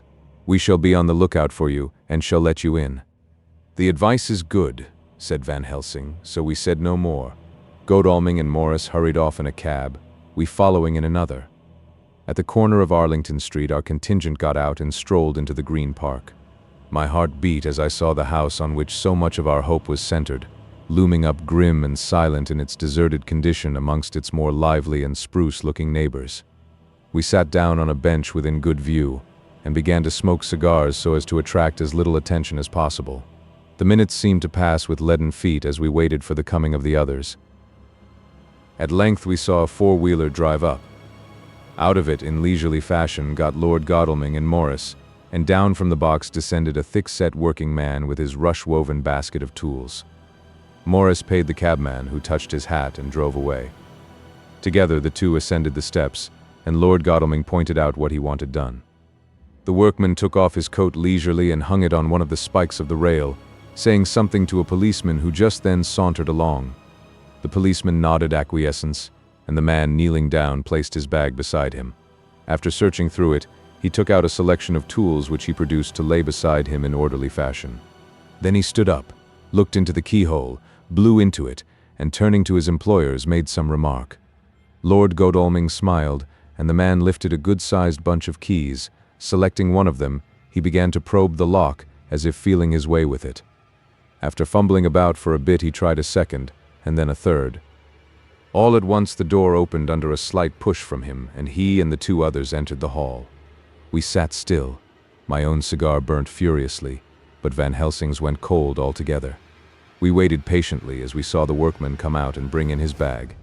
Then he held the door partly open, steadying it with his knees, whilst he fitted a key to the lock. This he finally handed to Lord Godalming, who took out his purse and gave him something. The man touched his hat, took his bag, put on his coat and departed. Not a soul took the slightest notice of the whole transaction. When the man had fairly gone, we three crossed the street and knocked at the door. It was immediately opened by Quincy Morris, beside whom stood Lord Godalming lighting a cigar. "The place smells so vilely," said the latter as we came in. It did indeed smell vilely like the old chapel at Carfax, and with our previous experience it was plain to us that the Count had been using the place pretty freely. We moved to explore the house, all keeping together in case of attack, for we knew we had a strong and wily enemy to deal with, and as yet we did not know whether the Count might not be in the house. In the dining room, which lay at the back of the hall, we found 8 boxes of earth. 8 boxes only out of the 9 which we sought. Our work was not over, and would never be until we should have found the missing box. First, we opened the shutters of the window which looked out across a narrow stone-flagged yard at the blank face of a stable, pointed to look like the front of a miniature house. There were no windows in it, so we were not afraid of being overlooked. We did not lose any time in examining the chests. With the tools which we had brought with us, we opened them, one by one, and treated them as we had treated those others in the old chapel. It was evident to us that the Count was not at present in the house, and we proceeded to search for any of his effects. After a cursory glance at the rest of the rooms from basement to attic, we came to the conclusion that the dining room contained any effects which might belong to the Count, and so we proceeded to minutely examine them. They lay in a sort of orderly disorder on the great dining room table. There were title deeds of the Piccadilly house in a great bundle, deeds of the purchase of the houses at Mile End and Bermondsey, notepaper, envelopes, and pens and ink. All were covered up in thin wrapping paper to keep them from the dust. There were also a clothes brush, a brush and comb, and a jug and basin, the latter containing dirty water which was reddened as if with blood. Last of all was a little heap of keys of all sorts and sizes, probably those belonging to the other houses. When we had examined this last find, Lord Godalming and Quincy Morris, taking accurate notes of the various addresses of the houses in the east and the south, took with them the keys in a great bunch, and set out to destroy the boxes in these places. The rest of us are, with what patience we can, waiting their return or the coming of the Count. Chapter 23. Dr. Seward's Diary, 3rd of October. The time seemed terribly long whilst we were waiting for the coming of Godalming and Quincy Morris. The professor tried to keep our minds active by using them all the time. I could see his beneficent purpose by the side glances which he threw from time to time at Harker. The poor fellow is overwhelmed in a misery that is appalling to see.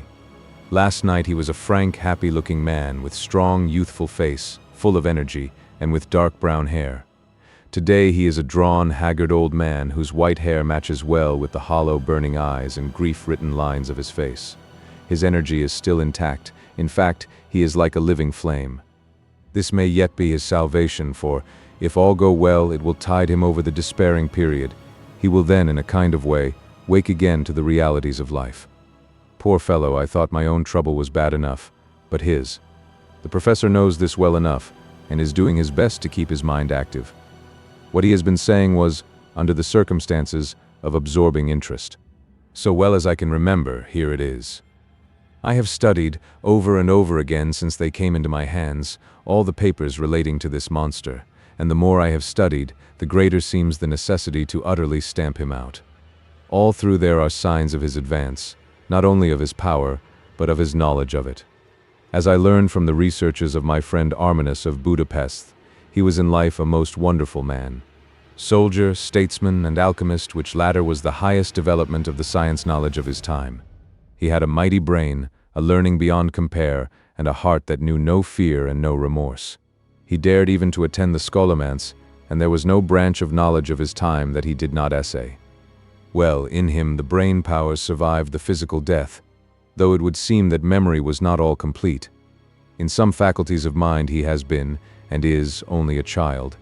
But he is growing, and some things that were childish at the first are now of man's stature.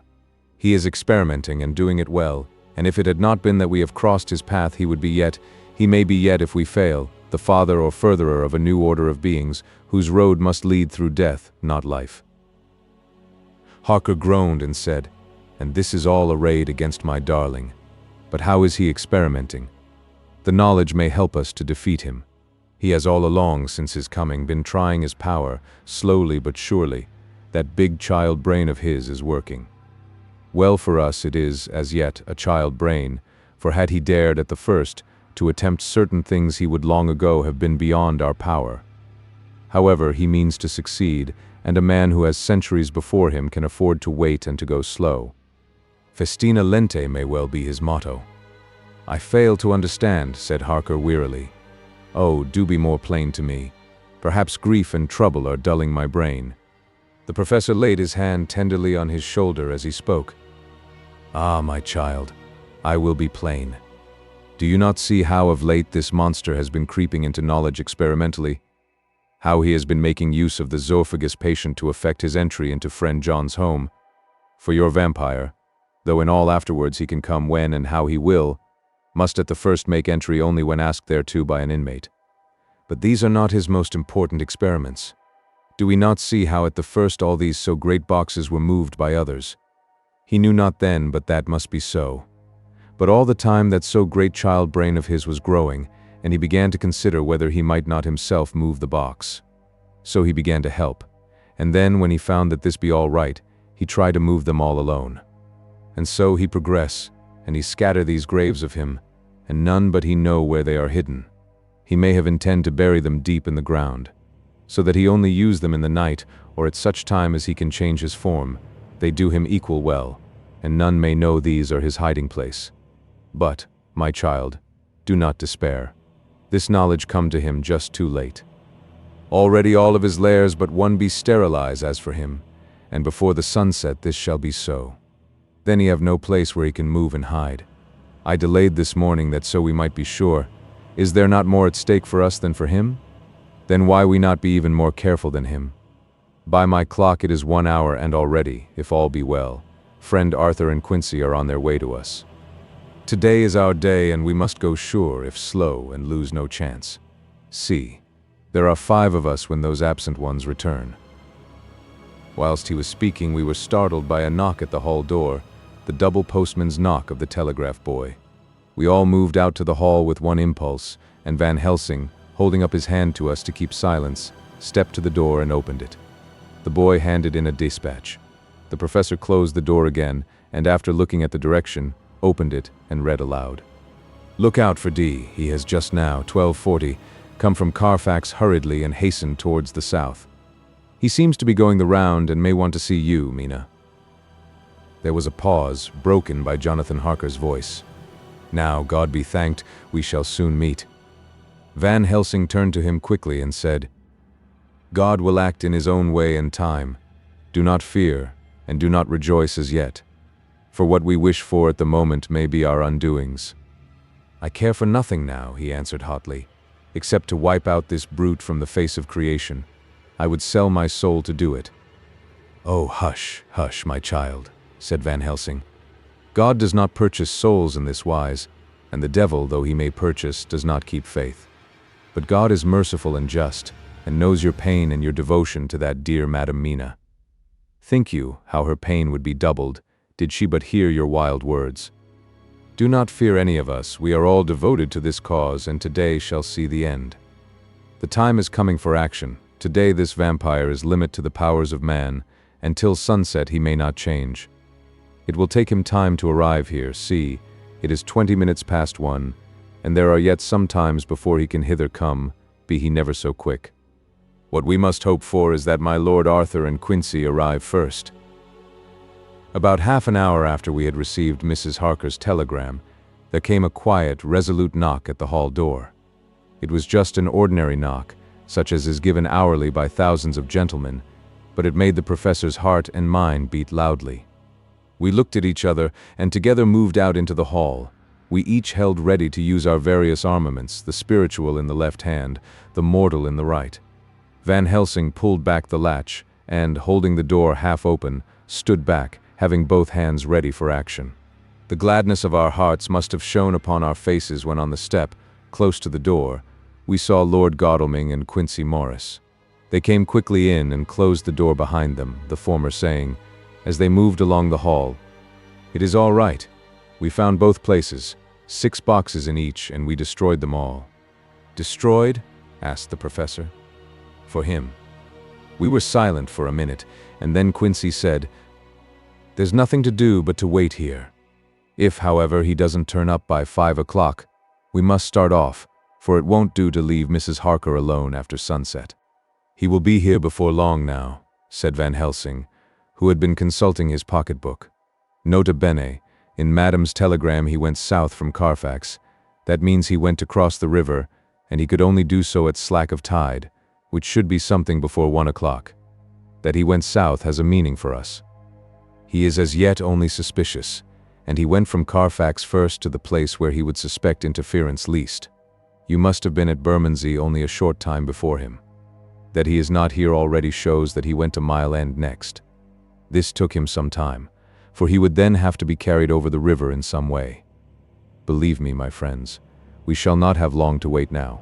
We should have ready some plan of attack, so that we may throw away no chance. Hush, there is no time now. Have all your arms. Be ready." He held up a warning hand as he spoke, for we all could hear a key softly inserted in the lock of the hall door. I could not but admire, even at such a moment, the way in which a dominant spirit asserted itself.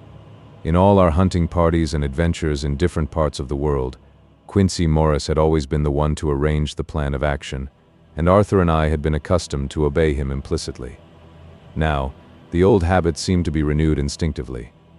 With a swift glance around the room, he at once laid out our plan of attack, and, without speaking a word, with a gesture, placed us each in position. Van Helsing, Harker, and I were just behind the door, so that when it was opened the professor could guard it whilst we two stepped between the incomer and the door. Godalming behind and Quincy in front stood just out of sight, ready to move in front of the window. We waited in a suspense that made the seconds pass with nightmare slowness.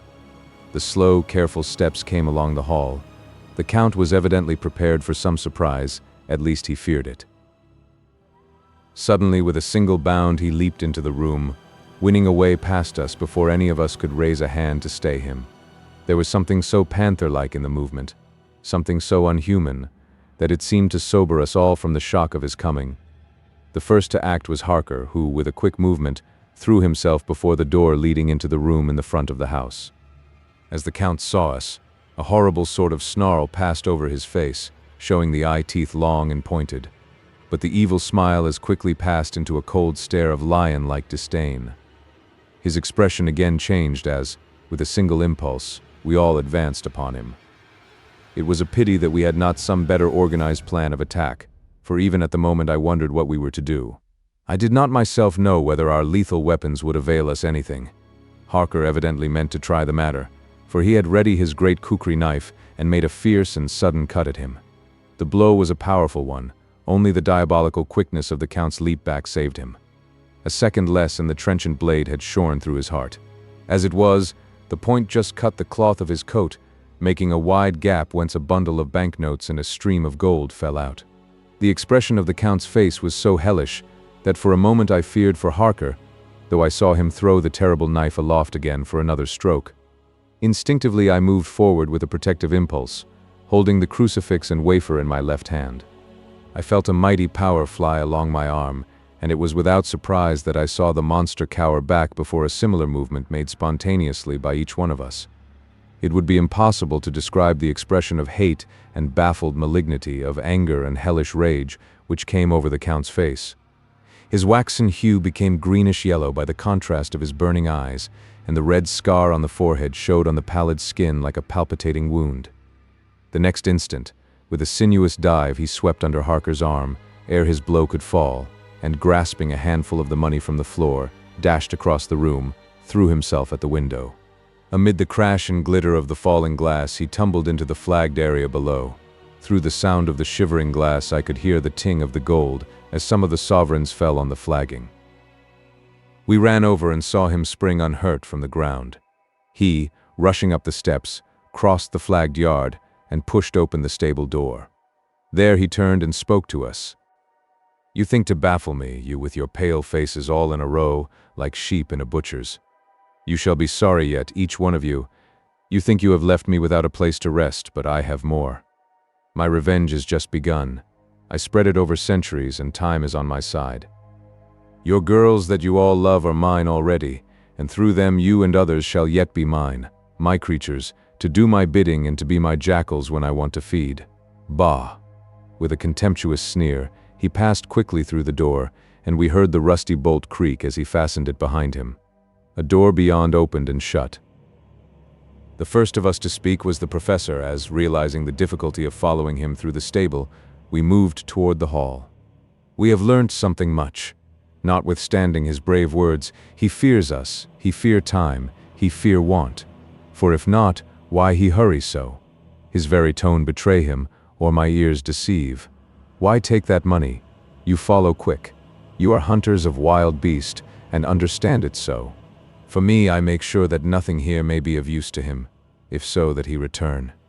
As he spoke, he put the money remaining into his pocket, took the title deeds in the bundle as Harker had left them, and swept the remaining things into the open fireplace, where he set fire to them with a match.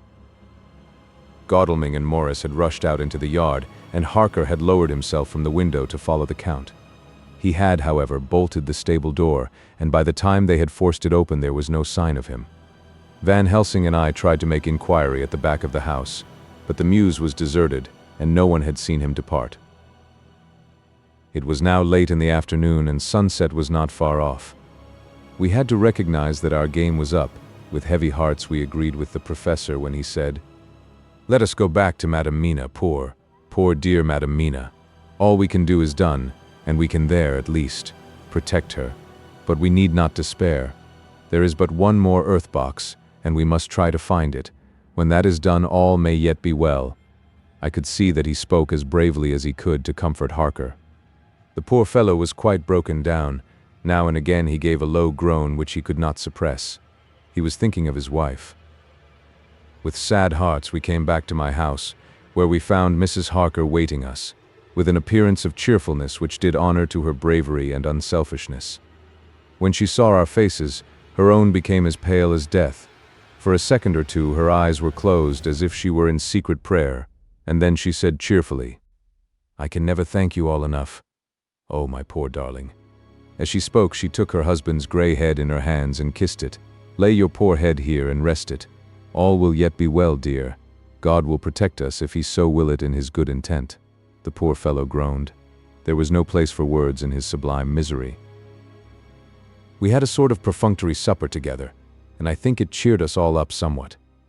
It was, perhaps, the mere animal heat of food to hungry people, for none of us had eaten anything since breakfast, or the sense of companionship may have helped us. But anyhow, we were all less miserable, and saw the morrow as not altogether without hope. True to our promise, we told Mrs. Harker everything which had passed, and although she grew snowy white at times when danger had seemed to threaten her husband, and red at others when his devotion to her was manifested, she listened bravely and with calmness. When we came to the part where Harker had rushed at the Count so recklessly, she clung to her husband's arm and held it tight as though her clinging could protect him from any harm that might come. She said nothing, however, till the narration was all done, and matters had been brought right up to the present time. Then, without letting go her husband's hand, she stood up amongst us and spoke. Oh, that I could give any idea of the scene, of that sweet, good woman in all the radiant beauty of her youth and animation, with the red scar on her forehead, of which she was conscious, and which we saw with grinding of our teeth, remembering whence and how it came, her loving kindness against our grim hate, her tender faith against all our fears and doubting, and we, knowing that so far as symbols went, she with all her goodness and purity and faith was outcast from God. "Jonathan," she said, and the words sounded like music on her lips, it was so full of love and tenderness. "Jonathan, dear, and you all my true friends, I want you to bear something in mind through all this dreadful time. I know that you must fight, that you must destroy even as you destroyed the false Lucy so that the true Lucy might live hereafter, but it is not a work of hate. That poor soul who has wrought all this misery is the saddest case of all. Just think what will be his joy when he, too, is destroyed in his worser part, that his better part may have spiritual immortality. You must be pitiful to him, too, though it may not hold your hands from his destruction." As she spoke, I could see her husband's face darken and draw together, as though the passion in him were shriveling his being to its core. Instinctively, the clasp on his wife's hand grew closer, till his knuckles looked white. She did not flinch from the pain which I knew she must have suffered, but looked at him with eyes that were more appealing than ever. As she stopped speaking, he leaped to his feet, almost tearing his hand from hers as he spoke. "May God give him into my hand just for long enough to destroy that earthly life of him which we are aiming at. If beyond it, I could send his soul for ever and ever to burning hell, I would do it." "Oh, hush! Oh, hush! In the name of the good God! Don't say such things, Jonathan, my husband, or you will crush me with fear and horror. Just think, my dear, I have been thinking all this long day of it that, perhaps, someday, I too may need such pity, and that some other like you, and with equal cause for anger, may deny it to me. Oh, my husband, indeed, I would have spared you such a thought had there been another way, but I pray that God may not have treasured your wild words, except as the heartbroken wail of a very loving and sorely stricken man. Oh God, let these poor white hairs go in evidence of what he has suffered, who all his life has done no wrong, and on whom so many sorrows have come." We men were all in tears now. There was no resisting them, and we wept openly. She wept, too, to see that her sweeter counsels had prevailed. Her husband flung himself on his knees beside her, and putting his arms round her, hid his face in the folds of her dress. Van Helsing beckoned to us, and we stole out of the room, leaving the two loving hearts alone with their God. Before they retired, the professor fixed up the room against any coming of the vampire, and assured Mrs. Harker that she might rest in peace. She tried to school herself to the belief, and, manifestly for her husband's sake, tried to seem content. It was a brave struggle, and was, I think and believe, not without its reward. Van Helsing had placed at hand a bell which either of them was to sound in case of any emergency. When they had retired, Quincy, Godalming, and I arranged that we should sit up, dividing the night between us, and watch over the safety of the poor stricken lady. The first watch falls to Quincy, so the rest of us shall be off to bed as soon as we can. Godalming has already turned in, for his is the second watch. Now that my work is done, I, too, shall go to bed. Jonathan Harker's journal, 3rd through 4th of October, close to midnight. I thought yesterday would never end. There was over me a yearning for sleep, in some sort of blind belief that to wake would be to find things changed, and that any change must now be for the better. Before we parted, we discussed what our next step was to be, but we could arrive at no result. All we knew was that one earth box remained, and that the Count alone knew where it was. If he chooses to lie hidden, he may baffle us for years, and in the meantime, the thought is too horrible, I dare not think of it even now. This I know, that if ever there was a woman who was all perfection, that one is my poor wronged darling. I love her 1,000 times more for her sweet pity of last night, a pity that made my own hate of the monster seem despicable. Surely God will not permit the world to be the poorer by the loss of such a creature. This is hope to me. We are all drifting reefwards now, and faith is our only anchor. Thank God, Mina is sleeping, and sleeping without dreams. I fear what her dreams might be like, with such terrible memories to ground them in. She has not been so calm within my seeing since the sunset. Then, for a while, there came over her face a repose which was like spring after the blasts of March. I thought at the time that it was the softness of the red sunset on her face, but somehow now I think it has a deeper meaning. I am not sleepy myself, though I am weary to death. However, I must try to sleep, for there is tomorrow to think of, and there is no rest for me until later. I must have fallen asleep, for I was awaked by Mina, who was sitting up in bed, with a startled look on her face. I could see easily, for we did not leave the room in darkness. She had placed a warning hand over my mouth, and now she whispered in my ear, "Hush, there is someone in the corridor." I got up softly, and crossing the room, gently opened the door.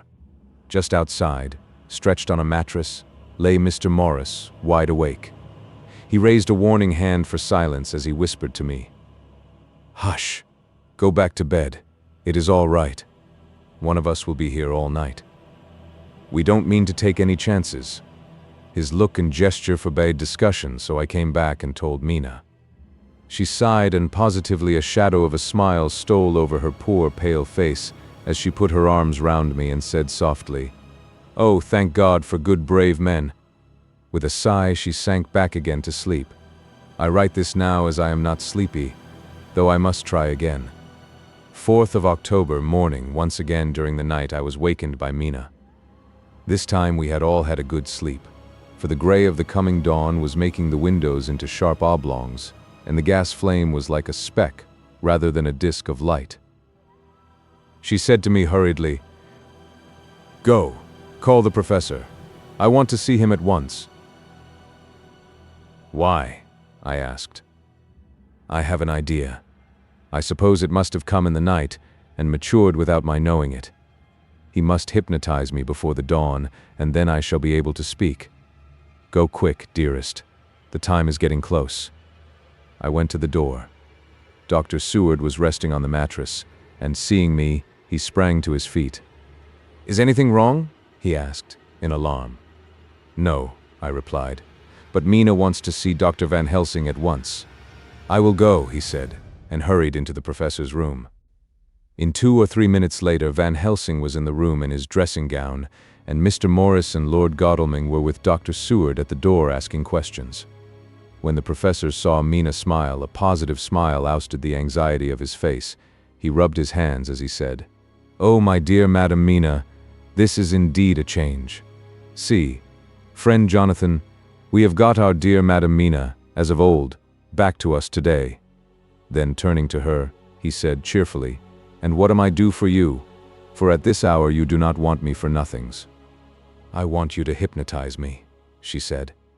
"Do it before the dawn, for I feel that then I can speak, and speak freely. Be quick, for the time is short." Without a word, he motioned her to sit up in bed.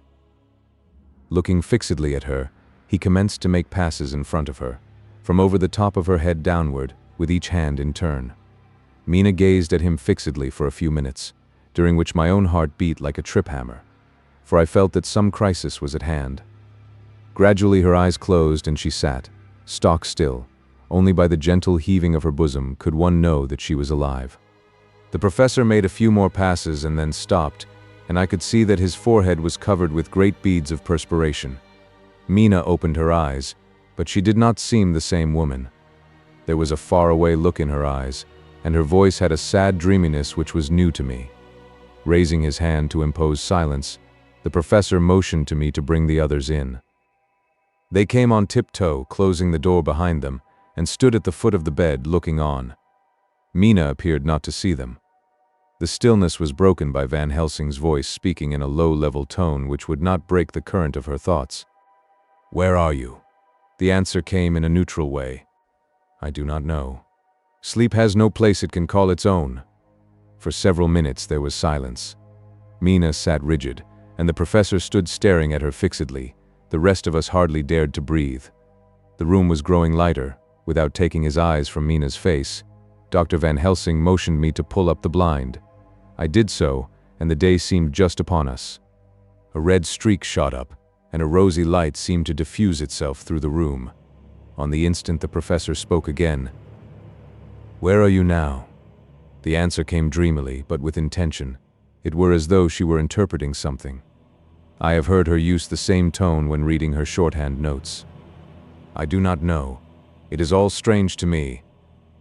"What do you see?" "I can see nothing. It is all dark." "What do you hear?" I could detect the strain in the professor's patient voice. "The lapping of water. It is gurgling by and little waves leap. I can hear them on the outside." "Then you are on a ship?" We all looked at each other, trying to glean something each from the other. We were afraid to think. The answer came quick. "Oh, yes." "What else do you hear?" "The sound of men stamping overhead as they run about. There is the creaking of a chain, and the loud tinkle as the check of the capstan falls into the réché." "What are you doing?" "I am still, oh, so still. It is like death." The voice faded away into a deep breath as of one sleeping, and the open eyes closed again. By this time the sun had risen, and we were all in the full light of day. Dr. Van Helsing placed his hands on Mina's shoulders and laid her head down softly on her pillow. She lay like a sleeping child for a few moments, and then, with a long sigh, awoke and stared in wonder to see us all around her. "Have I been talking in my sleep?" was all she said.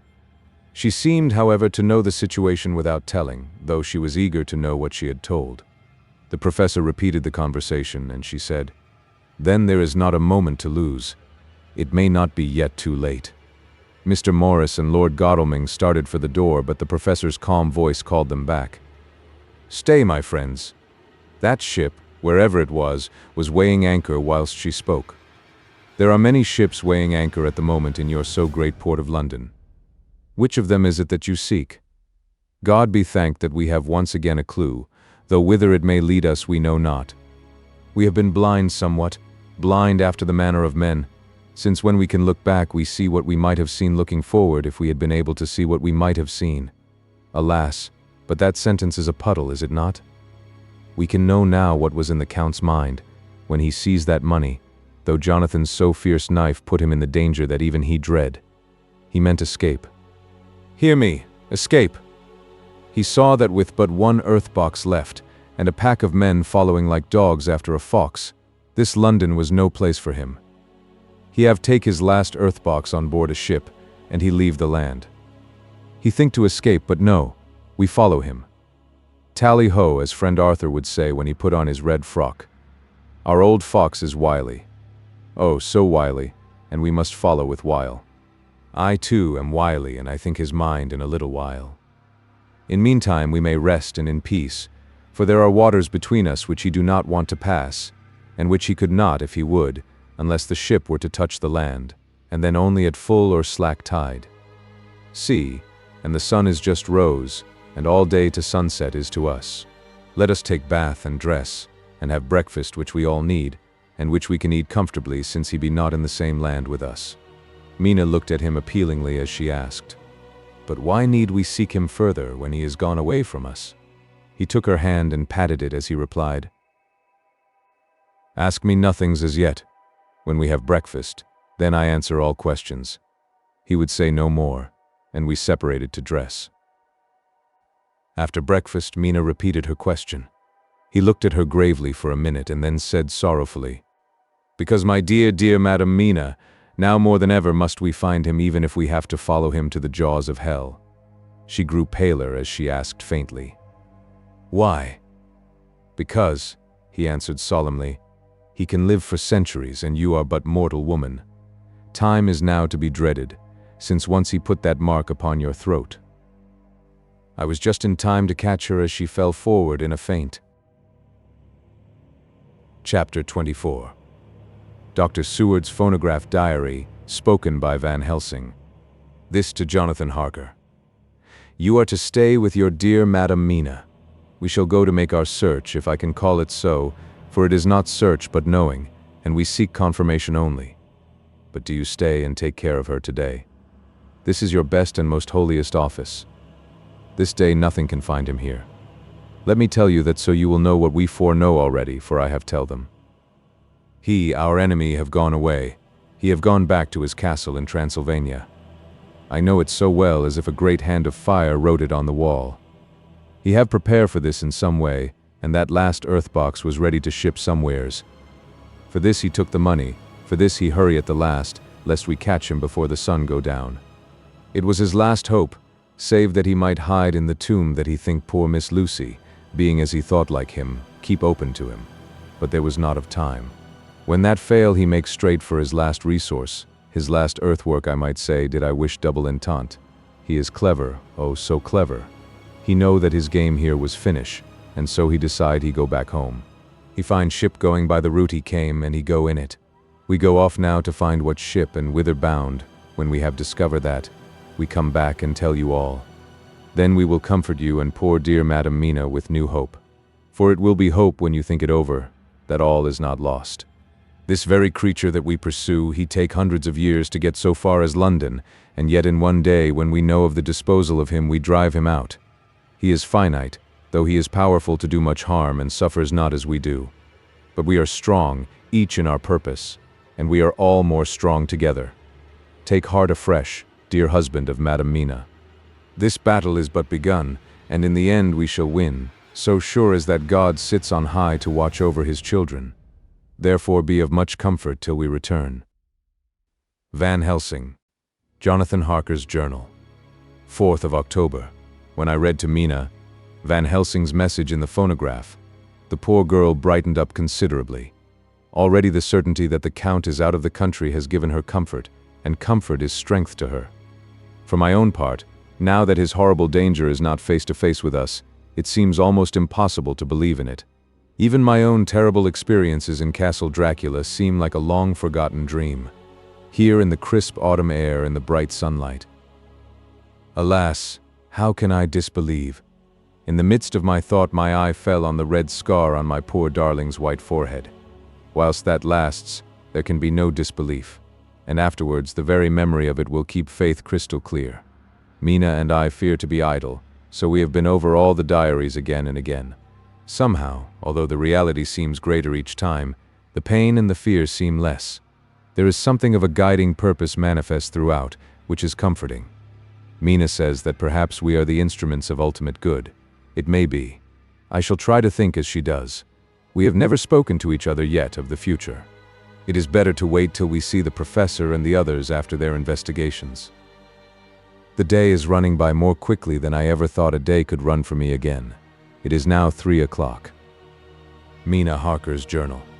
5th of October, 5 in the evening, our meeting for report. Present.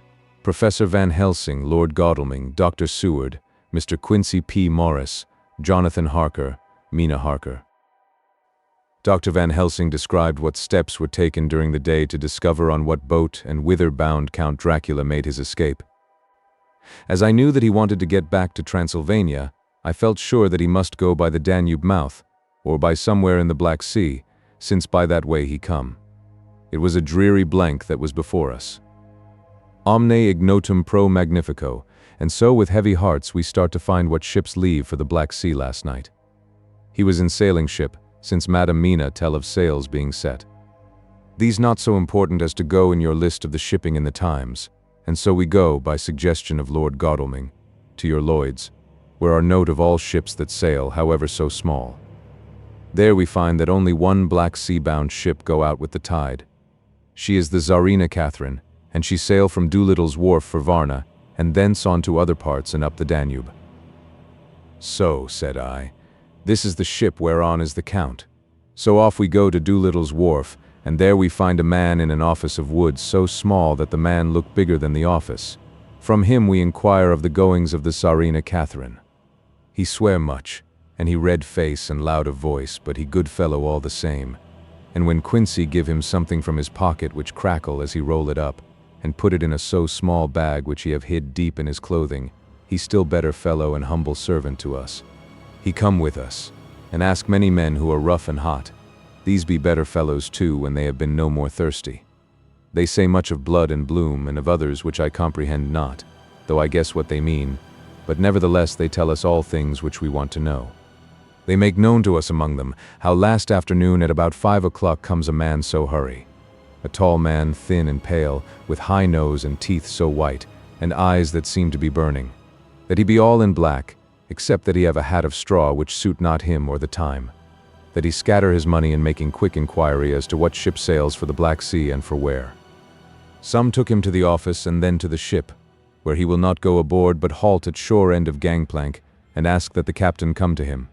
The captain come, when told that he will be pay well, and though he swear much at the first he agree to term. Then the thin man go and someone tell him where horse and cart can be hired. He go there and soon he come again, himself driving cart on which a great box.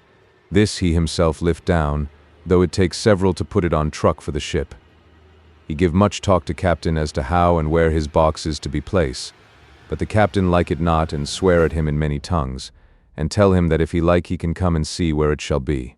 But he say no, that he come not yet, for that he have much to do, whereupon the captain tell him that he had better be quick with blood, for that his ship will leave the place of blood before the turn of the tide with blood. Then the thin man smile and say that of course he must go when he think fit, but he will be surprised if he go quite so soon. The captain swear again, polyglot, and the thin man make him bow and thank him, and say that he will so far intrude on his kindness as to come aboard before the sailing. Final the captain, more red than ever, and in more tongues tell him that he doesn't want no Frenchmen with bloom upon them and also with blood in his ship, with blood on her also. And so, after asking where there might be close at hand a ship where he might purchase ship forms, he departed.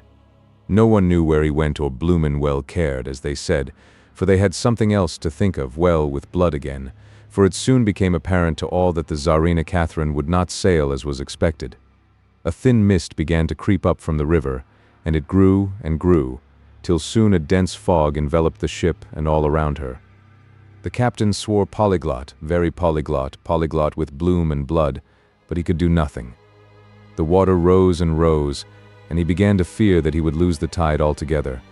He was in no friendly mood, when just at full tide, the thin man came up the gangplank again, and asked to see where his box had been stowed. Then the captain replied that he wished that he and his box old and with much bloom and blood were in hell. But the thin man did not be offend, and went down with the mate and saw where it was placed, and came up and stood a while on deck in fog. He must have come off by himself, for none notice him. Indeed, they thought not of him, for soon the fog began to melt away, and all was clear again.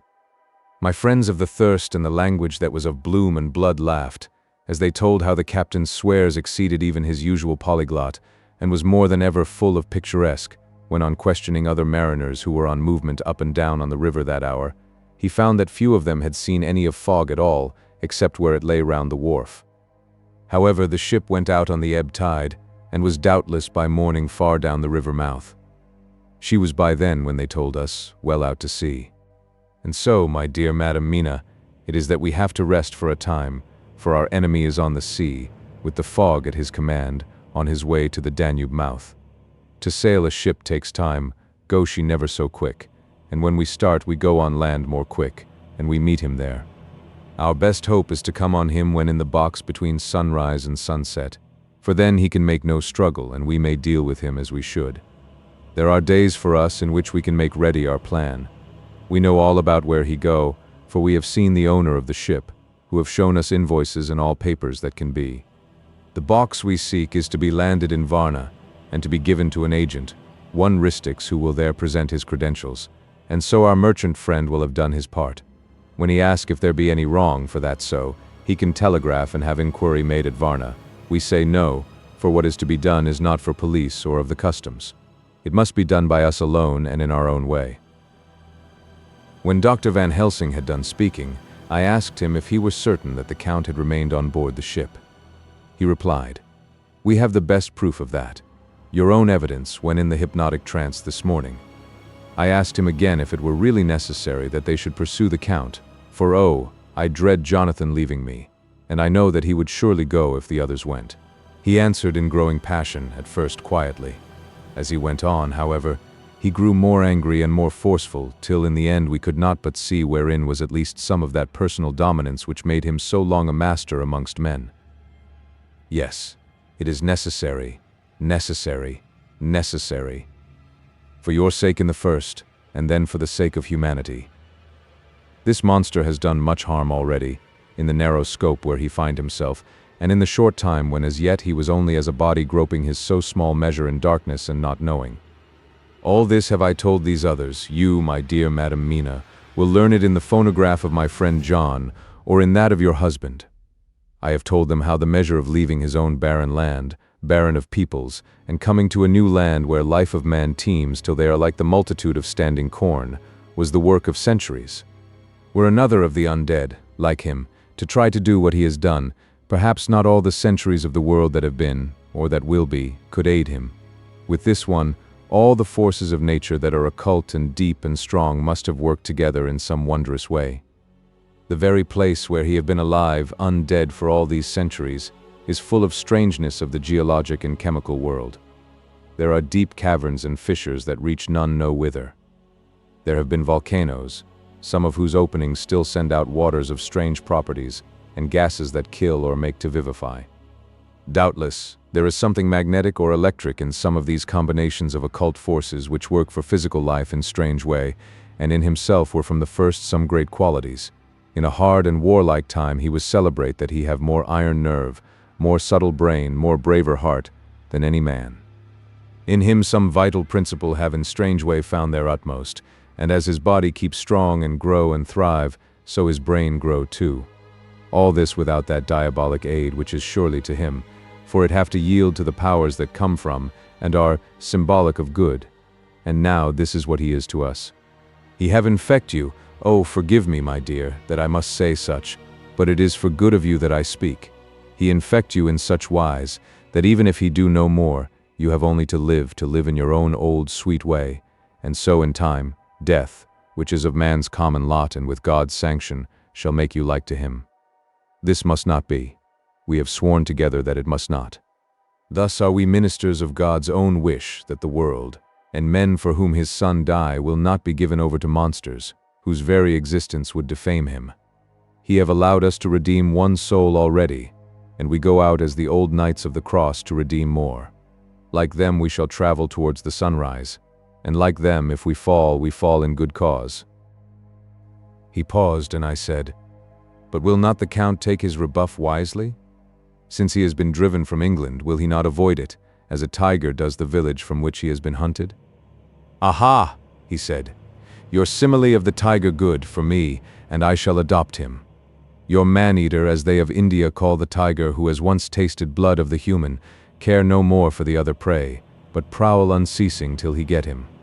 This that we hunt from our village is a tiger too, a man-eater, and he never ceased to prowl. Nay, in himself he is not one to retire and stay afar. In his life, his living life, he go over the Turkey frontier and attack his enemy on his own ground. He be beaten back. But did he stay? No. He come again, and again, and again. Look at his persistence and endurance. With the child brain that was to him, he have long since conceived the idea of coming to a great city. What does he do? He find out the place of all the world most of promise for him. Then he deliberately set himself down to prepare for the task. He find in patience just how is his strength, and what are his powers. He study new tongues. He learn new social life, new environment of old ways, the politic, the law, the finance, the science, the habit of a new land and a new people who have come to be since he was. His glimpse that he have had whet his appetite only and enkeen his desire. Nay, it help him to grow as to his brain, for it all proved to him how right he was at the first in his surmises. He have done this alone, all alone, from a ruined tomb in a forgotten land. What more may he not do when the greater world of thought is open to him? He that can smile at death as we know him, who can flourish in the midst of diseases that kill off whole peoples. Oh, if such an one was to come from God and not the devil, what a force for good might he not be in this old world of ours. But we are pledged to set the world free. Our toil must be in silence, and our efforts all in secret, for in this enlightened age, when men believe not even what they see, the doubting of wise men would be his greatest strength. It would be at once his sheath and his armor and his weapons to destroy us, his enemies, who are willing to peril even our own souls for the safety of one we love, for the good of mankind, and for the honor and glory of God. After a general discussion, it was determined that for tonight nothing be definitely settled, that we should all sleep on the facts and try to think out the proper conclusions. Tomorrow, at breakfast, we are to meet again, and after making our conclusions known to one another, we shall decide on some definite cause of action. I feel a wonderful peace and rest tonight. It is as if some haunting presence were removed from me. Perhaps. My surmise was not finished, could not be, for I caught sight in the mirror of the red mark upon my forehead, and I knew that I was still unclean. Dr. Seward's diary. 5th of October. We all rose early, and I think that sleep did much for each and all of us. When we met at early breakfast, there was more general cheerfulness than any of us had ever expected to experience again. It is really wonderful how much resilience there is in human nature. Let any obstructing cause, no matter what, be removed in any way, even by death, and we fly back to first principles of hope and enjoyment. More than once, as we sat around the table, my eyes opened in wonder whether the whole of the past days had not been a dream. It was only when I caught sight of the red blotch on Mrs. Harker's forehead that I was brought back to reality. Even now, when I am gravely revolving the matter, it is almost impossible to realize that the cause of all our trouble is still existent. Even Mrs. Harker seems to lose sight of her trouble for whole spells. It is only now and again, when something recalls it to her mind, that she thinks of her terrible scar. We are to meet here in my study in half an hour and decide on our course of action. I see only one immediate difficulty. I know it by instinct rather than reason.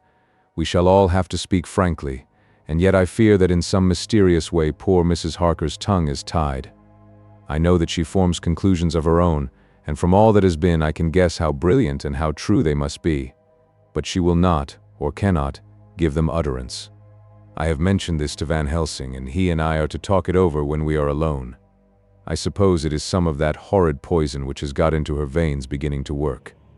The Count had his own purposes when he gave her what Van Helsing called the vampire's baptism of blood. Well, there may be a poison that distills itself out of good things.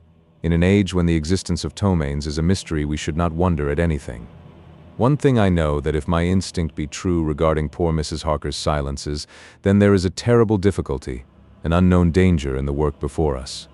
The same power that compels her silence may compel her speech. I dare not think further, for so I should in my thoughts dishonor a noble woman. Van Helsing is coming to my study a little before the others. I shall try to open the subject with him. Later, when the professor came in, we talked over the state of things. I could see that he had something on his mind which he wanted to say, but felt some hesitancy about broaching the subject.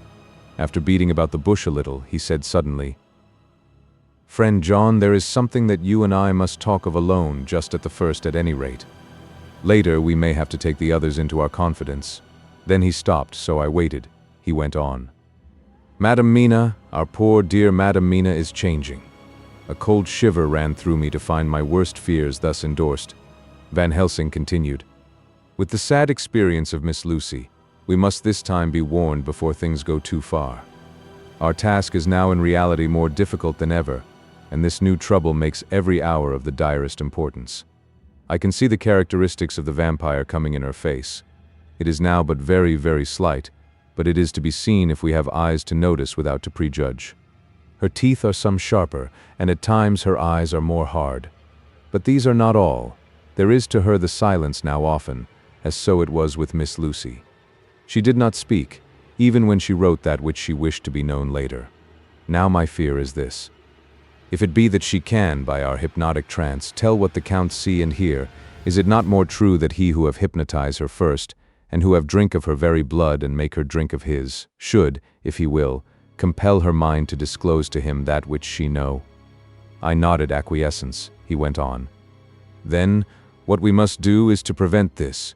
We must keep her ignorant of our intent, and so she cannot tell what she know not. This is a painful task. Oh, so painful that it heartbreak me to think of, but it must be. When today we meet, I must tell her that for reason which we will not to speak she must not more be of our counsel, but be simply guarded by us. He wiped his forehead, which had broken out in profuse perspiration at the thought of the pain which he might have to inflict upon the poor soul already so tortured. I knew that it would be some sort of comfort to him if I told him that I also had come to the same conclusion, for at any rate it would take away the pain of doubt. I told him, and the effect was as I expected. It is now close to the time of our general gathering. Van Helsing has gone away to prepare for the meeting, and his painful part of it. I really believe his purpose is to be able to pray alone. Later, at the very outset of our meeting, a great personal relief was experienced by both Van Helsing and myself. Mrs. Harker had sent a message by her husband to say that she would not join us at present, as she thought it better that we should be free to discuss our movements without her presence to embarrass us. The professor and I looked at each other for an instant, and somehow we both seemed relieved. For my own part, I thought that if Mrs. Harker realized the danger herself, it was much pain as well as much danger averted. Under the circumstances we agreed, by a questioning look and answer, with finger on lip, to preserve silence in our suspicions, until we should have been able to confer alone again. We went at once into our plan of campaign. Van Helsing roughly put the facts before us first. The Tsarina Catherine left the Thames yesterday morning. It will take her at the quickest speed she has ever made at least 3 weeks to reach Varna, but we can travel overland to the same place in 3 days. Now, if we allow for 2 days less for the ship's voyage, owing to such weather influences as we know that the Count can bring to bear, and if we allow a whole day and night for any delays which may occur to us, then we have a margin of nearly 2 weeks. Thus, in order to be quite safe, we must leave here on 17th at latest. Then we shall at any rate be in Varna a day before the ship arrives and able to make such preparations as may be necessary. Of course we shall all go armed against evil things, spiritual as well as physical. Here Quincy Morris added, I understand that the Count comes from a wolf country, and it may be that he shall get there before us. I propose that we add Winchesters to our armament. I have a kind of belief in a Winchester when there is any trouble of that sort around. Do you remember, Art, when we had the pack after us at Tobolsk? What wouldn't we have given then for a repeater apiece? Good, said Van Helsing. Winchesters it shall be. Quincy's head is level at all times, but most so when there is to hunt. Metaphor be more dishonor to science than wolves be of danger to man. In the meantime we can do nothing here, and as I think that Varna is not familiar to any of us, why not go there more soon? It is as long to wait here as there. Tonight and tomorrow we can get ready, and then, if all be well, we 4 can set out on our journey. We 4? Said Harker interrogatively, looking from one to another of us. Of course, answered the professor quickly. You must remain to take care of your so sweet wife. Harker was silent for a while and then said in a hollow voice, Let us talk of that part of it in the morning. I want to consult with Mina. I thought that now was the time for Van Helsing to warn him not to disclose our plans to her, but he took no notice. I looked at him significantly and coughed. For answer he put his finger on his lips and turned away. Jonathan Harker's Journal, 5th of October, afternoon. For some time after our meeting this morning I could not think. The new phases of things leave my mind in a state of wonder which allows no room for active thought. Mina's determination not to take any part in the discussion set me thinking, and as I could not argue the matter with her, I could only guess. I am as far as ever from a solution now. The way the others received it too puzzled me. The last time we talked of the subject we agreed that there was to be no more concealment of anything amongst us. Mina is sleeping now, calmly and sweetly like a little child. Her lips are curved and her face beams with happiness. Thank God, there are such moments still for her. Later, how strange it all is. I sat watching Mina's happy sleep, and came as near to being happy myself as I suppose I shall ever be. As the evening drew on and the earth took its shadows from the sun sinking lower, the silence of the room grew more and more solemn to me. All at once Mina opened her eyes and looking at me tenderly said, "Jonathan, I want you to promise me something on your word of honor. A promise made to me but made holily in God's hearing and not to be broken though I should go down on my knees and implore you with bitter tears. Quick, you must make it to me at once." "Mina," I said, "a promise like that, I cannot make at once. I may have no right to make it." "But dear one," she said, with such spiritual intensity that her eyes were like pole stars, "it is I who wish it, and it is not for myself. You can ask Dr. Van Helsing if I am not right. If he disagrees, you may do as you will. Nay, more, if you all agree, later, you are absolved from the promise." "I promise," I said, and for a moment she looked supremely happy, though to me all happiness for her was denied by the red scar on her forehead. She said, "Promise me that you will not tell me anything of the plans formed for the campaign against the Count. Not by word or inference or implication, not at any time whilst this remains to me." And she solemnly pointed to the scar. I saw that she was in earnest, and said solemnly, "I promise." And as I said it, I felt that from that instant a door had been shut between us. Later, midnight. Mina has been bright and cheerful all the evening, so much so that all the rest seemed to take courage, as if infected somewhat with her gaiety. As a result, even I myself felt as if the pall of gloom which weighs us down were somewhat lifted. We all retired early. Mina is now sleeping like a little child. It is a wonderful thing that her faculty of sleep remains to her in the midst of her terrible trouble. Thank God for it, for then at least she can forget her care. Perhaps her example may affect me as her gaiety did tonight. I shall try it. Oh, for a dreamless sleep. 6th of October, morning. Another surprise. Mina woke me early, about the same time as yesterday, and asked me to bring Dr. Van Helsing. I thought that it was another occasion for hypnotism, and without question went for the professor. He had evidently expected some such call, for I found him dressed in his room. His door was ajar, so that he could hear the opening of the door of our room. He came at once. As he passed into the room, he asked Mina if the others might come too. "No," she said quite simply. "It will not be necessary. You can tell them just as well. I must go with you on your journey." Dr. Van Helsing was as startled as I was. After a moment's pause, he asked, "But why?" "You must take me with you. I am safer with you, and you shall be safer too." "But why, dear Madam Mina? You know that your safety is our solemnest duty. We go into danger, to which you are, or may be, more liable than any of us from circumstances, things that have been." He paused, embarrassed. As she replied, she raised her finger and pointed to her forehead. "I know. That is why I must go. I can tell you now, whilst the sun is coming up, I may not be able again. I know that when the Count wills me, I must go. I know that if he tells me to come in secret, I must come by wile, by any device to hoodwink even Jonathan." God saw the look that she turned on me as she spoke, and if there be indeed a recording angel, that look is noted to her everlasting honor. I could only clasp her hand. I could not speak. My emotion was too great for even the relief of tears. She went on, "You men are brave and strong. You are strong in your numbers, for you can defy that which would break down the human endurance of one who had to guard alone.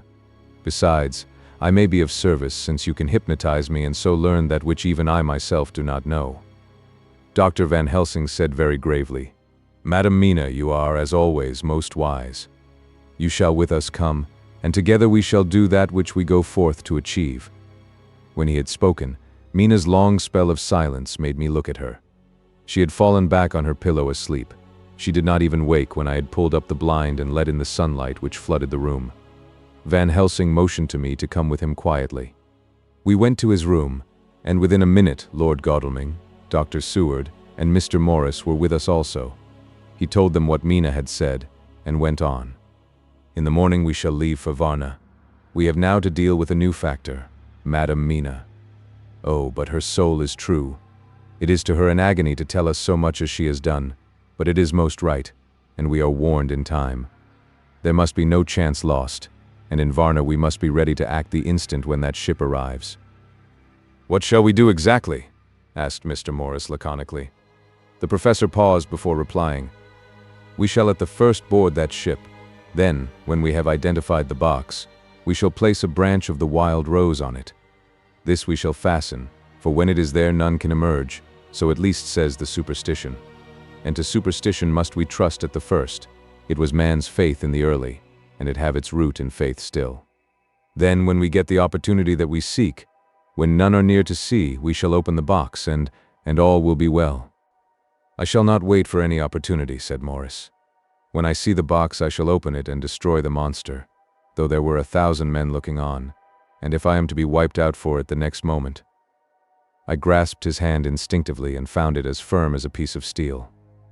I think he understood my look. I hope he did. "Good boy," said Dr. Van Helsing. "Brave boy. Quincy is all man. God bless him for it. My child, believe me, none of us shall lag behind or pause from any fear. I do but say what we may do, what we must do.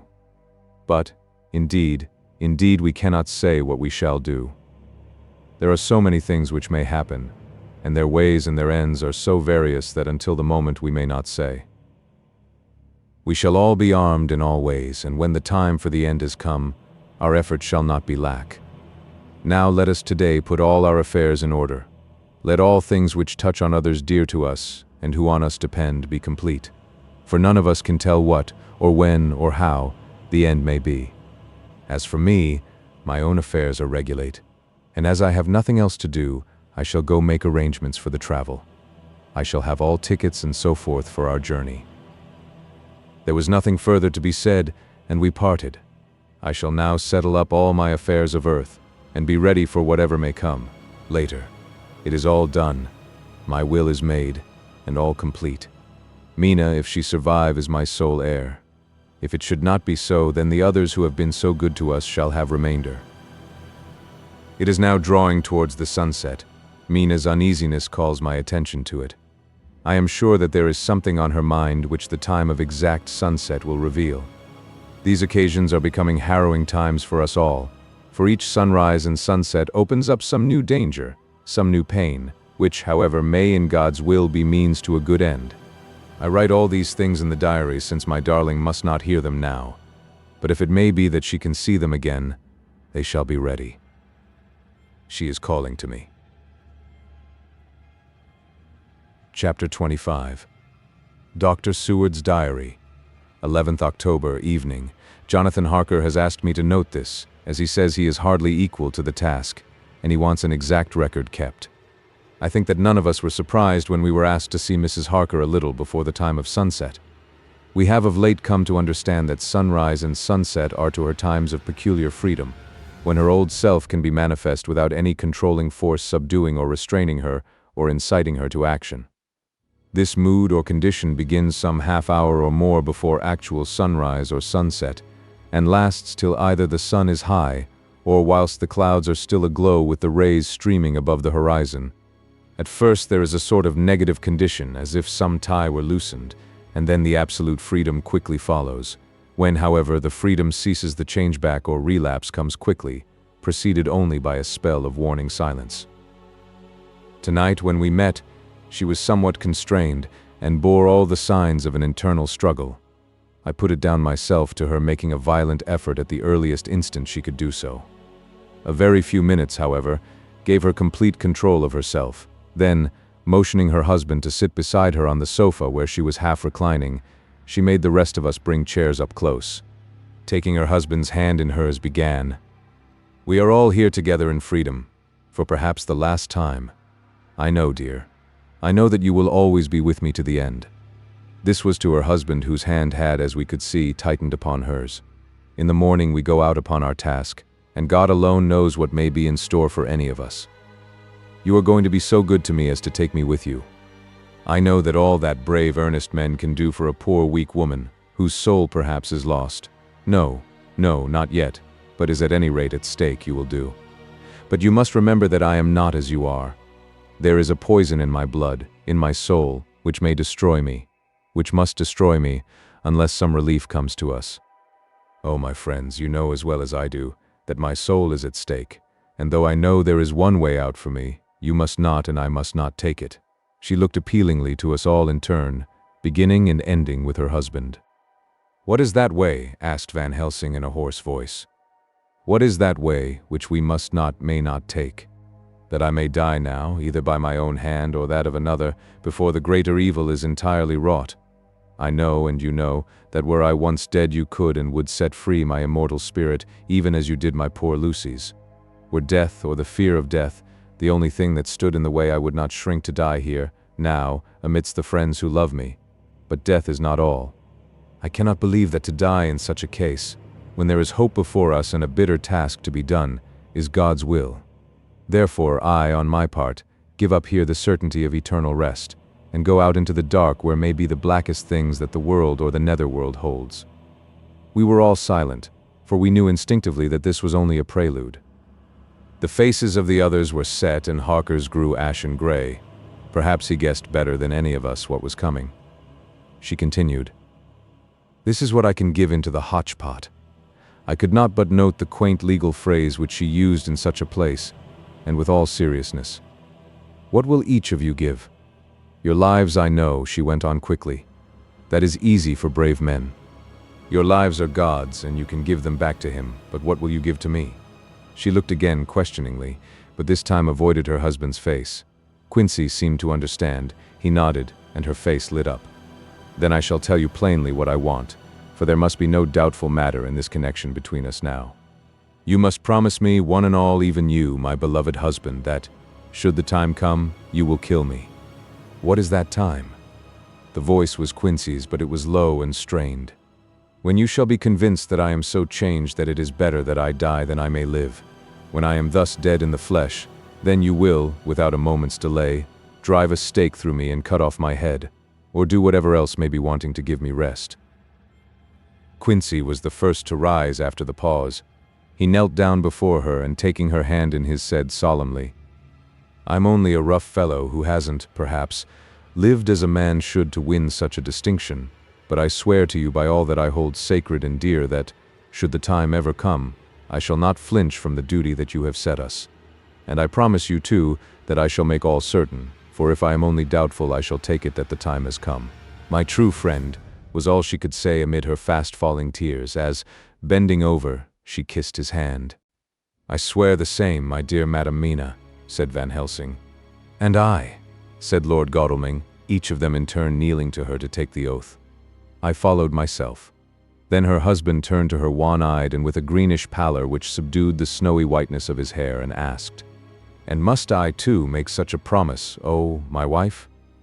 "You too, my dearest," she said, with infinite yearning of pity in her voice and eyes. "You must not shrink. You are nearest and dearest and all the world to me. Our souls are knit into one, for all life and all time. Think, dear, that there have been times when brave men have killed their wives and their womenkind, to keep them from falling into the hands of the enemy.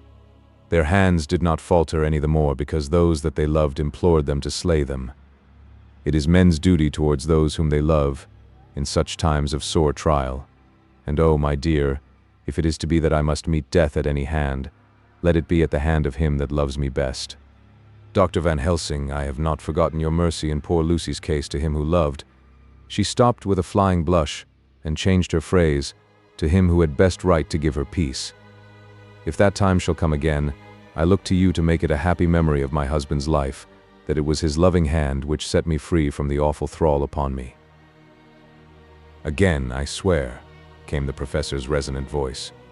Mrs. Harker smiled, positively smiled, as with a sigh of relief she leaned back and said, "And now one word of warning, a warning which you must never forget. This time, if it ever come, may come quickly and unexpectedly, and in such case you must lose no time in using your opportunity. At such a time I myself might be, nay, if the time ever comes, shall be leagued with your enemy against you. One more request." She became very solemn as she said this. "It is not vital and necessary like the other, but I want you to do one thing for me, if you will." We all acquiesced, but no one spoke. There was no need to speak. "I want you to read the burial service." She was interrupted by a deep groan from her husband. Taking his hand in hers, she held it over her heart and continued, "You must read it over me some day. Whatever may be the issue of all this fearful state of things, it will be a sweet thought to all or some of us. You, my dearest, will I hope read it, for then it will be in your voice in my memory forever, come what may. But oh, my dear one," he pleaded, "death is afar off from you."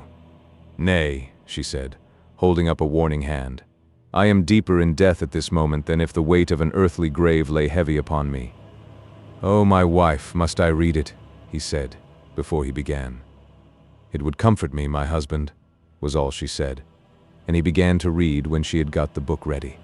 How could anyone tell of that strange scene, its solemnity, its gloom, its sadness, its horror, and withal, its sweetness?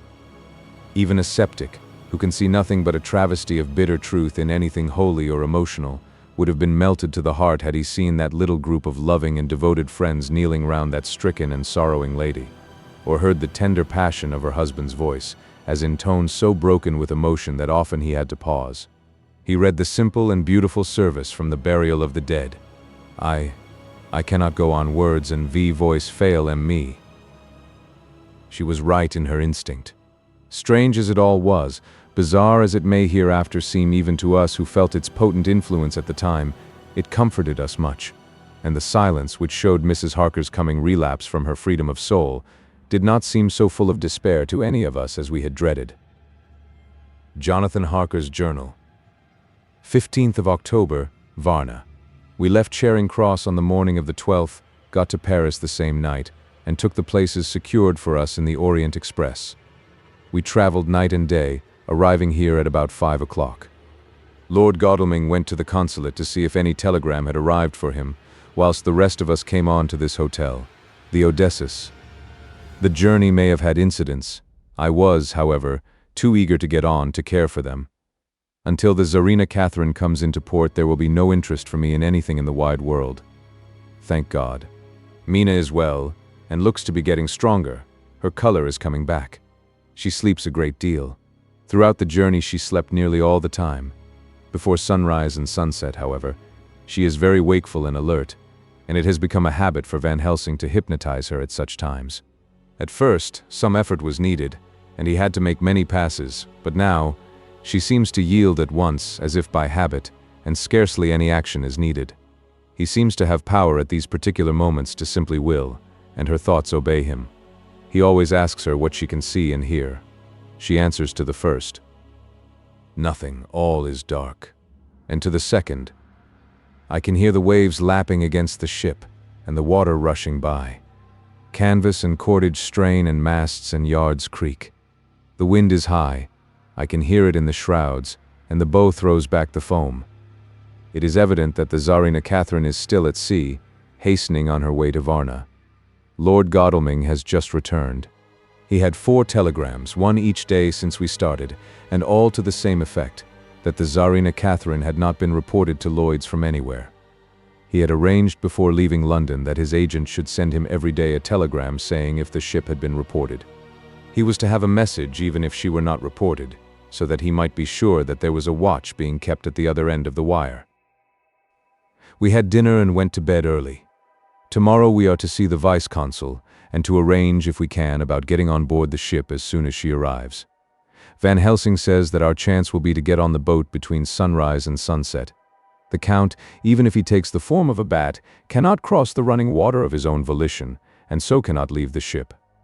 As he dare not change to man's form without suspicion, which he evidently wishes to avoid, he must remain in the box. If, then, we can come on board after sunrise, he is at our mercy, for we can open the box and make sure of him, as we did of poor Lucy, before he wakes.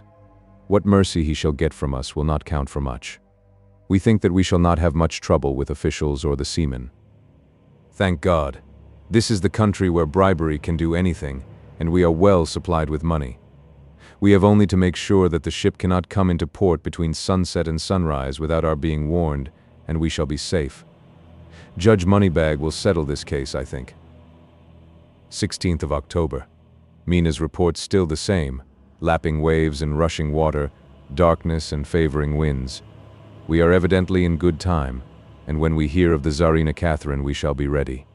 As she must pass the Dardanelles, we are sure to have some report. 17th of October. Everything is pretty well fixed now, I think, to welcome the Count on his return from his tour.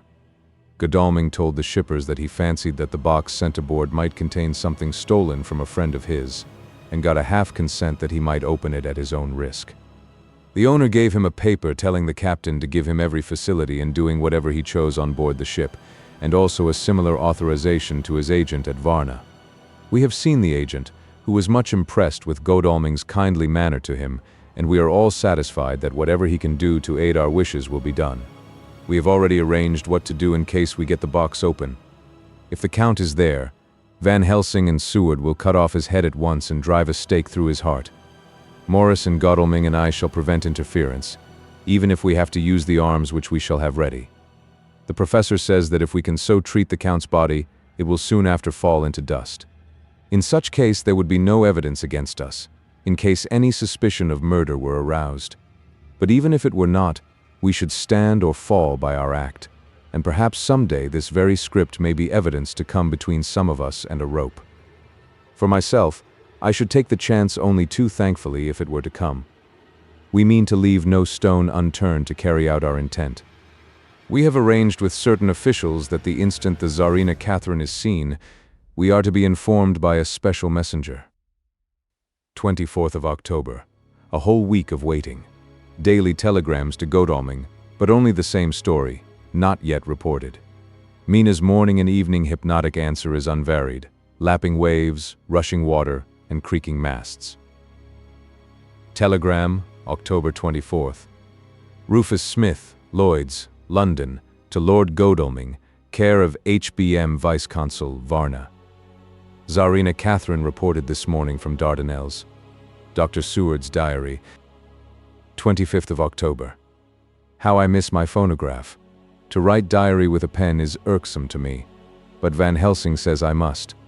We were all wild with excitement yesterday when Godalming got his telegram from Lloyd's. I know now what men feel in battle when the call to action is heard. Mrs. Harker, alone of our party, did not show any signs of emotion. After all, it is not strange that she did not, for we took special care not to let her know anything about it, and we all tried not to show any excitement when we were in her presence. In old days she would, I am sure, have noticed, no matter how we might have tried to conceal it, but in this way she is greatly changed during the past 3 weeks. The lethargy grows upon her, and though she seems strong and well, and is getting back some of her color, Van Helsing and I are not satisfied. We talk of her often, we have not, however, said a word to the others. It would break poor Harker's heart, certainly his nerve, if he knew that we had even a suspicion on the subject. Van Helsing examines, he tells me, her teeth very carefully, whilst she is in the hypnotic condition, for he says that so long as they do not begin to sharpen there is no active danger of a change in her. If this change should come, it would be necessary to take steps. We both know what those steps would have to be, though we do not mention our thoughts to each other. We should neither of us shrink from the task, awful though it be to contemplate. Euthanasia is an excellent and a comforting word. I am grateful to whoever invented it.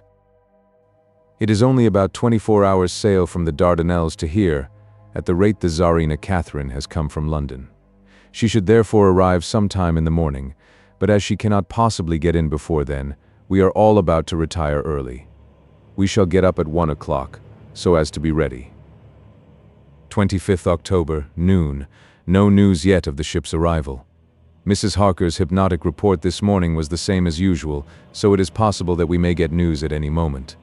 We men are all in a fever of excitement except Harker, who is calm.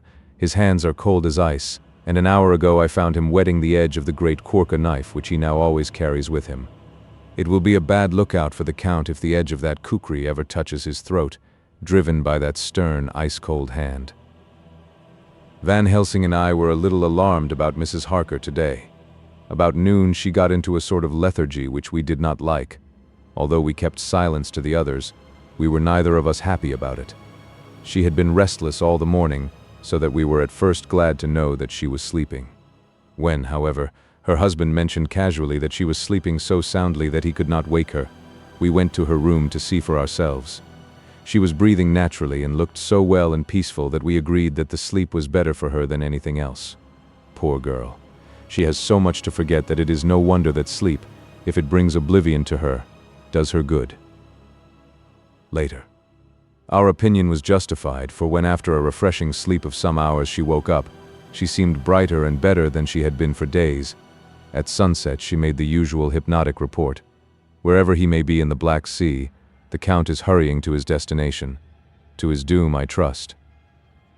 26th of October. Another day and no tidings of the Tsarina Catherine. She ought to be here by now. That she is still journeying somewhere is apparent, for Mrs. Harker's hypnotic report at sunrise was still the same. It is possible that the vessel may be lying by at times for fog. Some of the steamers which came in last evening reported patches of fog both to north and south of the port. We must continue our watching, as the ship may now be signaled any moment. 27th of October, noon. Most strange. No news yet of the ship we wait for. Mrs. Harker reported last night and this morning as usual. Lapping waves and rushing water, though she added that the waves were very faint. The telegrams from London have been the same. No further report. Van Helsing is terribly anxious, and told me just now that he fears the Count is escaping us. He added significantly, "I did not like that lethargy of Madame Mina's. Souls and memories can do strange things during trance." I was about to ask him more, but Harker just then came in, and he held up a warning hand. We must try tonight at sunset to make her speak more fully when in her hypnotic state. 28th October, telegram. Rufus Smith, London, to Lord Godalming, care His Britannic Majesty's Vice-Consul, Varna. Tsarina Catherine reported entering Galatz at 1 o'clock today. Dr. Seward's diary. 28th of October. When the telegram came announcing the arrival in Galatz, I do not think it was such a shock to any of us as might have been expected. True, we did not know whence or how or when the bolt would come, but I think we all expected that something strange would happen. The delay of arrival at Varna made us individually satisfied that things would not be just as we had expected. We only waited to learn where the change would occur. None the less, however, was it a surprise. I suppose that nature works on such a hopeful basis that we believe against ourselves that things will be as they ought to be, not as we should know that they will be. Transcendentalism is a beacon to the angels, even if it be a will-o'-the-wisp to man. It was an odd experience, and we all took it differently. Van Helsing raised his hand over his head for a moment, as though in remonstrance with the Almighty, but he said not a word, and in a few seconds stood up with his face sternly set. Lord Godalming grew very pale, and sat breathing heavily. I was myself half stunned and looked in wonder at one after another. Quincey Morris tightened his belt with that quick movement which I knew so well. In our old wandering days it meant action. Mrs. Harker grew ghastly white, so that the scar on her forehead seemed to burn, but she folded her hands meekly and looked up in prayer.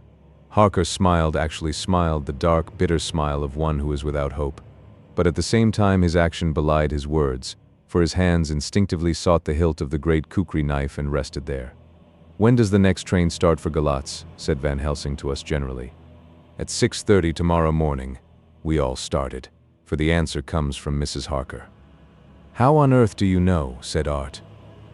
"You forget, or perhaps you do not know, though Jonathan does and so does Dr. Van Helsing, that I am the train fiend. At home in Exeter I always used to make up the timetables, so as to be helpful to my husband. I found it so useful sometimes that I always make a study of the timetables now. I knew that if anything were to take us to Castle Dracula we should go by Galatz, or at any rate through Bucharest, so I learned the times very carefully. Unhappily there are not many to learn, as the only train tomorrow leaves as I say." "Wonderful woman," murmured the professor. Can't we get a special? Asked Lord Godalming. Van Helsing shook his head. I fear not. This land is very different from yours or mine. Even if we did have a special, it would probably not arrive as soon as our regular train. Moreover, we have something to prepare. We must think. Now let us organize. You, friend Arthur, go to the train and get the tickets and arrange that all be ready for us to go in the morning. Do you, friend Jonathan? Go to the agent of the ship and get from him letters to the agent in Galatz, with authority to make search the ship just as it was here. Maurice Quincy, you see the vice-consul, and get his aid with his fellow in Galatz and all he can do to make our way smooth, so that no times be lost when over the Danube. John will stay with Madam Mina and me, and we shall consult. For so if time be long you may be delayed, and it will not matter when the sun set, since I am here with Madam to make report. And I, said Mrs. Harker brightly, and more like her old self than she had been for many a long day, shall try to be of use in all ways, and shall think and write for you as I used to do. Something is shifting from me in some strange way, and I feel freer than I have been of late.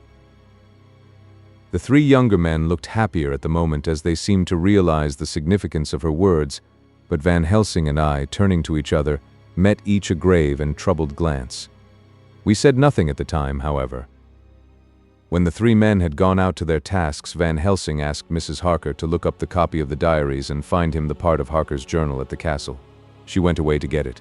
When the door was shut upon her, he said to me, "We mean the same. Speak out. There is some change. It is a hope that makes me sick, for it may deceive us." "Quite so. Do you know why I asked her to get the manuscript?" "No," said I, "unless it was to get an opportunity of seeing me alone." "You are in part right, friend John, but only in part. I want to tell you something. And oh, my friend, I am taking a terrible risk, but I believe it is right." In the moment when Madam Mina said those words that arrest both our understanding, an inspiration came to me. In the trance of 3 days ago, the Count sent her his spirit to read her mind, or more like he took her to see him in his earth box in the ship with water rushing, just as it go free at rise and set of sun. He learned then that we are here, for she have more to tell in her open life with eyes to see and ears to hear than he, shut, as he is, in his coffin box. Now he make his most effort to escape us. At present he want her not.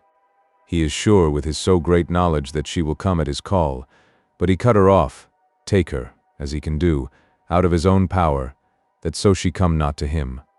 Ah, there I have hope that our man brains that have been of man so long and that have not lost the grace of God, will come higher than his child brain that lie in his tomb for centuries, that grow not yet to our stature, and that do only work selfish and therefore small. Here comes Madam Mina, not a word to her of her trance. She know it not, and it would overwhelm her and make despair just when we want all her hope, all her courage, when most we want all her great brain which is trained like man's brain, but is of sweet woman, and have a special power which the Count give her, and which he may not take away altogether, though he think not so. Hush, let me speak, and you shall learn. Oh, John, my friend, we are in awful straits. I fear as I never feared before. We can only trust the good God. Silence. Here she comes. I thought that the professor was going to break down and have hysterics, just as he had when Lucy died, but with a great effort he controlled himself and was at perfect nervous poise when Mrs. Harker tripped into the room, bright and happy-looking and, in the doing of work, seemingly forgetful of her misery. As she came in, she handed a number of sheets of typewriting to Van Helsing. He looked over them gravely, his face brightening up as he read. Then, holding the pages between his finger and thumb, he said, "Friend John, to you with so much of experience already, and you too, dear Madam Mina, that are young, here is a lesson. Do not fear ever to think. A half-thought has been buzzing often in my brain, but I fear to let him loose his wings. Here now, with more knowledge, I go back to where that half-thought come from, and I find that he be no half-thought at all, that be a whole thought, though so young that he is not yet strong to use his little wings. Nay, like the ugly duck of my friend Hans Andersen, he be no duck-thought at all, but a big swan-thought that sail nobly on big wings, when the time come for him to try them. See, I read here what Jonathan have written. That other of his race who, in a later age, again and again, brought his forces over the great river into Turkey land, who, when he was beaten back, came again and again and again, though he had to come alone from the bloody field where his troops were being slaughtered, since he knew that he alone could ultimately triumph. What does this tell us? Not much?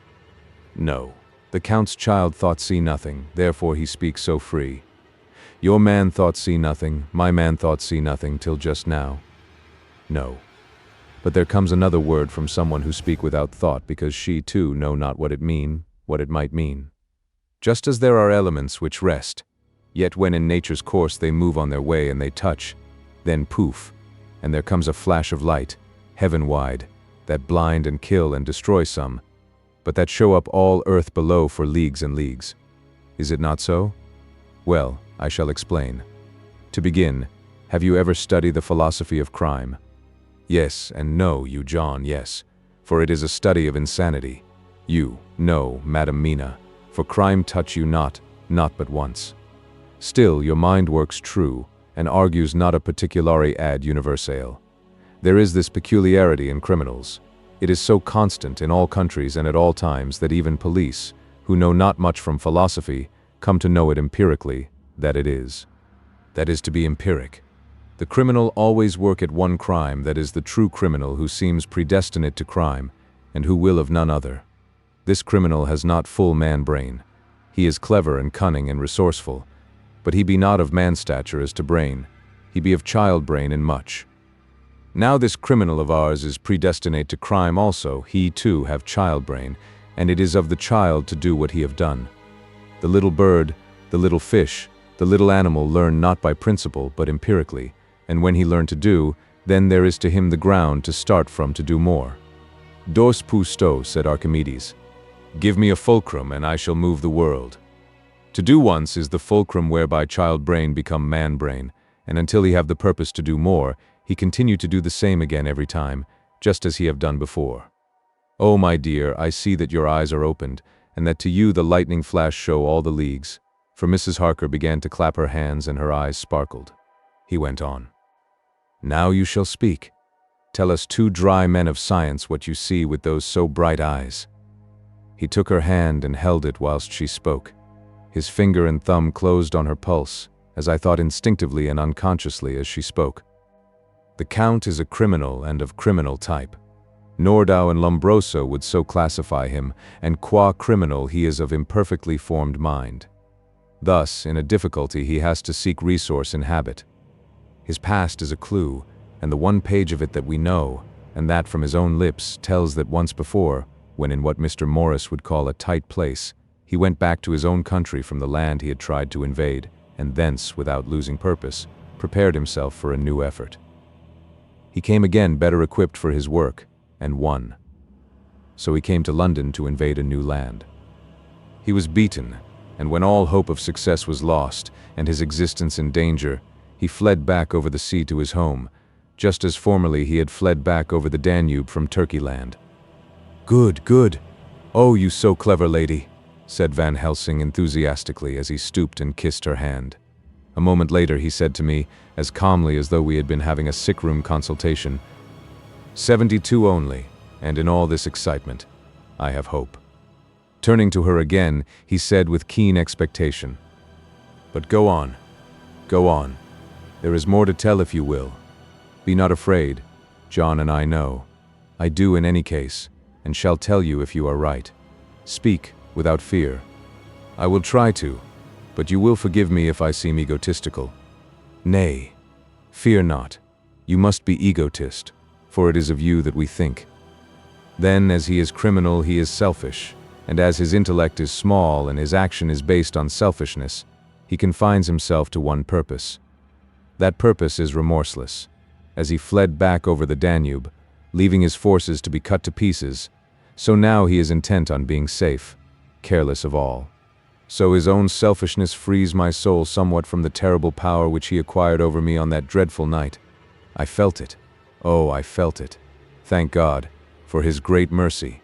My soul is freer than it has been since that awful hour, and all that haunts me is a fear lest in some trance or dream he may have used my knowledge for his ends. The professor stood up.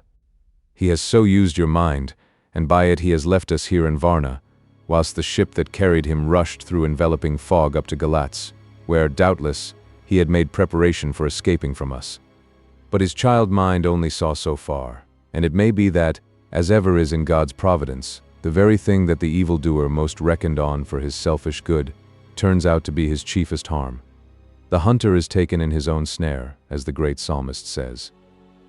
For now that he think he is free from every trace of us all, and that he has escaped us with so many hours to him, then his selfish child brain will whisper him to sleep. He think too that as he cut himself off from knowing your mind, there can be no knowledge of him to you. There is where he fail.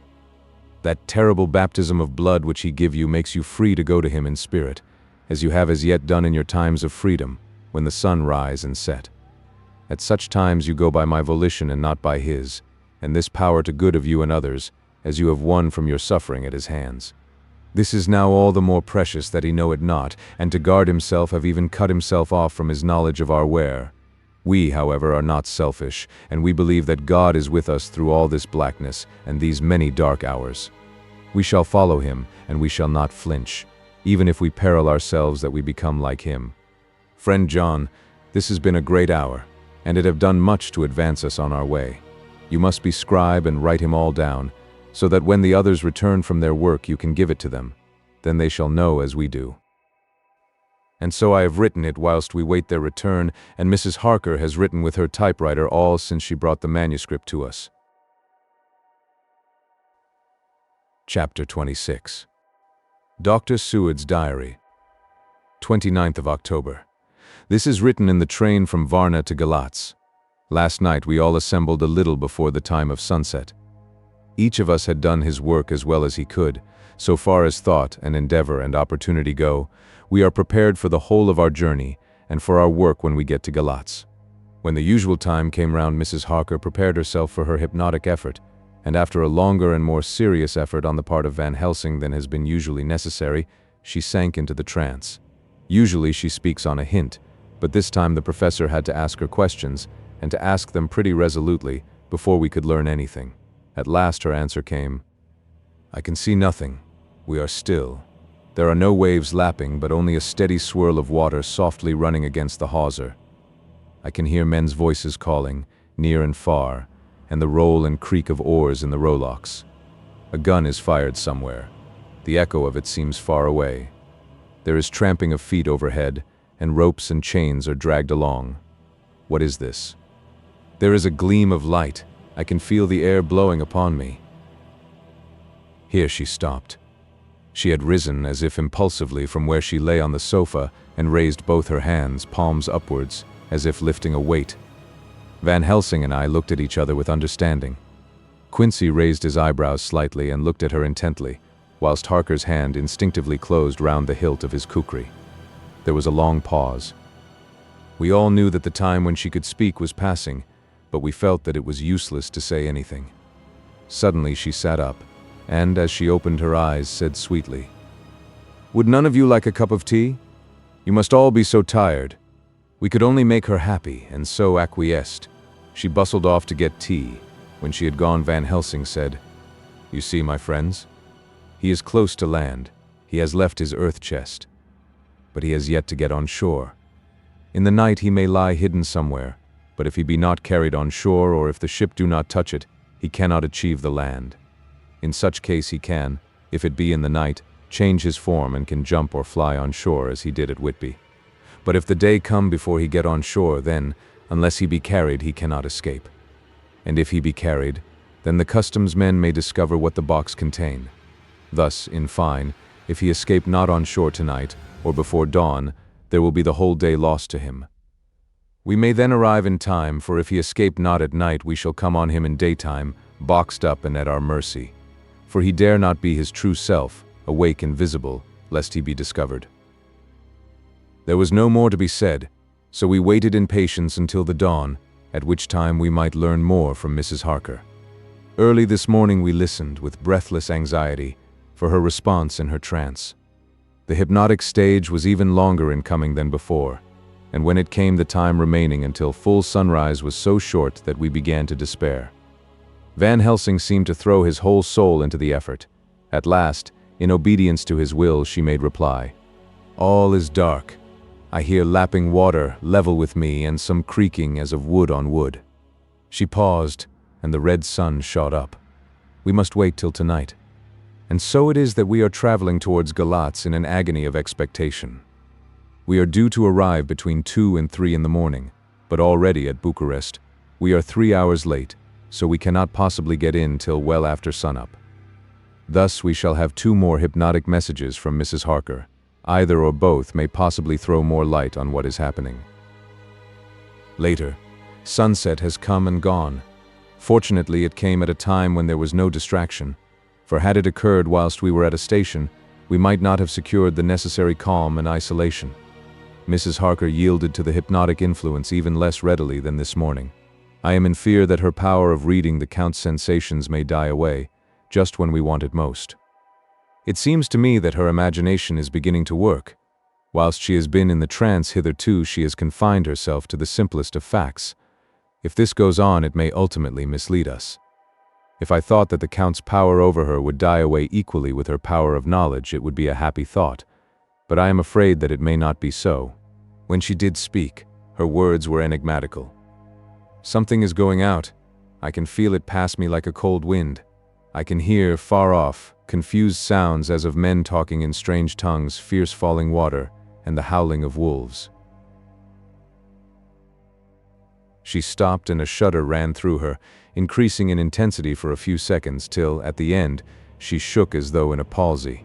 She said no more, even in answer to the professor's imperative questioning. When she woke from the trance, she was cold and exhausted and languid, but her mind was all alert. She could not remember anything, but asked what she had said. When she was told, she pondered over it deeply for a long time and in silence. 30th of October, 7 in the morning. We are near Galatz now, and I may not have time to write later. Sunrise this morning was anxiously looked for by us all. Knowing of the increasing difficulty of procuring the hypnotic trance, Van Helsing began his passes earlier than usual. They produced no effect, however, until the regular time, when she yielded with a still greater difficulty, only a minute before the sun rose. The professor lost no time in his questioning. Her answer came with equal quickness. All is dark. I hear water swirling by, level with my ears, and the creaking of wood on wood. Cattle low far off. There is another sound, a queer one like. She stopped and grew white, and whiter still. Go on, speak. I command you, said Van Helsing in an agonized voice. At the same time there was despair in his eyes, for the risen sun was reddening even Mrs. Harker's pale face. She opened her eyes, and we all started as she said, sweetly and seemingly with the utmost unconcern, "Oh, Professor, why ask me to do what you know I can't? I don't remember anything." Then, seeing the look of amazement on our faces, she said, turning from one to the other with a troubled look, "What have I said? What have I done? I know nothing, only that I was lying here half asleep and heard you say, 'Go on, speak, I command you.' It seemed so funny to hear you order me about, as if I were a bad child." "Oh, Madam Mina," he said sadly, "it is proof, if proof be needed, of how I love and honor you, when a word for your good, spoken more earnest than ever, can seem so strange because it is to order her whom I am proud to obey. The whistles are sounding. We are nearing Galatz. We are on fire with anxiety and eagerness. Mina Harker's journal. 30th of October. Mr. Morris took me to the hotel where our rooms had been ordered by telegraph, he being the one who could best be spared, since he does not speak any foreign language. The forces were distributed much as they had been at Varna, except that Lord Godalming went to the vice-consul, as his rank might serve as an immediate guarantee of some sort to the official, we being in extreme hurry. Jonathan and the 2 doctors went to the shipping agent to learn particulars of the arrival of the Tsarina Catherine. Later, Lord Godalming has returned. The consul is away, and the vice-consul sick, so the routine work has been attended to by a clerk. He was very obliging and offered to do anything in his power. Jonathan Harker's journal. 30th of October. At 9 o'clock Dr. Van Helsing, Dr. Seward, and I called on Messrs. Mackenzie and Steinkopf, the agents of the London firm of Hapgood. They had received a wire from London, in answer to Lord Godalming's telegraphed request, asking us to show them any civility in their power. They were more than kind and courteous, and took us at once on board the Tsarina Catherine, which lay at anchor out in the river harbor. There we saw the captain, Donaldson by name, who told us of his voyage. He said that in all his life he had never had so favorable a run. "Man," he said, "but it made us afeard, for we expected that we should have to pay for it wi' some rare piece o' ill luck, so as to keep up the average. It's no canny to run frae London to the Black Sea wi' a wind ahint ye, as though the Dale himself were blawing on your sail for his ain purpose, and the time we could no speer a thing. Gin, we were nigh a ship, or a port, or a headland. A fog fell on us and travelled wi' us, till when after it had lifted and we looked out, the Dale a thing could we see. We ran by Gibraltar without being able to signal, until we came to the Dardanelles and had to wait to get our permit to pass. We never were within hail o' aught. At first I inclined to slack off sail and beat about till the fog was lifted, but whiles I thocht that if the Dale was minded to get us into the Black Sea quick, he was like to do it whether we would or no. If we had a quick voyage it would be no to our miscredit with the owners, or no hurt to our traffic, and the old mon who had served his ain purpose wad be decently grateful to us for no hindering him. This mixture of simplicity and cunning, of superstition and commercial reasoning, aroused Van Helsing, who said, "Mine friend, that devil is more clever than he is thought by some, and he know when he meet his match." The skipper was not displeased with the compliment and went on. When we got past the Bosphorus, the men began to grumble. Some o' them, the Romanians, came and asked me to heave overboard a big box which had been put on board by a queer-looking old man just before we had started frae London. I had seen them speer at the fellow and put out their 12 fingers when they saw him, to guard against the evil eye. Man, but the superstition of foreigners is perfectly ridiculous. I sent them about their business pretty quick, but as just after a fog closed in on us, I felt a wee bit as they did anent something, though I wouldn't say it was agin the big box. Well, on we went, and as the fog didn't let up for 5 days, I juiced let the wind carry us. For if the Dale wanted to get somewheres, well, he would fetch it up a reet. And if he didn't, well, we'd keep a sharp lookout anyhow. Sure enough, we had a fair way and deep water all the time, and 2 days ago, when the morning sun came through the fog, we found ourselves just in the river opposite Galatz. The Romanians were wild, and wanted me right or wrong to take out the box and fling it in the river. I had to argy with them about it with a handspike, and when the last o' them rose off the deck with his head in his hand, I had convinced them that, evil eye or no evil eye, the property and the trust of my owners were better in my hands than in the river Danube. They had, mind ye, taken the box on the deck ready to fling in, and as it was marked Galatz via Varna, I thocht I'd let it lie till we discharged in the port and get rid o't althegither. We didn't do much clearing that day, and had to remain the nicht at anchor, but in the morning, braw and early, an hour before sunup, a man came aboard wi' an order, written to him from England, to receive a box marked for one Count Dracula. Sure enough the matter was one ready to his hand. He had his papers a reet, and glad I was to be rid o' the damn thing, for I was beginning mazel to feel uneasy at it. If the Dale did have any luggage aboard the ship, I'm thinking it was nane ither than that same. What was the name of the man who took it? Asked Dr. Van Helsing with restrained eagerness. I'll be telling ye quick, he answered, and stepping down to his cabin, produced a receipt signed Emanuel Hildesheim. Bergenstrasse 16 was the address. We found out that this was all the captain knew, so with thanks we came away. We found Hildesheim in his office, a Hebrew of rather the Adelphi theater type, with a nose like a sheep and a fez. His arguments were pointed with specie, we doing the punctuation, and with a little bargaining he told us what he knew. This turned out to be simple but important. He had received a letter from Mr. Deville of London, telling him to receive, if possible before sunrise so as to avoid customs, a box which would arrive at Galatz in the Tsarina Catherine. This he was to give in charge to a certain Petrov Skinsky, who dealt with the Slovaks who traded down the river to the port. He had been paid for his work by an English banknote, which had been duly cashed for gold at the Danube International Bank.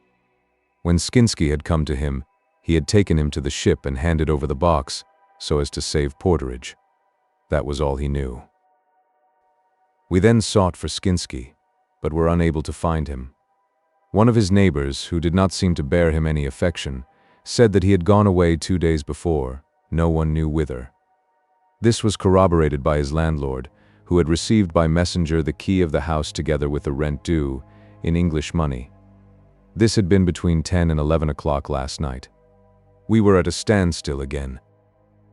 Whilst we were talking, one came running and breathlessly gasped out that the body of Skinsky had been found inside the wall of the churchyard of St. Peter, and that the throat had been torn open as if by some wild animal. Those we had been speaking with ran off to see the horror, the women crying out, "This is the work of a Slovak."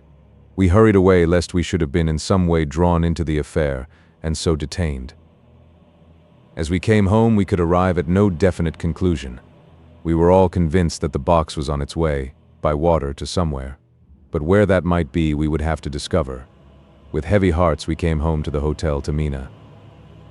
When we met together, the first thing was to consult as to taking Mina again into our confidence. Things are getting desperate, and it is at least a chance, though a hazardous one. As a preliminary step, I was released from my promise to her. Mina Harker's journal. 30th of October, evening. They were so tired and worn out and dispirited that there was nothing to be done till they had some rest, so I asked them all to lie down for half an hour whilst I should enter everything up to the moment. I feel so grateful to the man who invented the traveler's typewriter and to Mr. Morris for getting this one for me. I should have felt quite astray doing the work if I had to write with a pen. It is all done, poor dear, dear Jonathan, what he must have suffered. What must he be suffering now? He lies on the sofa, hardly seeming to breathe, and his whole body appears in collapse. His brows are knit, his face is drawn with pain. Poor fellow, maybe he is thinking, and I can see his face all wrinkled up with the concentration of his thoughts. Oh, if I could only help at all. I shall do what I can. I have asked Dr. Van Helsing, and he has got me all the papers that I have not yet seen. Whilst they are resting, I shall go over all carefully, and perhaps I may arrive at some conclusion. I shall try to follow the professor's example, and think without prejudice on the facts before me.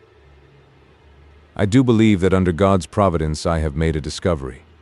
I shall get the maps and look over them. I am more than ever sure that I am right. My new conclusion is ready, so I shall get our party together and read it. They can judge it. It is well to be accurate, and every minute is precious.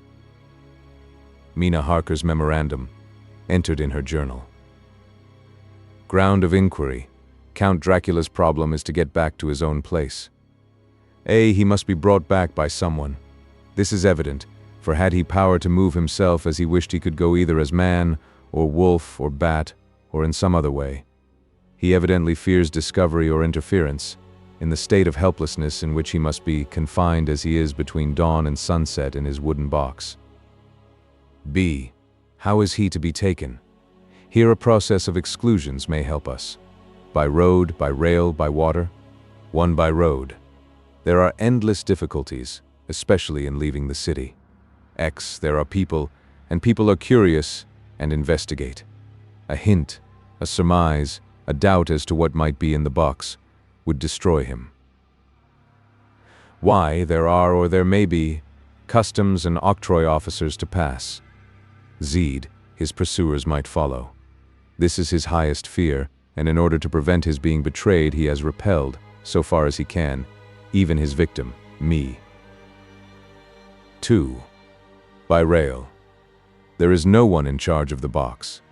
It would have to take its chance of being delayed, and delay would be fatal, with enemies on the track. True, he might escape at night. But what would he be if left in a strange place with no refuge that he could fly to? This is not what he intends, and he does not mean to risk it. 3. By water. Here is the safest way in one respect, but with most danger in another. On the water he is powerless except at night. Even then he can only summon fog and storm and snow and his wolves. But were he wrecked, the living water would engulf him, helpless, and he would indeed be lost.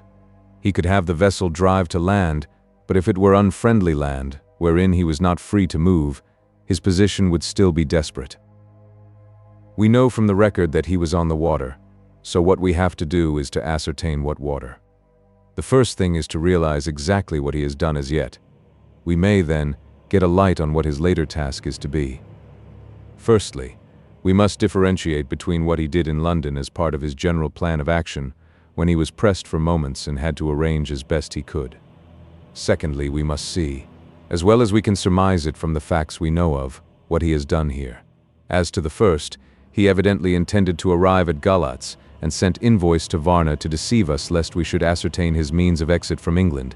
His immediate and sole purpose then was to escape. The proof of this is the letter of instructions sent to Emanuel Hildesheim to clear and take away the box before sunrise. There is also the instruction to Petrov Skinsky. These we must only guess at, but there must have been some letter or message, since Skinsky came to Hildesheim. That, so far, his plans were successful, we know. The Tsarina Catherine made a phenomenally quick journey, so much so that Captain Donelson's suspicions were aroused, but his superstition united with his canniness played the Count's game for him, and he ran with his favoring wind through fogs and all till he brought up blindfold at Galatz. That the Count's arrangements were well made has been proved. Hildesheim cleared the box, took it off, and gave it to Skinsky. Skinsky took it, and here we lose the trail. We only know that the box is somewhere on the water, moving along. The customs and the octroi, if there be any, have been avoided. Now we come to what the Count must have done after his arrival on land at Galatz. The box was given to Skinsky before sunrise. At sunrise the Count could appear in his own form. Here, we ask why Skinsky was chosen at all to aid in the work. In my husband's diary, Skinsky is mentioned as dealing with the Slovaks who trade down the river to the port, and the man's remark, that the murder was the work of a Slovak, showed the general feeling against his class. The Count wanted isolation. My surmise is this, that in London the Count decided to get back to his castle by water, as the most safe and secret way. He was brought from the castle by Skani, and probably they delivered their cargo to Slovaks who took the boxes to Varna, for there they were shipped for London. Thus the Count had knowledge of the persons who could arrange this service. When the box was on land, before sunrise or after sunset, he came out from his box, met Skinsky and instructed him what to do as to arranging the carriage of the box up some river. When this was done, and he knew that all was in train, he blotted out his traces, as he thought, by murdering his agent. I have examined the map and find that the river most suitable for the Slovaks to have ascended is either the Pruth or the Sirith. I read in the typescript that in my trance I heard cows low and water swirling level with my ears and the creaking of wood. The Count in his box, then, was on a river in an open boat propelled probably either by oars or poles, for the banks are near and it is working against stream. There would be no such sound if floating downstream. Of course, it may not be either the Sereth or the Pruth, but we may possibly investigate further. Now of these two, the Pruth is the more easily navigated, but the Sereth is at Fundu, joined by the Bistritza, which runs up round the Borgo Pass. The loop it makes is manifestly as close to Dracula's castle as can be got by water. Mina Harker's journal continued. When I had done reading, Jonathan took me in his arms and kissed me. The others kept shaking me by both hands, and Dr. Van Helsing said, "Our dear Madam Mina is once more our teacher. Her eyes have been where we were blinded. Now we are on the track once again, and this time we may succeed. Our enemy is at his most helpless, and if we can come on him by day on the water, our task will be over. He has a start, but he is powerless to hasten, as he may not leave his box lest those who carry him may suspect. For them to suspect would be to prompt them to throw him in the stream where he perish. This he knows, and will not. Now, men, to our council of war, for here and now we must plan what each and all shall do." "I shall get a steam launch and follow him," said Lord Godalming. "And I, horses to follow on the bank lest by chance he land," said Mr. Morris. "Good," said the professor, "both good. But neither must go alone. There must be force to overcome force if need be. The Slovak is strong and rough, and he carries rude arms." All the men smiled, for amongst them they carried a small arsenal. Said Mr. Morris, "I have brought some Winchesters. They are pretty handy in a crowd, and there may be wolves." The Count, if you remember, took some other precautions. He made some requisitions on others that Mrs. Harker could not quite hear or understand. "We must be ready at all points," Dr. Seward said. "I think I had better go with Quincy. We have been accustomed to hunt together, and we too, well armed, will be a match for whatever may come along. You must not be alone, Art. It may be necessary to fight the Slovaks, and a chance thrust, for I don't suppose these fellows carry guns, would undo all our plans. There must be no chances this time. We shall not rest until the Count's head and body have been separated, and we are sure that he cannot reincarnate." He looked at Jonathan as he spoke, and Jonathan looked at me. I could see that the poor dear was torn about in his mind. Of course he wanted to be with me, but then the boat service would most likely be the one which would destroy the vampire. Why did I hesitate to write the word? He was silent a while, and during his silence Dr. Van Helsing spoke.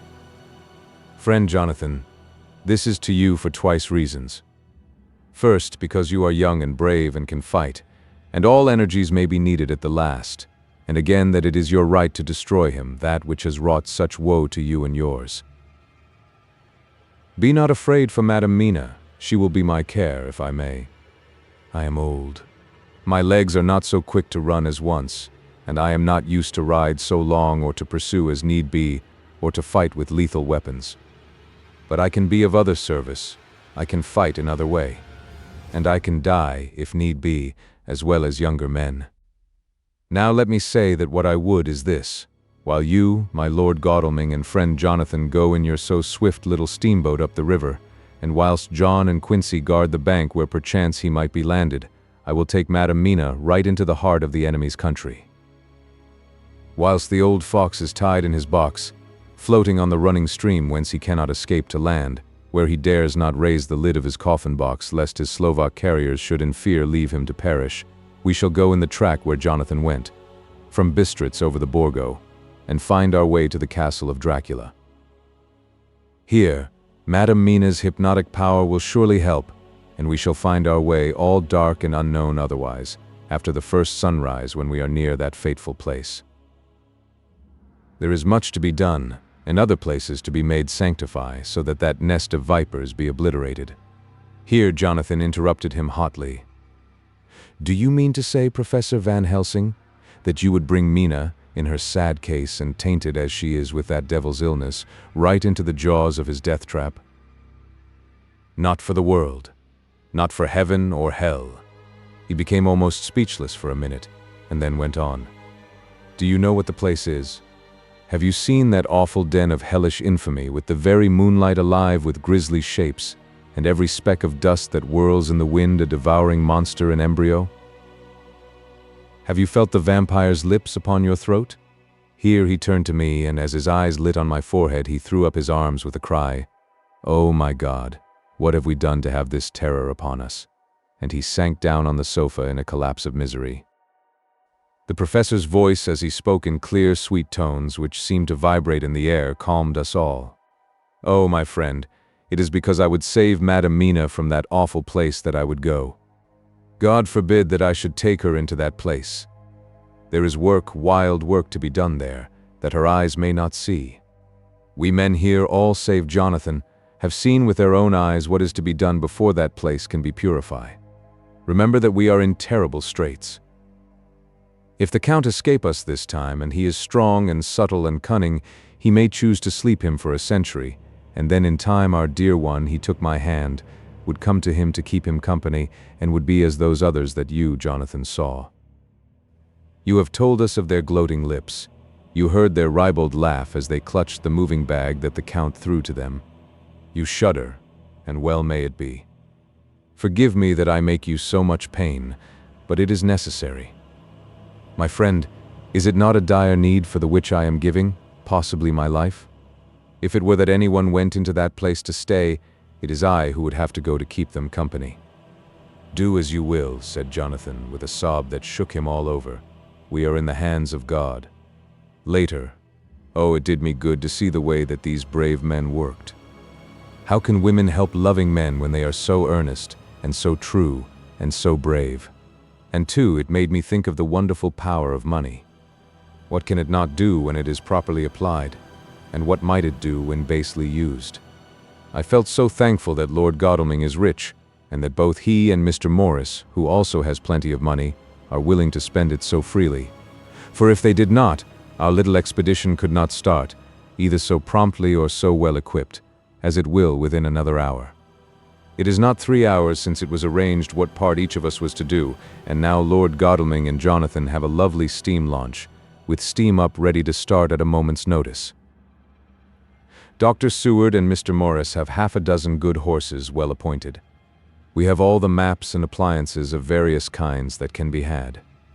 Professor Van Helsing and I are to leave by the 11:40 train tonight for Veresti, where we are to get a carriage to drive to the Borgo Pass. We are bringing a good deal of ready money, as we are to buy a carriage and horses.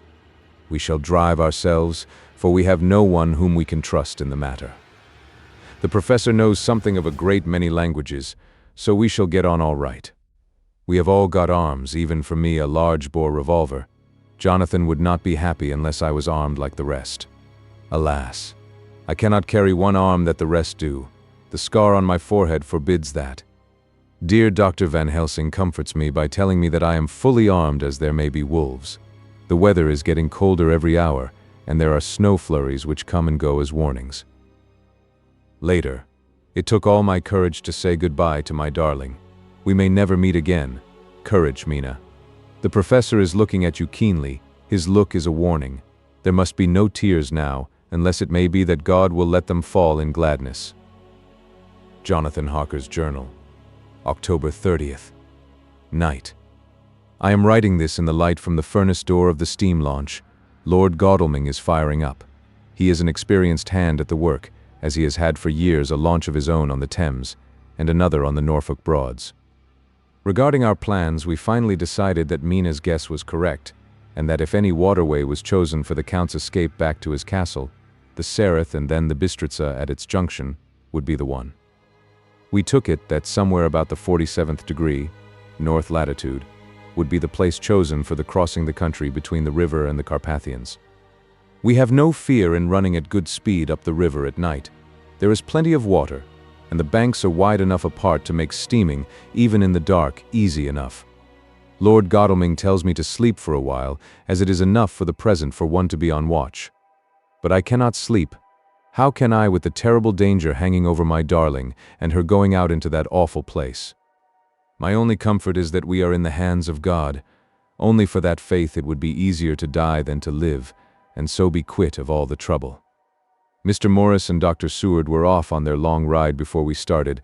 They are to keep up the right bank, far enough off to get on higher lands where they can see a good stretch of river and avoid the following of its curves.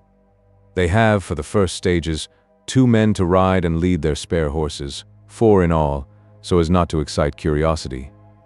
When they dismiss the men, which shall be shortly, they shall themselves look after the horses. It may be necessary for us to join forces. If so, they can mount our whole party. One of the saddles has a movable horn, and can be easily adapted for Mina, if required. It is a wild adventure we are on. Here, as we are rushing along through the darkness, with the cold from the river seeming to rise up and strike us, with all the mysterious voices of the night around us, it all comes home.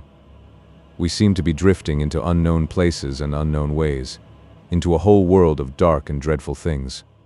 Godalming is shutting the furnace door. 31st of October. Still hurrying along. The day has come and Godalming is sleeping. I am on watch. The morning is bitterly cold. The furnace heat is grateful, though we have heavy fur coats. As yet we have passed only a few open boats, but none of them had on board any box or package of anything like the size of the one we seek. The men were scared every time we turned our electric lamp on them, and fell on their knees and prayed. 1st of November, evening. No news all day. We have found nothing of the kind we seek. We have now passed into the Bistritza, and if we are wrong in our surmise, our chance is gone. We have overhauled every boat, big and little. Early this morning, one crew took us for a government boat and treated us accordingly. We saw in this a way of smoothing matters, so at Fundu, where the Bistritza runs into the Sereth, we got a Romanian flag which we now fly conspicuously. With every boat which we have overhauled since then this trick has succeeded, we have had every deference shown to us, and not once any objection to whatever we chose to ask or do. Some of the Slovaks tell us that a big boat passed them, going at more than usual speed as she had a double crew on board. This was before they came to Fundu, so they could not tell us whether the boat turned into the Bistritza or continued on up the Sereth. At Fundu we could not hear of any such boat, so she must have passed there in the night. I am feeling very sleepy. The cold is perhaps beginning to tell upon me, and nature must have rest some time. Godalming insists that he shall keep the first watch. God bless him for all his goodness to poor dear Mina and me. 2nd of November, morning. It is broad daylight. That good fellow would not wake me. He says it would have been a sin to, for I slept peacefully and was forgetting my trouble. It seems brutally selfish to me to have slept so long and let him watch all night, but he was quite right. I am a new man this morning, and, as I sit here and watch him sleeping, I can do all that is necessary both as to minding the engine, steering, and keeping watch. I can feel that my strength and energy are coming back to me. I wonder where Mina is now, and Van Helsing. They should have got to Veresti about noon on Wednesday. It would take them some time to get the carriage and horses, so if they had started and traveled hard, they would be about now at the Borgo Pass. God guide and help them. I am afraid to think what may happen. If we could only go faster. But we cannot. The engines are throbbing and doing their utmost. I wonder how Dr. Seward and Mr. Morris are getting on.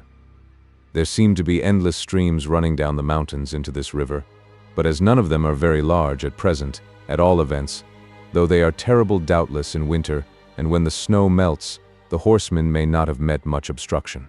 I hope that before we get to Strasbourg we may see them, for if by that time we have not overtaken the Count, it may be necessary to take counsel together what to do next. Dr. Seward's diary. 2nd of November. 3 days on the road. No news and no time to write it if there had been, for every moment is precious. We have had only the rest needful for the horses, but we are both bearing it wonderfully. Those adventurous days of ours are turning up useful. We must push on. We shall never feel happy till we get the launch in sight again. 3rd of November. We heard at Fundu that the launch had gone up the Bistritza. I wish it wasn't so cold. There are signs of snow coming, and if it falls heavy it will stop us. In such case we must get a sledge and go on, Russian fashion. 4th of November. Today we heard of the launch having been detained by an accident when trying to force a way up the rapids. The Slovak boats get up all right, by aid of a rope and steering with knowledge. Some went up only a few hours before. Godalming is an amateur fitter himself, and evidently it was he who put the launch in trim again. Finally, they got up the rapids all right, with local help, and are off on the chase afresh. I fear that the boat is not any better for the accident. The peasantry tell us that after she got upon smooth water again, she kept stopping every now and again so long as she was in sight. We must push on harder than ever. Our help may be wanted soon. Mina Harker's journal. 31st of October. Arrived at Veresti at noon. The professor tells me that this morning at dawn he could hardly hypnotize me at all, and that all I could say was, dark and quiet. He is off now buying a carriage and horses. He says that he will later on try to buy additional horses, so that we may be able to change them on the way. We have something more than 70 miles before us. The country is lovely and most interesting. If only we were under different conditions, how delightful it would be to see it all. If Jonathan and I were driving through it alone, what a pleasure it would be. To stop and see people and learn something of their life, and to fill our minds and memories with all the color and picturesqueness of the whole wild, beautiful country and the quaint people. But alas. Later, Dr. Van Helsing has returned. He has got the carriage and horses. We are to have some dinner, and to start in an hour. The landlady is putting us up a huge basket of provisions. It seems enough for a company of soldiers. The professor encourages her and whispers to me that it may be a week before we can get any good food again. He has been shopping too and has sent home such a wonderful lot of fur coats and wraps and all sorts of warm things. There will not be any chance of our being cold. We shall soon be off. I am afraid to think what may happen to us. We are truly in the hands of God. He alone knows what may be, and I pray him, with all the strength of my sad and humble soul, that he will watch over my beloved husband, that whatever may happen, Jonathan may know that I loved him and honored him more than I can say, and that my latest and truest thought will be always for him. Chapter 27. Mina Harker's journal. 1st of November. All day long we have traveled, and at a good speed. The horses seem to know that they are being kindly treated. for they go willingly their full stage at best speed. We have now had so many changes and find the same thing so constantly that we are encouraged to think that the journey will be an easy one. Dr. Van Helsing is laconic. He tells the farmers that he is hurrying to Bistritz and pays them well to make the exchange of horses. We get hot soup, or coffee, or tea, and off we go. It is a lovely country, full of beauties of all imaginable kinds, and the people are brave, and strong, and simple, and seem full of nice qualities. They are very, very superstitious. In the first house where we stopped, when the woman who served us saw the scar on my forehead, she crossed herself and put out 2 fingers towards me to keep off the evil eye. I believe they went to the trouble of putting an extra amount of garlic into our food, and I can't abide garlic. Ever since then I have taken care not to take off my hat or veil, and so have escaped their suspicions. We are traveling fast, and as we have no driver with us to carry tales, we go ahead of scandal, but I dare say that fear of the evil eye will follow hard behind us all the way. The professor seems tireless. All day he would not take any rest, though he made me sleep for a long spell. At sunset time he hypnotized me, and he says that I answered as usual darkness, lapping water and creaking wood, so our enemy is still on the river. I am afraid to think of Jonathan, but somehow I have now no fear for him or for myself. I write this whilst we wait in a farmhouse for the horses to be got ready. Dr. Van Helsing is sleeping.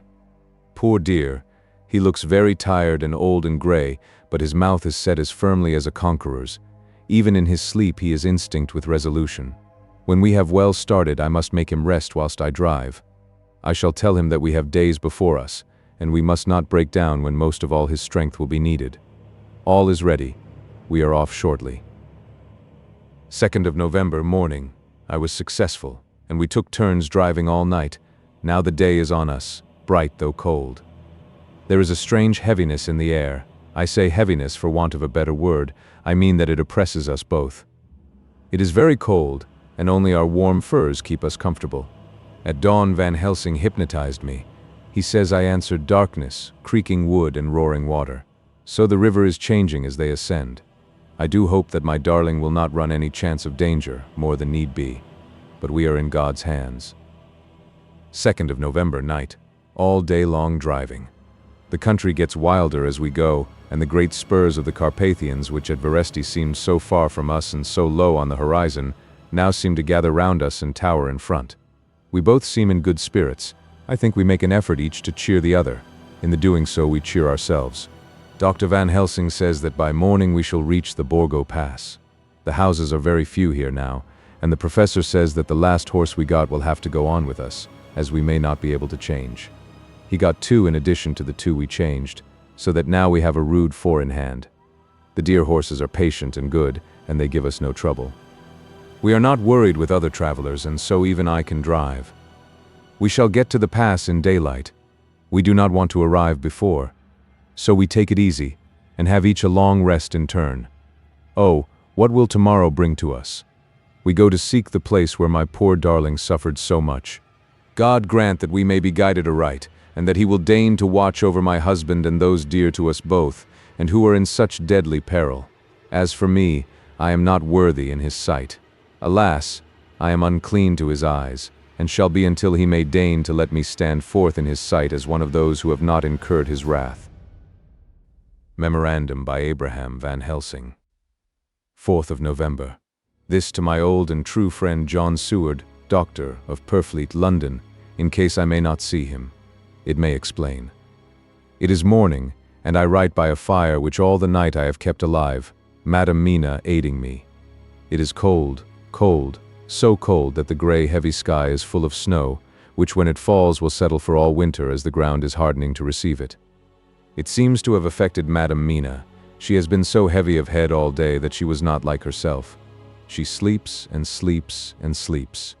She who is usual so alert, have done literally nothing all the day. She even have lost her appetite. She make no entry into her little diary, she who writes so faithful at every pause. Something whisper to me that all is not well. However, tonight she is more vif.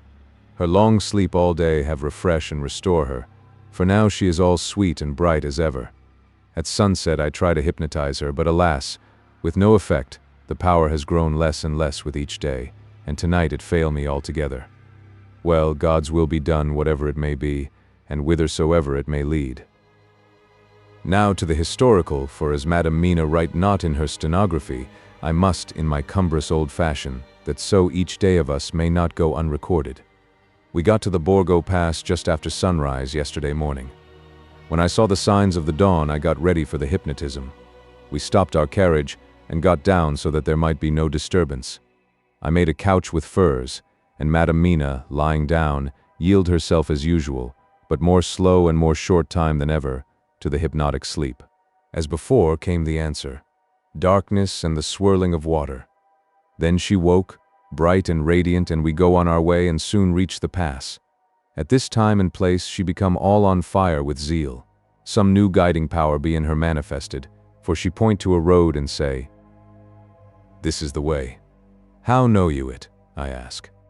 "Of course I know it," she answer, and with a pause add, "Have not my Jonathan traveled it and wrote of his travel?" At first I think somewhat strange, but soon I see that there be only one such by road. It is used but little, and very different from the coach road from the Bukovina to Bistritz, which is more wide and hard, and more of use. So we came down this road. When we meet other ways, not always were we sure that they were roads at all, for they be neglect and light snow have fallen. The horses know and they only. I give rein to them, and they go on so patient. By and by we find all the things which Jonathan have note in that wonderful diary of him. Then we go on for long, long hours and hours. At the first I tell Madam Mina to sleep. She try, and she succeed. She sleep all the time, till at the last I feel myself to suspicious grow, and attempt to wake her. But she sleep on, and I may not wake her though I try. I do not wish to try too hard lest I harm her, for I know that she have suffer much, and sleep at times be all in all to her. I think I drowse myself, for all of sudden I feel guilt, as though I have done something. I find myself bolt up with the reins in my hand, and the good horses go along jog, just as ever. I look down and find Madam Mina still asleep. It is now not far off sunset time, and over the snow the light of the sun flow in big yellow flood, so that we throw great long shadow on where the mountain rise so steep. For we are going up, and all is oh so wild and rocky, as though it were the end of the world. Then I arouse Madam Mina. This time she wake with not much trouble, and then I try to put her to hypnotic sleep. But she sleep not, being as though I were not. Still I try and try, till all at once I find her and myself in dark, so I look round, and find that the sun have gone down. Madam Mina laugh, and I turn and look at her. She is now quite awake, and looks so well as I never saw her since that night at Carfax when we first entered the Count's house. I am amazed, and not at ease then, but she is so bright and tender and thoughtful for me that I forget all fear. I light a fire, for we have brought supply of wood with us, and she prepare food while I undo the horses and set them, tethered in shelter, to feed. Then when I return to the fire she have my supper ready, I go to help her, but she smile, and tell me that she have eat already, that she was so hungry that she would not wait. I like it not, and I have grave doubts, but I fear to affright her, and so I am silent of it. She help me, and I eat alone, and then we wrap in fur and lie beside the fire, and I tell her to sleep while I watch. But presently I forget all of watching, and when I sudden remember that I watch, I find her lying quiet, but awake, and looking at me with so bright eyes. Once, twice more the same occur, and I get much sleep till before morning. When I wake I try to hypnotize her, but alas, though she shut her eyes obedient, she may not sleep. The sun rise up, and then sleep come to her too late, but so heavy that she will not wake. I have to lift her up, and place her sleeping in the carriage when I have harnessed the horses and made all ready. Madam still sleep, and she look in her sleep more healthy and more redder than before. And I like it not. And I am afraid. I am afraid of all things, even to think, but I must go on my way. The stake we play for is life and death, or more than these, and we must not flinch. 5th of November, morning.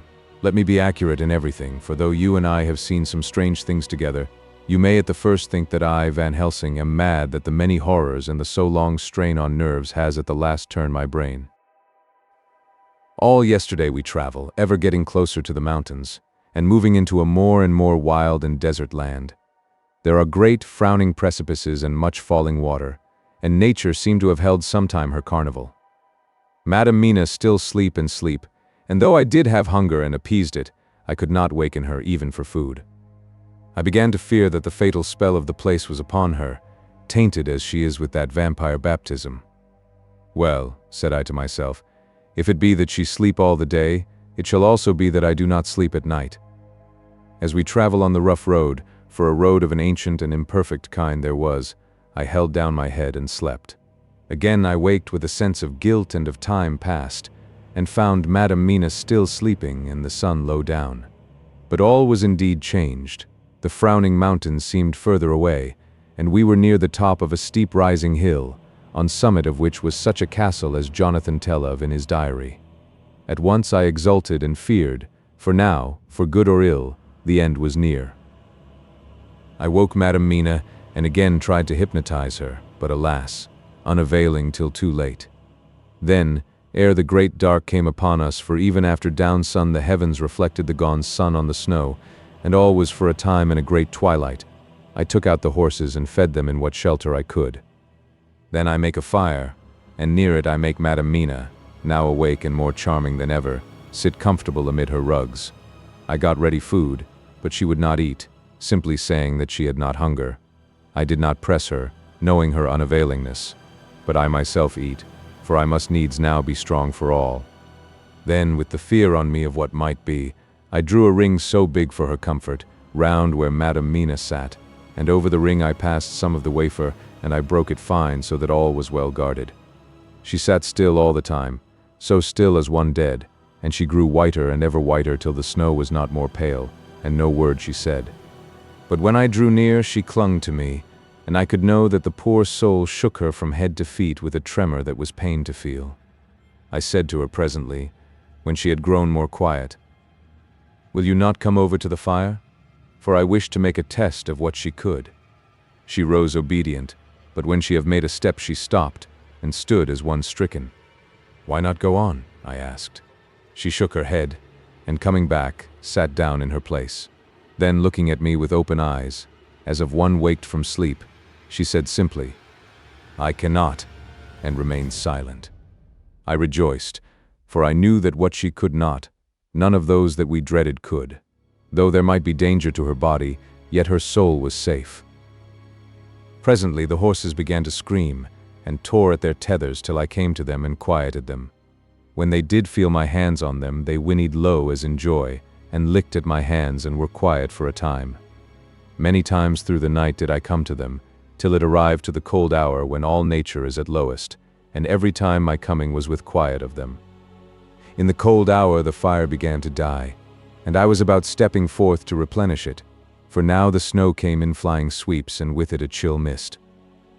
Even in the dark there was a light of some kind, as there ever is over snow, and it seemed as though the snow flurries and the wreaths of mist took shape as of women with trailing garments. All was in dead, grim silence, only that the horses whinnied and cowered as if in terror of the worst. I began to fear, horrible fears, but then came to me the sense of safety in that ring wherein I stood. I began, too, to think that my imaginings were of the night, and the gloom, and the unrest that I have gone through, and all the terrible anxiety.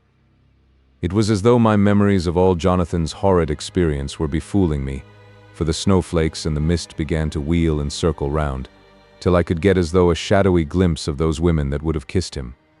And then the horses cowered lower and lower, and moaned in terror as men do in pain. Even the madness of fright was not to them, so that they could break away. I feared for my dear Madam Mina when these weird figures drew near and circled round.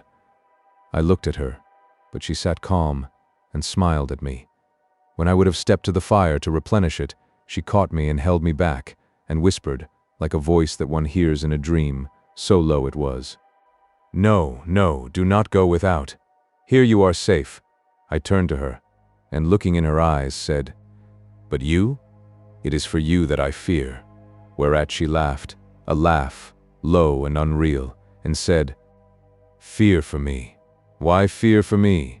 None safer in all the world from them than I am, and as I wondered at the meaning of her words, a puff of wind made the flame leap up, and I see the red scar on her forehead. Then, alas, I knew. Did I not, I would soon have learned, for the wheeling figures of mist and snow came closer, but keeping ever without the holy circle. Then they began to materialize till, if God have not taken away my reason, for I saw it through my eyes, there were before me in actual flesh the same 3 women that Jonathan saw in the room, when they would have kissed his throat. I knew the swaying round forms, the bright hard eyes, the white teeth, the ruddy color, the voluptuous lips. They smiled ever at poor dear Madam Mina, and as their laugh came through the silence of the night, they twined their arms and pointed to her, and said in those so sweet tingling tones that Jonathan said were of the intolerable sweetness of the water glasses, "Come, sister, come to us. Come, come." In fear I turned to my poor Madam Mina, and my heart with gladness leapt like flame, for oh, the terror in her sweet eyes, the repulsion, the horror, told a story to my heart that was all of hope. God be thanked she was not, yet, of them. I seized some of the firewood which was by me, and holding out some of the wafer, advanced on them towards the fire. They drew back before me, and laughed their low, horrid laugh. I fed the fire, and feared them not, for I knew that we were safe within our protections. They could not approach me whilst so armed, nor Madam Mina whilst she remained within the ring, which she could not leave no more than they could enter. The horses had ceased to moan, and lay still on the ground. The snow fell on them softly, and they grew whiter. I knew that there was for the poor beasts no more of terror. And so we remained till the red of the dawn to fall through the snow gloom. I was desolate and afraid, and full of woe and terror, but when that beautiful sun began to climb the horizon, life was to me again. At the first coming of the dawn, the horrid figures melted in the whirling mist and snow. The wreaths of transparent gloom moved away towards the castle, and were lost. Instinctively, with the dawn coming, I turned to Madam Mina, intending to hypnotize her, but she lay in a deep and sudden sleep, from which I could not wake her. I tried to hypnotize through her sleep, but she made no response, none at all, and the day broke. I fear yet to stir. I have made my fire and have seen the horses. They are all dead. Today I have much to do here, and I keep waiting till the sun is up high, for there may be places where I must go, where that sunlight, though snow and mist obscure it, will be to me a safety. I will strengthen me with breakfast, and then I will to my terrible work. Madam Mina still sleeps, and God be thanked. She is calm in her sleep. Jonathan Harker's journal. 4 November, evening. The accident to the launch has been a terrible thing for us. Only for it we should have overtaken the boat long ago, and by now my dear Mina would have been free. I fear to think of her, off on the wolds near that horrid place. We have got horses, and we follow on the track. I note this whilst Godalming is getting ready. We have our arms. The Scani must look out if they mean fight. Oh, if only Morris and Seward were with us. We must only hope.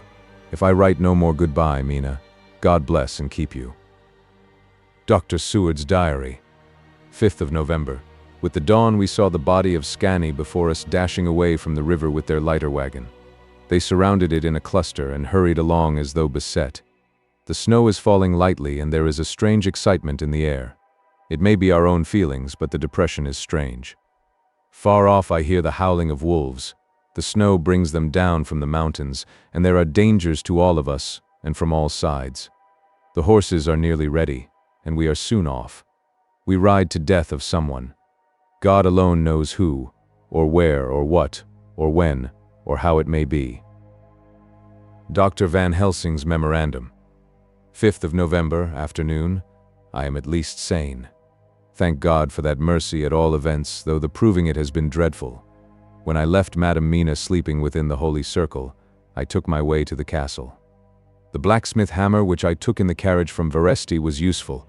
Though the doors were all open, I broke them off the rusty hinges, lest some ill intent or ill chance should close them, so that being entered I might not get out. Jonathan's bitter experience served me here. By memory of his diary I found my way to the old chapel, for I knew that here my work lay. The air was oppressive. It seemed as if there was some sulphurous fume, which at times made me dizzy. Either there was a roaring in my ears, or I heard afar off the howl of wolves. Then I bethought me of my dear Madam Mina, and I was in terrible plight. The dilemma had me between his horns. Her I had not dared to take into this place, but left safe from the vampire in that holy circle, and yet even there would be the wolf. I resolved me that my work lay here, and that as to the wolves we must submit, if it were God's will. At any rate, it was only death and freedom beyond. So did I choose for her. Had it but been for myself, the choice had been easy. The maw of the wolf were better to rest in than the grave of the vampire. So I make my choice to go on with my work. I knew that there were at least 3 graves to find graves that are in habit, so I search, and I find one of them. She lay in her vampire sleep, so full of life and voluptuous beauty that I shudder as though I have come to do murder. Ah, I doubt not that in old time, when such things were, many a man who set forth to do such a task as mine found at the last his heart fail him, and then his nerve. So he delay, till the mere beauty and the fascination of the wanton undead have hypnotized him, and he remain on and on till sunset come, and the vampire's sleep be over. Then the beautiful eyes of the fair woman open and look love, and the voluptuous mouth present to a kiss, and man is weak. And there remain one more victim in the vampire fold, one more to swell the grim and grisly ranks of the undead. There is some fascination, surely, when I am moved by the mere presence of such an one, even lying as she lay in a tomb fretted with age and heavy with the dust of centuries, though there be that horrid odor such as the lairs of the Count have had. Yes, I was moved, I, Van Helsing, with all my purpose and with my motive for hate.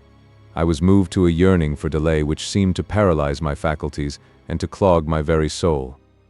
It may have been that the need of natural sleep and the strange oppression of the air were beginning to overcome me. Certain it was that I was lapsing into sleep, the open-eyed sleep of one who yields to a sweet fascination, when there came through the snow-stilled air a long, low wail, so full of woe and pity that it woke me like the sound of a clarion. For it was the voice of my dear Madam Mina that I heard. Then I braced myself again to my horrid task, and found by wrenching away tomb tops one other of the sisters, the other dark one. I dared not pause to look on her as I had on her sister, lest once more I should begin to be in thrall.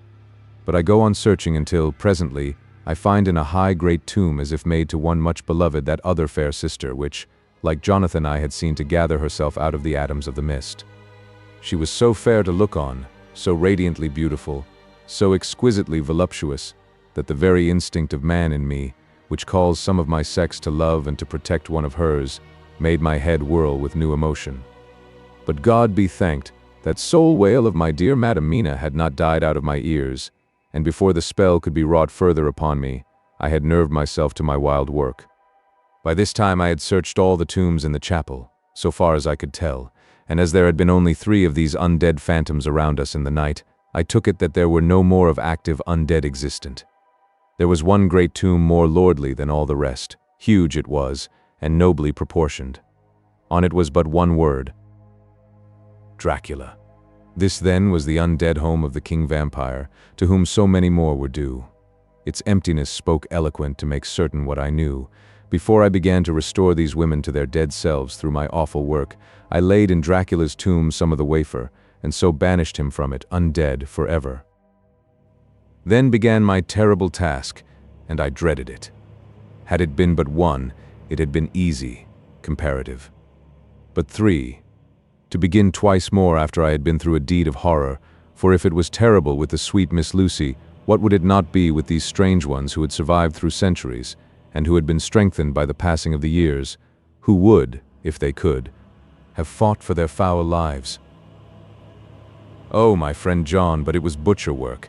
Had I not been nerved by thoughts of other dead, and of the living over whom hung such a pall of fear, I could not have gone on. I tremble and tremble even yet, though till all was over, God be thanked, my nerve did stand. Had I not seen the repose in the first place and the gladness that stole over it just ere the final dissolution came, as realization that the soul had been won, I could not have gone further with my butchery. I could not have endured the horrid screeching as the stake drove home, the plunging of writhing form, and lips of bloody foam. I should have fled in terror and left my work undone. But it is over, and the poor souls, I can pity them now and weep, as I think of them placid each in her full sleep of death for a short moment ere fading. For, friend John, hardly had my knife severed the head of each, before the whole body began to melt away and crumble into its native dust, as though the death that should have come centuries agone had at last assert himself and say at once and loud, "I am here." Before I left the castle, I so fixed its entrances that never more can the Count enter there undead. When I stepped into the circle where Madam Mina slept, she woke from her sleep, and, seeing me, cried out in pain that I had endured too much. "Come," she said, "come away from this awful place. Let us go to meet my husband who is, I know, coming towards us." She was looking thin and pale and weak, but her eyes were pure and glowed with fervor. I was glad to see her paleness and her illness, for my mind was full of the fresh horror of that ruddy vampire sleep. And so, with trust and hope, and yet full of fear, we go eastward to meet our friends and him, whom Madam Mina tell me that she know are coming to meet us. Mina Harker's journal. 6th of November. It was late in the afternoon when the professor and I took our way towards the east, whence I knew Jonathan was coming. We did not go fast, though the way was steeply downhill, for we had to take heavy rugs and wraps with us. We dared not face the possibility of being left without warmth in the cold and the snow. We had to take some of our provisions too, for we were in a perfect desolation, and, so far as we could see through the snowfall, there was not even the sign of habitation. When we had gone about a mile, I was tired with the heavy walking and sat down to rest. Then we looked back and saw where the clear line of Dracula's castle cut the sky, for we were so deep under the hill whereon it was set that the angle of perspective of the Carpathian mountains was far below it. We saw it in all its grandeur, perched 1,000 feet on the summit of a sheer precipice, and with seemingly a great gap between it and the steep of the adjacent mountain on any side. There was something wild and uncanny about the place. We could hear the distant howling of wolves. They were far off, but the sound, even though coming muffled through the deadening snowfall, was full of terror. I knew from the way Dr. Van Helsing was searching about that he was trying to seek some strategic point where we would be less exposed in case of attack. The rough roadway still led downwards. We could trace it through the drifted snow.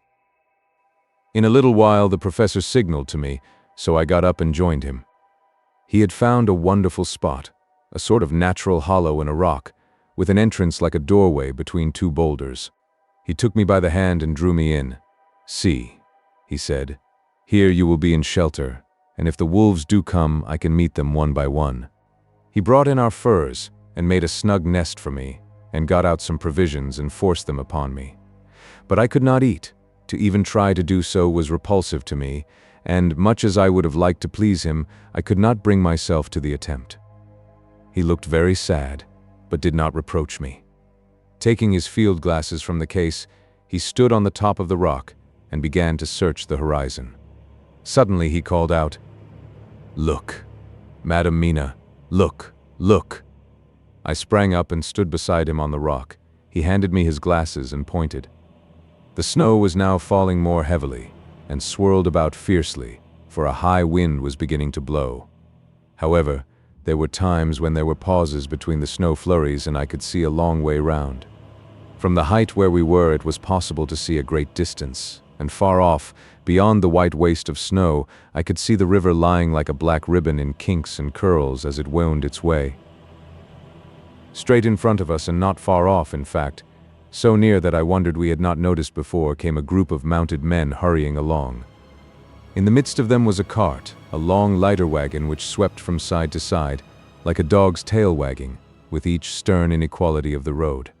Outlined against the snow as they were, I could see from the men's clothes that they were peasants or gypsies of some kind.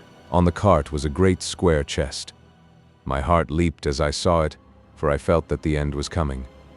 The evening was now drawing close, and well I knew that at sunset the thing, which was till then imprisoned there, would take new freedom and could in any of many forms elude all pursuit.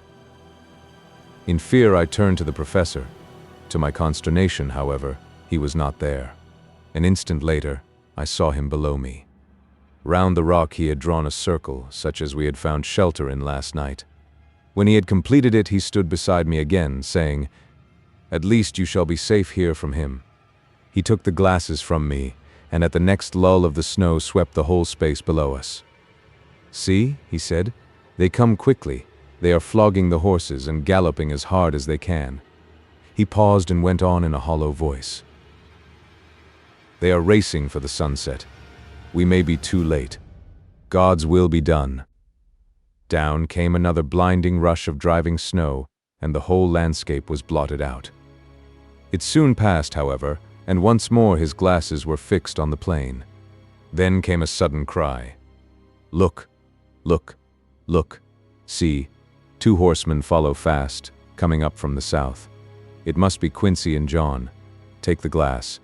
Look before the snow blots it all out." I took it and looked. The 2 men might be Dr. Seward and Mr. Morris. I knew at all events that neither of them was Jonathan. At the same time, I knew that Jonathan was not far off. Looking around, I saw on the north side of the coming party 2 other men, riding at breakneck speed. One of them I knew was Jonathan, and the other I took, of course, to be Lord Godalming. They too were pursuing the party with the cart. When I told the professor, he shouted in glee like a schoolboy, and, after looking intently till a snowfall made sight impossible, he laid his Winchester rifle ready for use against the boulder at the opening of our shelter. "They are all converging," he said. "When the time comes, we shall have gypsies on all sides." I got out my revolver ready to hand, for whilst we were speaking, the howling of wolves came louder and closer. When the snowstorm abated a moment, we looked again. It was strange to see the snow falling in such heavy flakes close to us, and beyond, the sun shining more and more brightly as it sank down towards the far mountain tops. Sweeping the glass all around us, I could see here and there dots moving singly and in 2s and 3s and larger numbers. The wolves were gathering for their prey. Every instant seemed an age whilst we waited. The wind came now in fierce bursts, and the snow was driven with fury as it swept upon us in circling eddies. At times we could not see an arm's length before us, but at others, as the hollow-sounding wind swept by us, it seemed to clear the airspace around us so that we could see afar off. We had of late been so accustomed to watch for sunrise and sunset that we knew with fair accuracy when it would be, and we knew that before long the sun would set. It was hard to believe that by our watches it was less than an hour that we waited in that rocky shelter before the various bodies began to converge close upon us. The wind came now with fiercer and more bitter sweeps, and more steadily from the north. It seemingly had driven the snow clouds from us, for with only occasional bursts, the snow fell. We could distinguish clearly the individuals of each party, the pursued and the pursuers. Strangely enough, those pursued did not seem to realize, or at least to care, that they were pursued. They seemed, however, to hasten with redoubled speed as the sun dropped lower and lower on the mountain tops. Closer and closer they drew. The professor and I crouched down behind our rock and held our weapons ready. I could see that he was determined that they should not pass. One and all were quite unaware of our presence. All at once 2 voices shouted out to "Halt!" One was my Jonathan's, raised in a high key of passion, the other Mr. Morris's strong, resolute tone of quiet command. The gypsies may not have known the language, but there was no mistaking the tone, in whatever tongue the words were spoken. Instinctively they reined in, and at the instant Lord Godalming and Jonathan dashed up at one side and Dr. Seward and Mr. Morris on the other. The leader of the gypsies, a splendid-looking fellow who sat his horse like a centaur, waved them back, and in a fierce voice gave to his companions some word to proceed. They lashed the horses, which sprang forward, but the 4 men raised their Winchester rifles and in an unmistakable way commanded them to stop. At the same moment Dr. Van Helsing and I rose behind the rock and pointed our weapons at them. Seeing that they were surrounded, the men tightened their reins and drew up. The leader turned to them and gave a word at which every man of the gypsy party drew what weapon he carried, knife or pistol, and held himself in readiness to attack. Issue was joined in an instant. The leader, with a quick movement of his rein, threw his horse out in front, and pointing first to the sun, now close down on the hilltops, and then to the castle, said something which I did not understand. For answer, all 4 men of our party threw themselves from their horses and dashed towards the cart. I should have felt terrible fear at seeing Jonathan in such danger, but that the ardor of battle must have been upon me as well as the rest of them. I felt no fear, but only a wild, surging desire to do something. Seeing the quick movement of our parties, the leader of the gypsies gave a command. His men instantly formed round the cart in a sort of undisciplined endeavor, each one shouldering and pushing the other in his eagerness to carry out the order. In the midst of this, I could see that Jonathan on one side of the ring of men, and Quincy on the other, were forcing a way to the cart.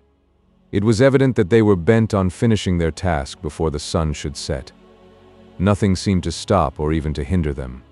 Neither the leveled weapons nor the flashing knives of the gypsies in front, nor the howling of the wolves behind, appeared to even attract their attention. Jonathan's impetuosity, and the manifest singleness of his purpose, seemed to overawe those in front of him. Instinctively they cowered, aside and let him pass. In an instant he had jumped upon the cart, and, with a strength which seemed incredible, raised the great box, and flung it over the wheel to the ground. In the meantime, Mr. Morris had had to use force to pass through his side of the ring of Scani. All the time I had been breathlessly watching Jonathan. I had, with the tail of my eye, seen him pressing desperately forward, and had seen the knives of the gypsies flash as he won a way through them, and they cut at him. He had parried with his great bowie knife, and at first I thought that he too had come through in safety. But as he sprang beside Jonathan, who had by now jumped from the cart, I could see that with his left hand he was clutching at his side, and that the blood was spurting through his fingers. He did not delay notwithstanding this, for as Jonathan, with desperate energy, attacked one end of the chest, attempting to prise off the lid with his great kukri knife, he attacked the other frantically with his bowie. Under the efforts of both men, the lid began to yield. The nails drew with a quick screeching sound, and the top of the box was thrown back.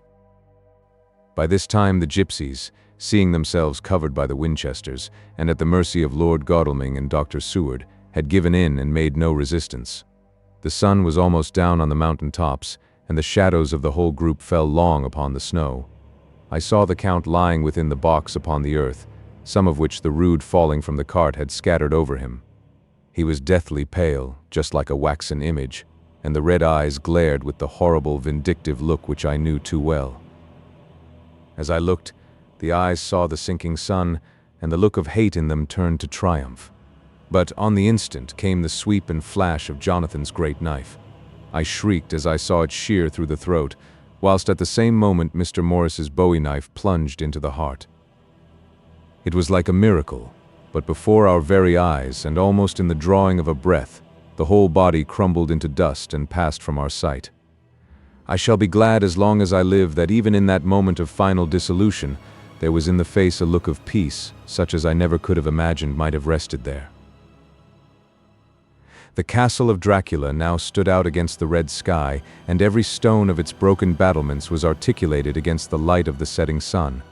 The gypsies, taking us as in some way the cause of the extraordinary disappearance of the dead man, turned without a word and rode away as if for their lives. Those who were unmounted jumped upon the lighter wagon and shouted to the horsemen not to desert them. The wolves, which had withdrawn to a safe distance, followed in their wake, leaving us alone. Mr. Morris, who had sunk to the ground, leaned on his elbow, holding his hand pressed to his side. The blood still gushed through his fingers. I flew to him, for the holy circle did not now keep me back, so did the two doctors. Jonathan knelt behind him, and the wounded man laid back his head on his shoulder. With a sigh he took, with a feeble effort, my hand in that of his own, which was unstained. He must have seen the anguish of my heart in my face, for he smiled at me and said, "I am only too happy to have been of any service." "Oh God," he cried suddenly, struggling up to a sitting posture and pointing to me, "it was worth for this to die. Look, look." The sun was now right down upon the mountain top, and the red gleams fell upon my face, so that it was bathed in rosy light. With one impulse the men sank on their knees, and a deep and earnest amen broke from all as their eyes followed the pointing of his finger. The dying man spoke. "Now God be thanked that all has not been in vain. See, the snow is not more stainless than her forehead. The curse has passed away." And to our bitter grief, with a smile and in silence, he died, a gallant gentleman. Note: 7 years ago we all went through the flames, and the happiness of some of us since then is, we think, well worth the pain we endured. It is an added joy to Mina and to me that our boy's birthday is the same day as that on which Quincy Morris died. His mother holds, I know, the secret belief that some of our brave friend's spirit has passed into him. His bundle of names links all our little band of men together, but we call him Quincy. In the summer of this year we made a journey to Transylvania and went over the old ground which was, and is, to us so full of vivid and terrible memories. It was almost impossible to believe that the things which we had seen with our own eyes and heard with our own ears were living truths. Every trace of all that had been was blotted out. The castle stood as before, reared high above a waste of desolation. When we got home we were talking of the old time which we could all look back on without despair, for Godalming and Seward are both happily married. I took the papers from the safe where they had been ever since our return so long ago. We were struck with the fact that in all the mass of material of which the record is composed, there is hardly one authentic document, nothing but a mass of typewriting, except the later notebooks of Mina and Seward and myself and Van Helsing's memorandum. We could hardly ask anyone, even did we wish to accept these as proofs of so wild a story. Van Helsing summed it all up as he said, with our boy on his knee. We want no proofs. We ask none to believe us. This boy will someday know what a brave and gallant woman his mother is. Already he knows her sweetness and loving care. Later on he will understand how some men so loved her that they did dare much for her sake. Jonathan Harker. The end.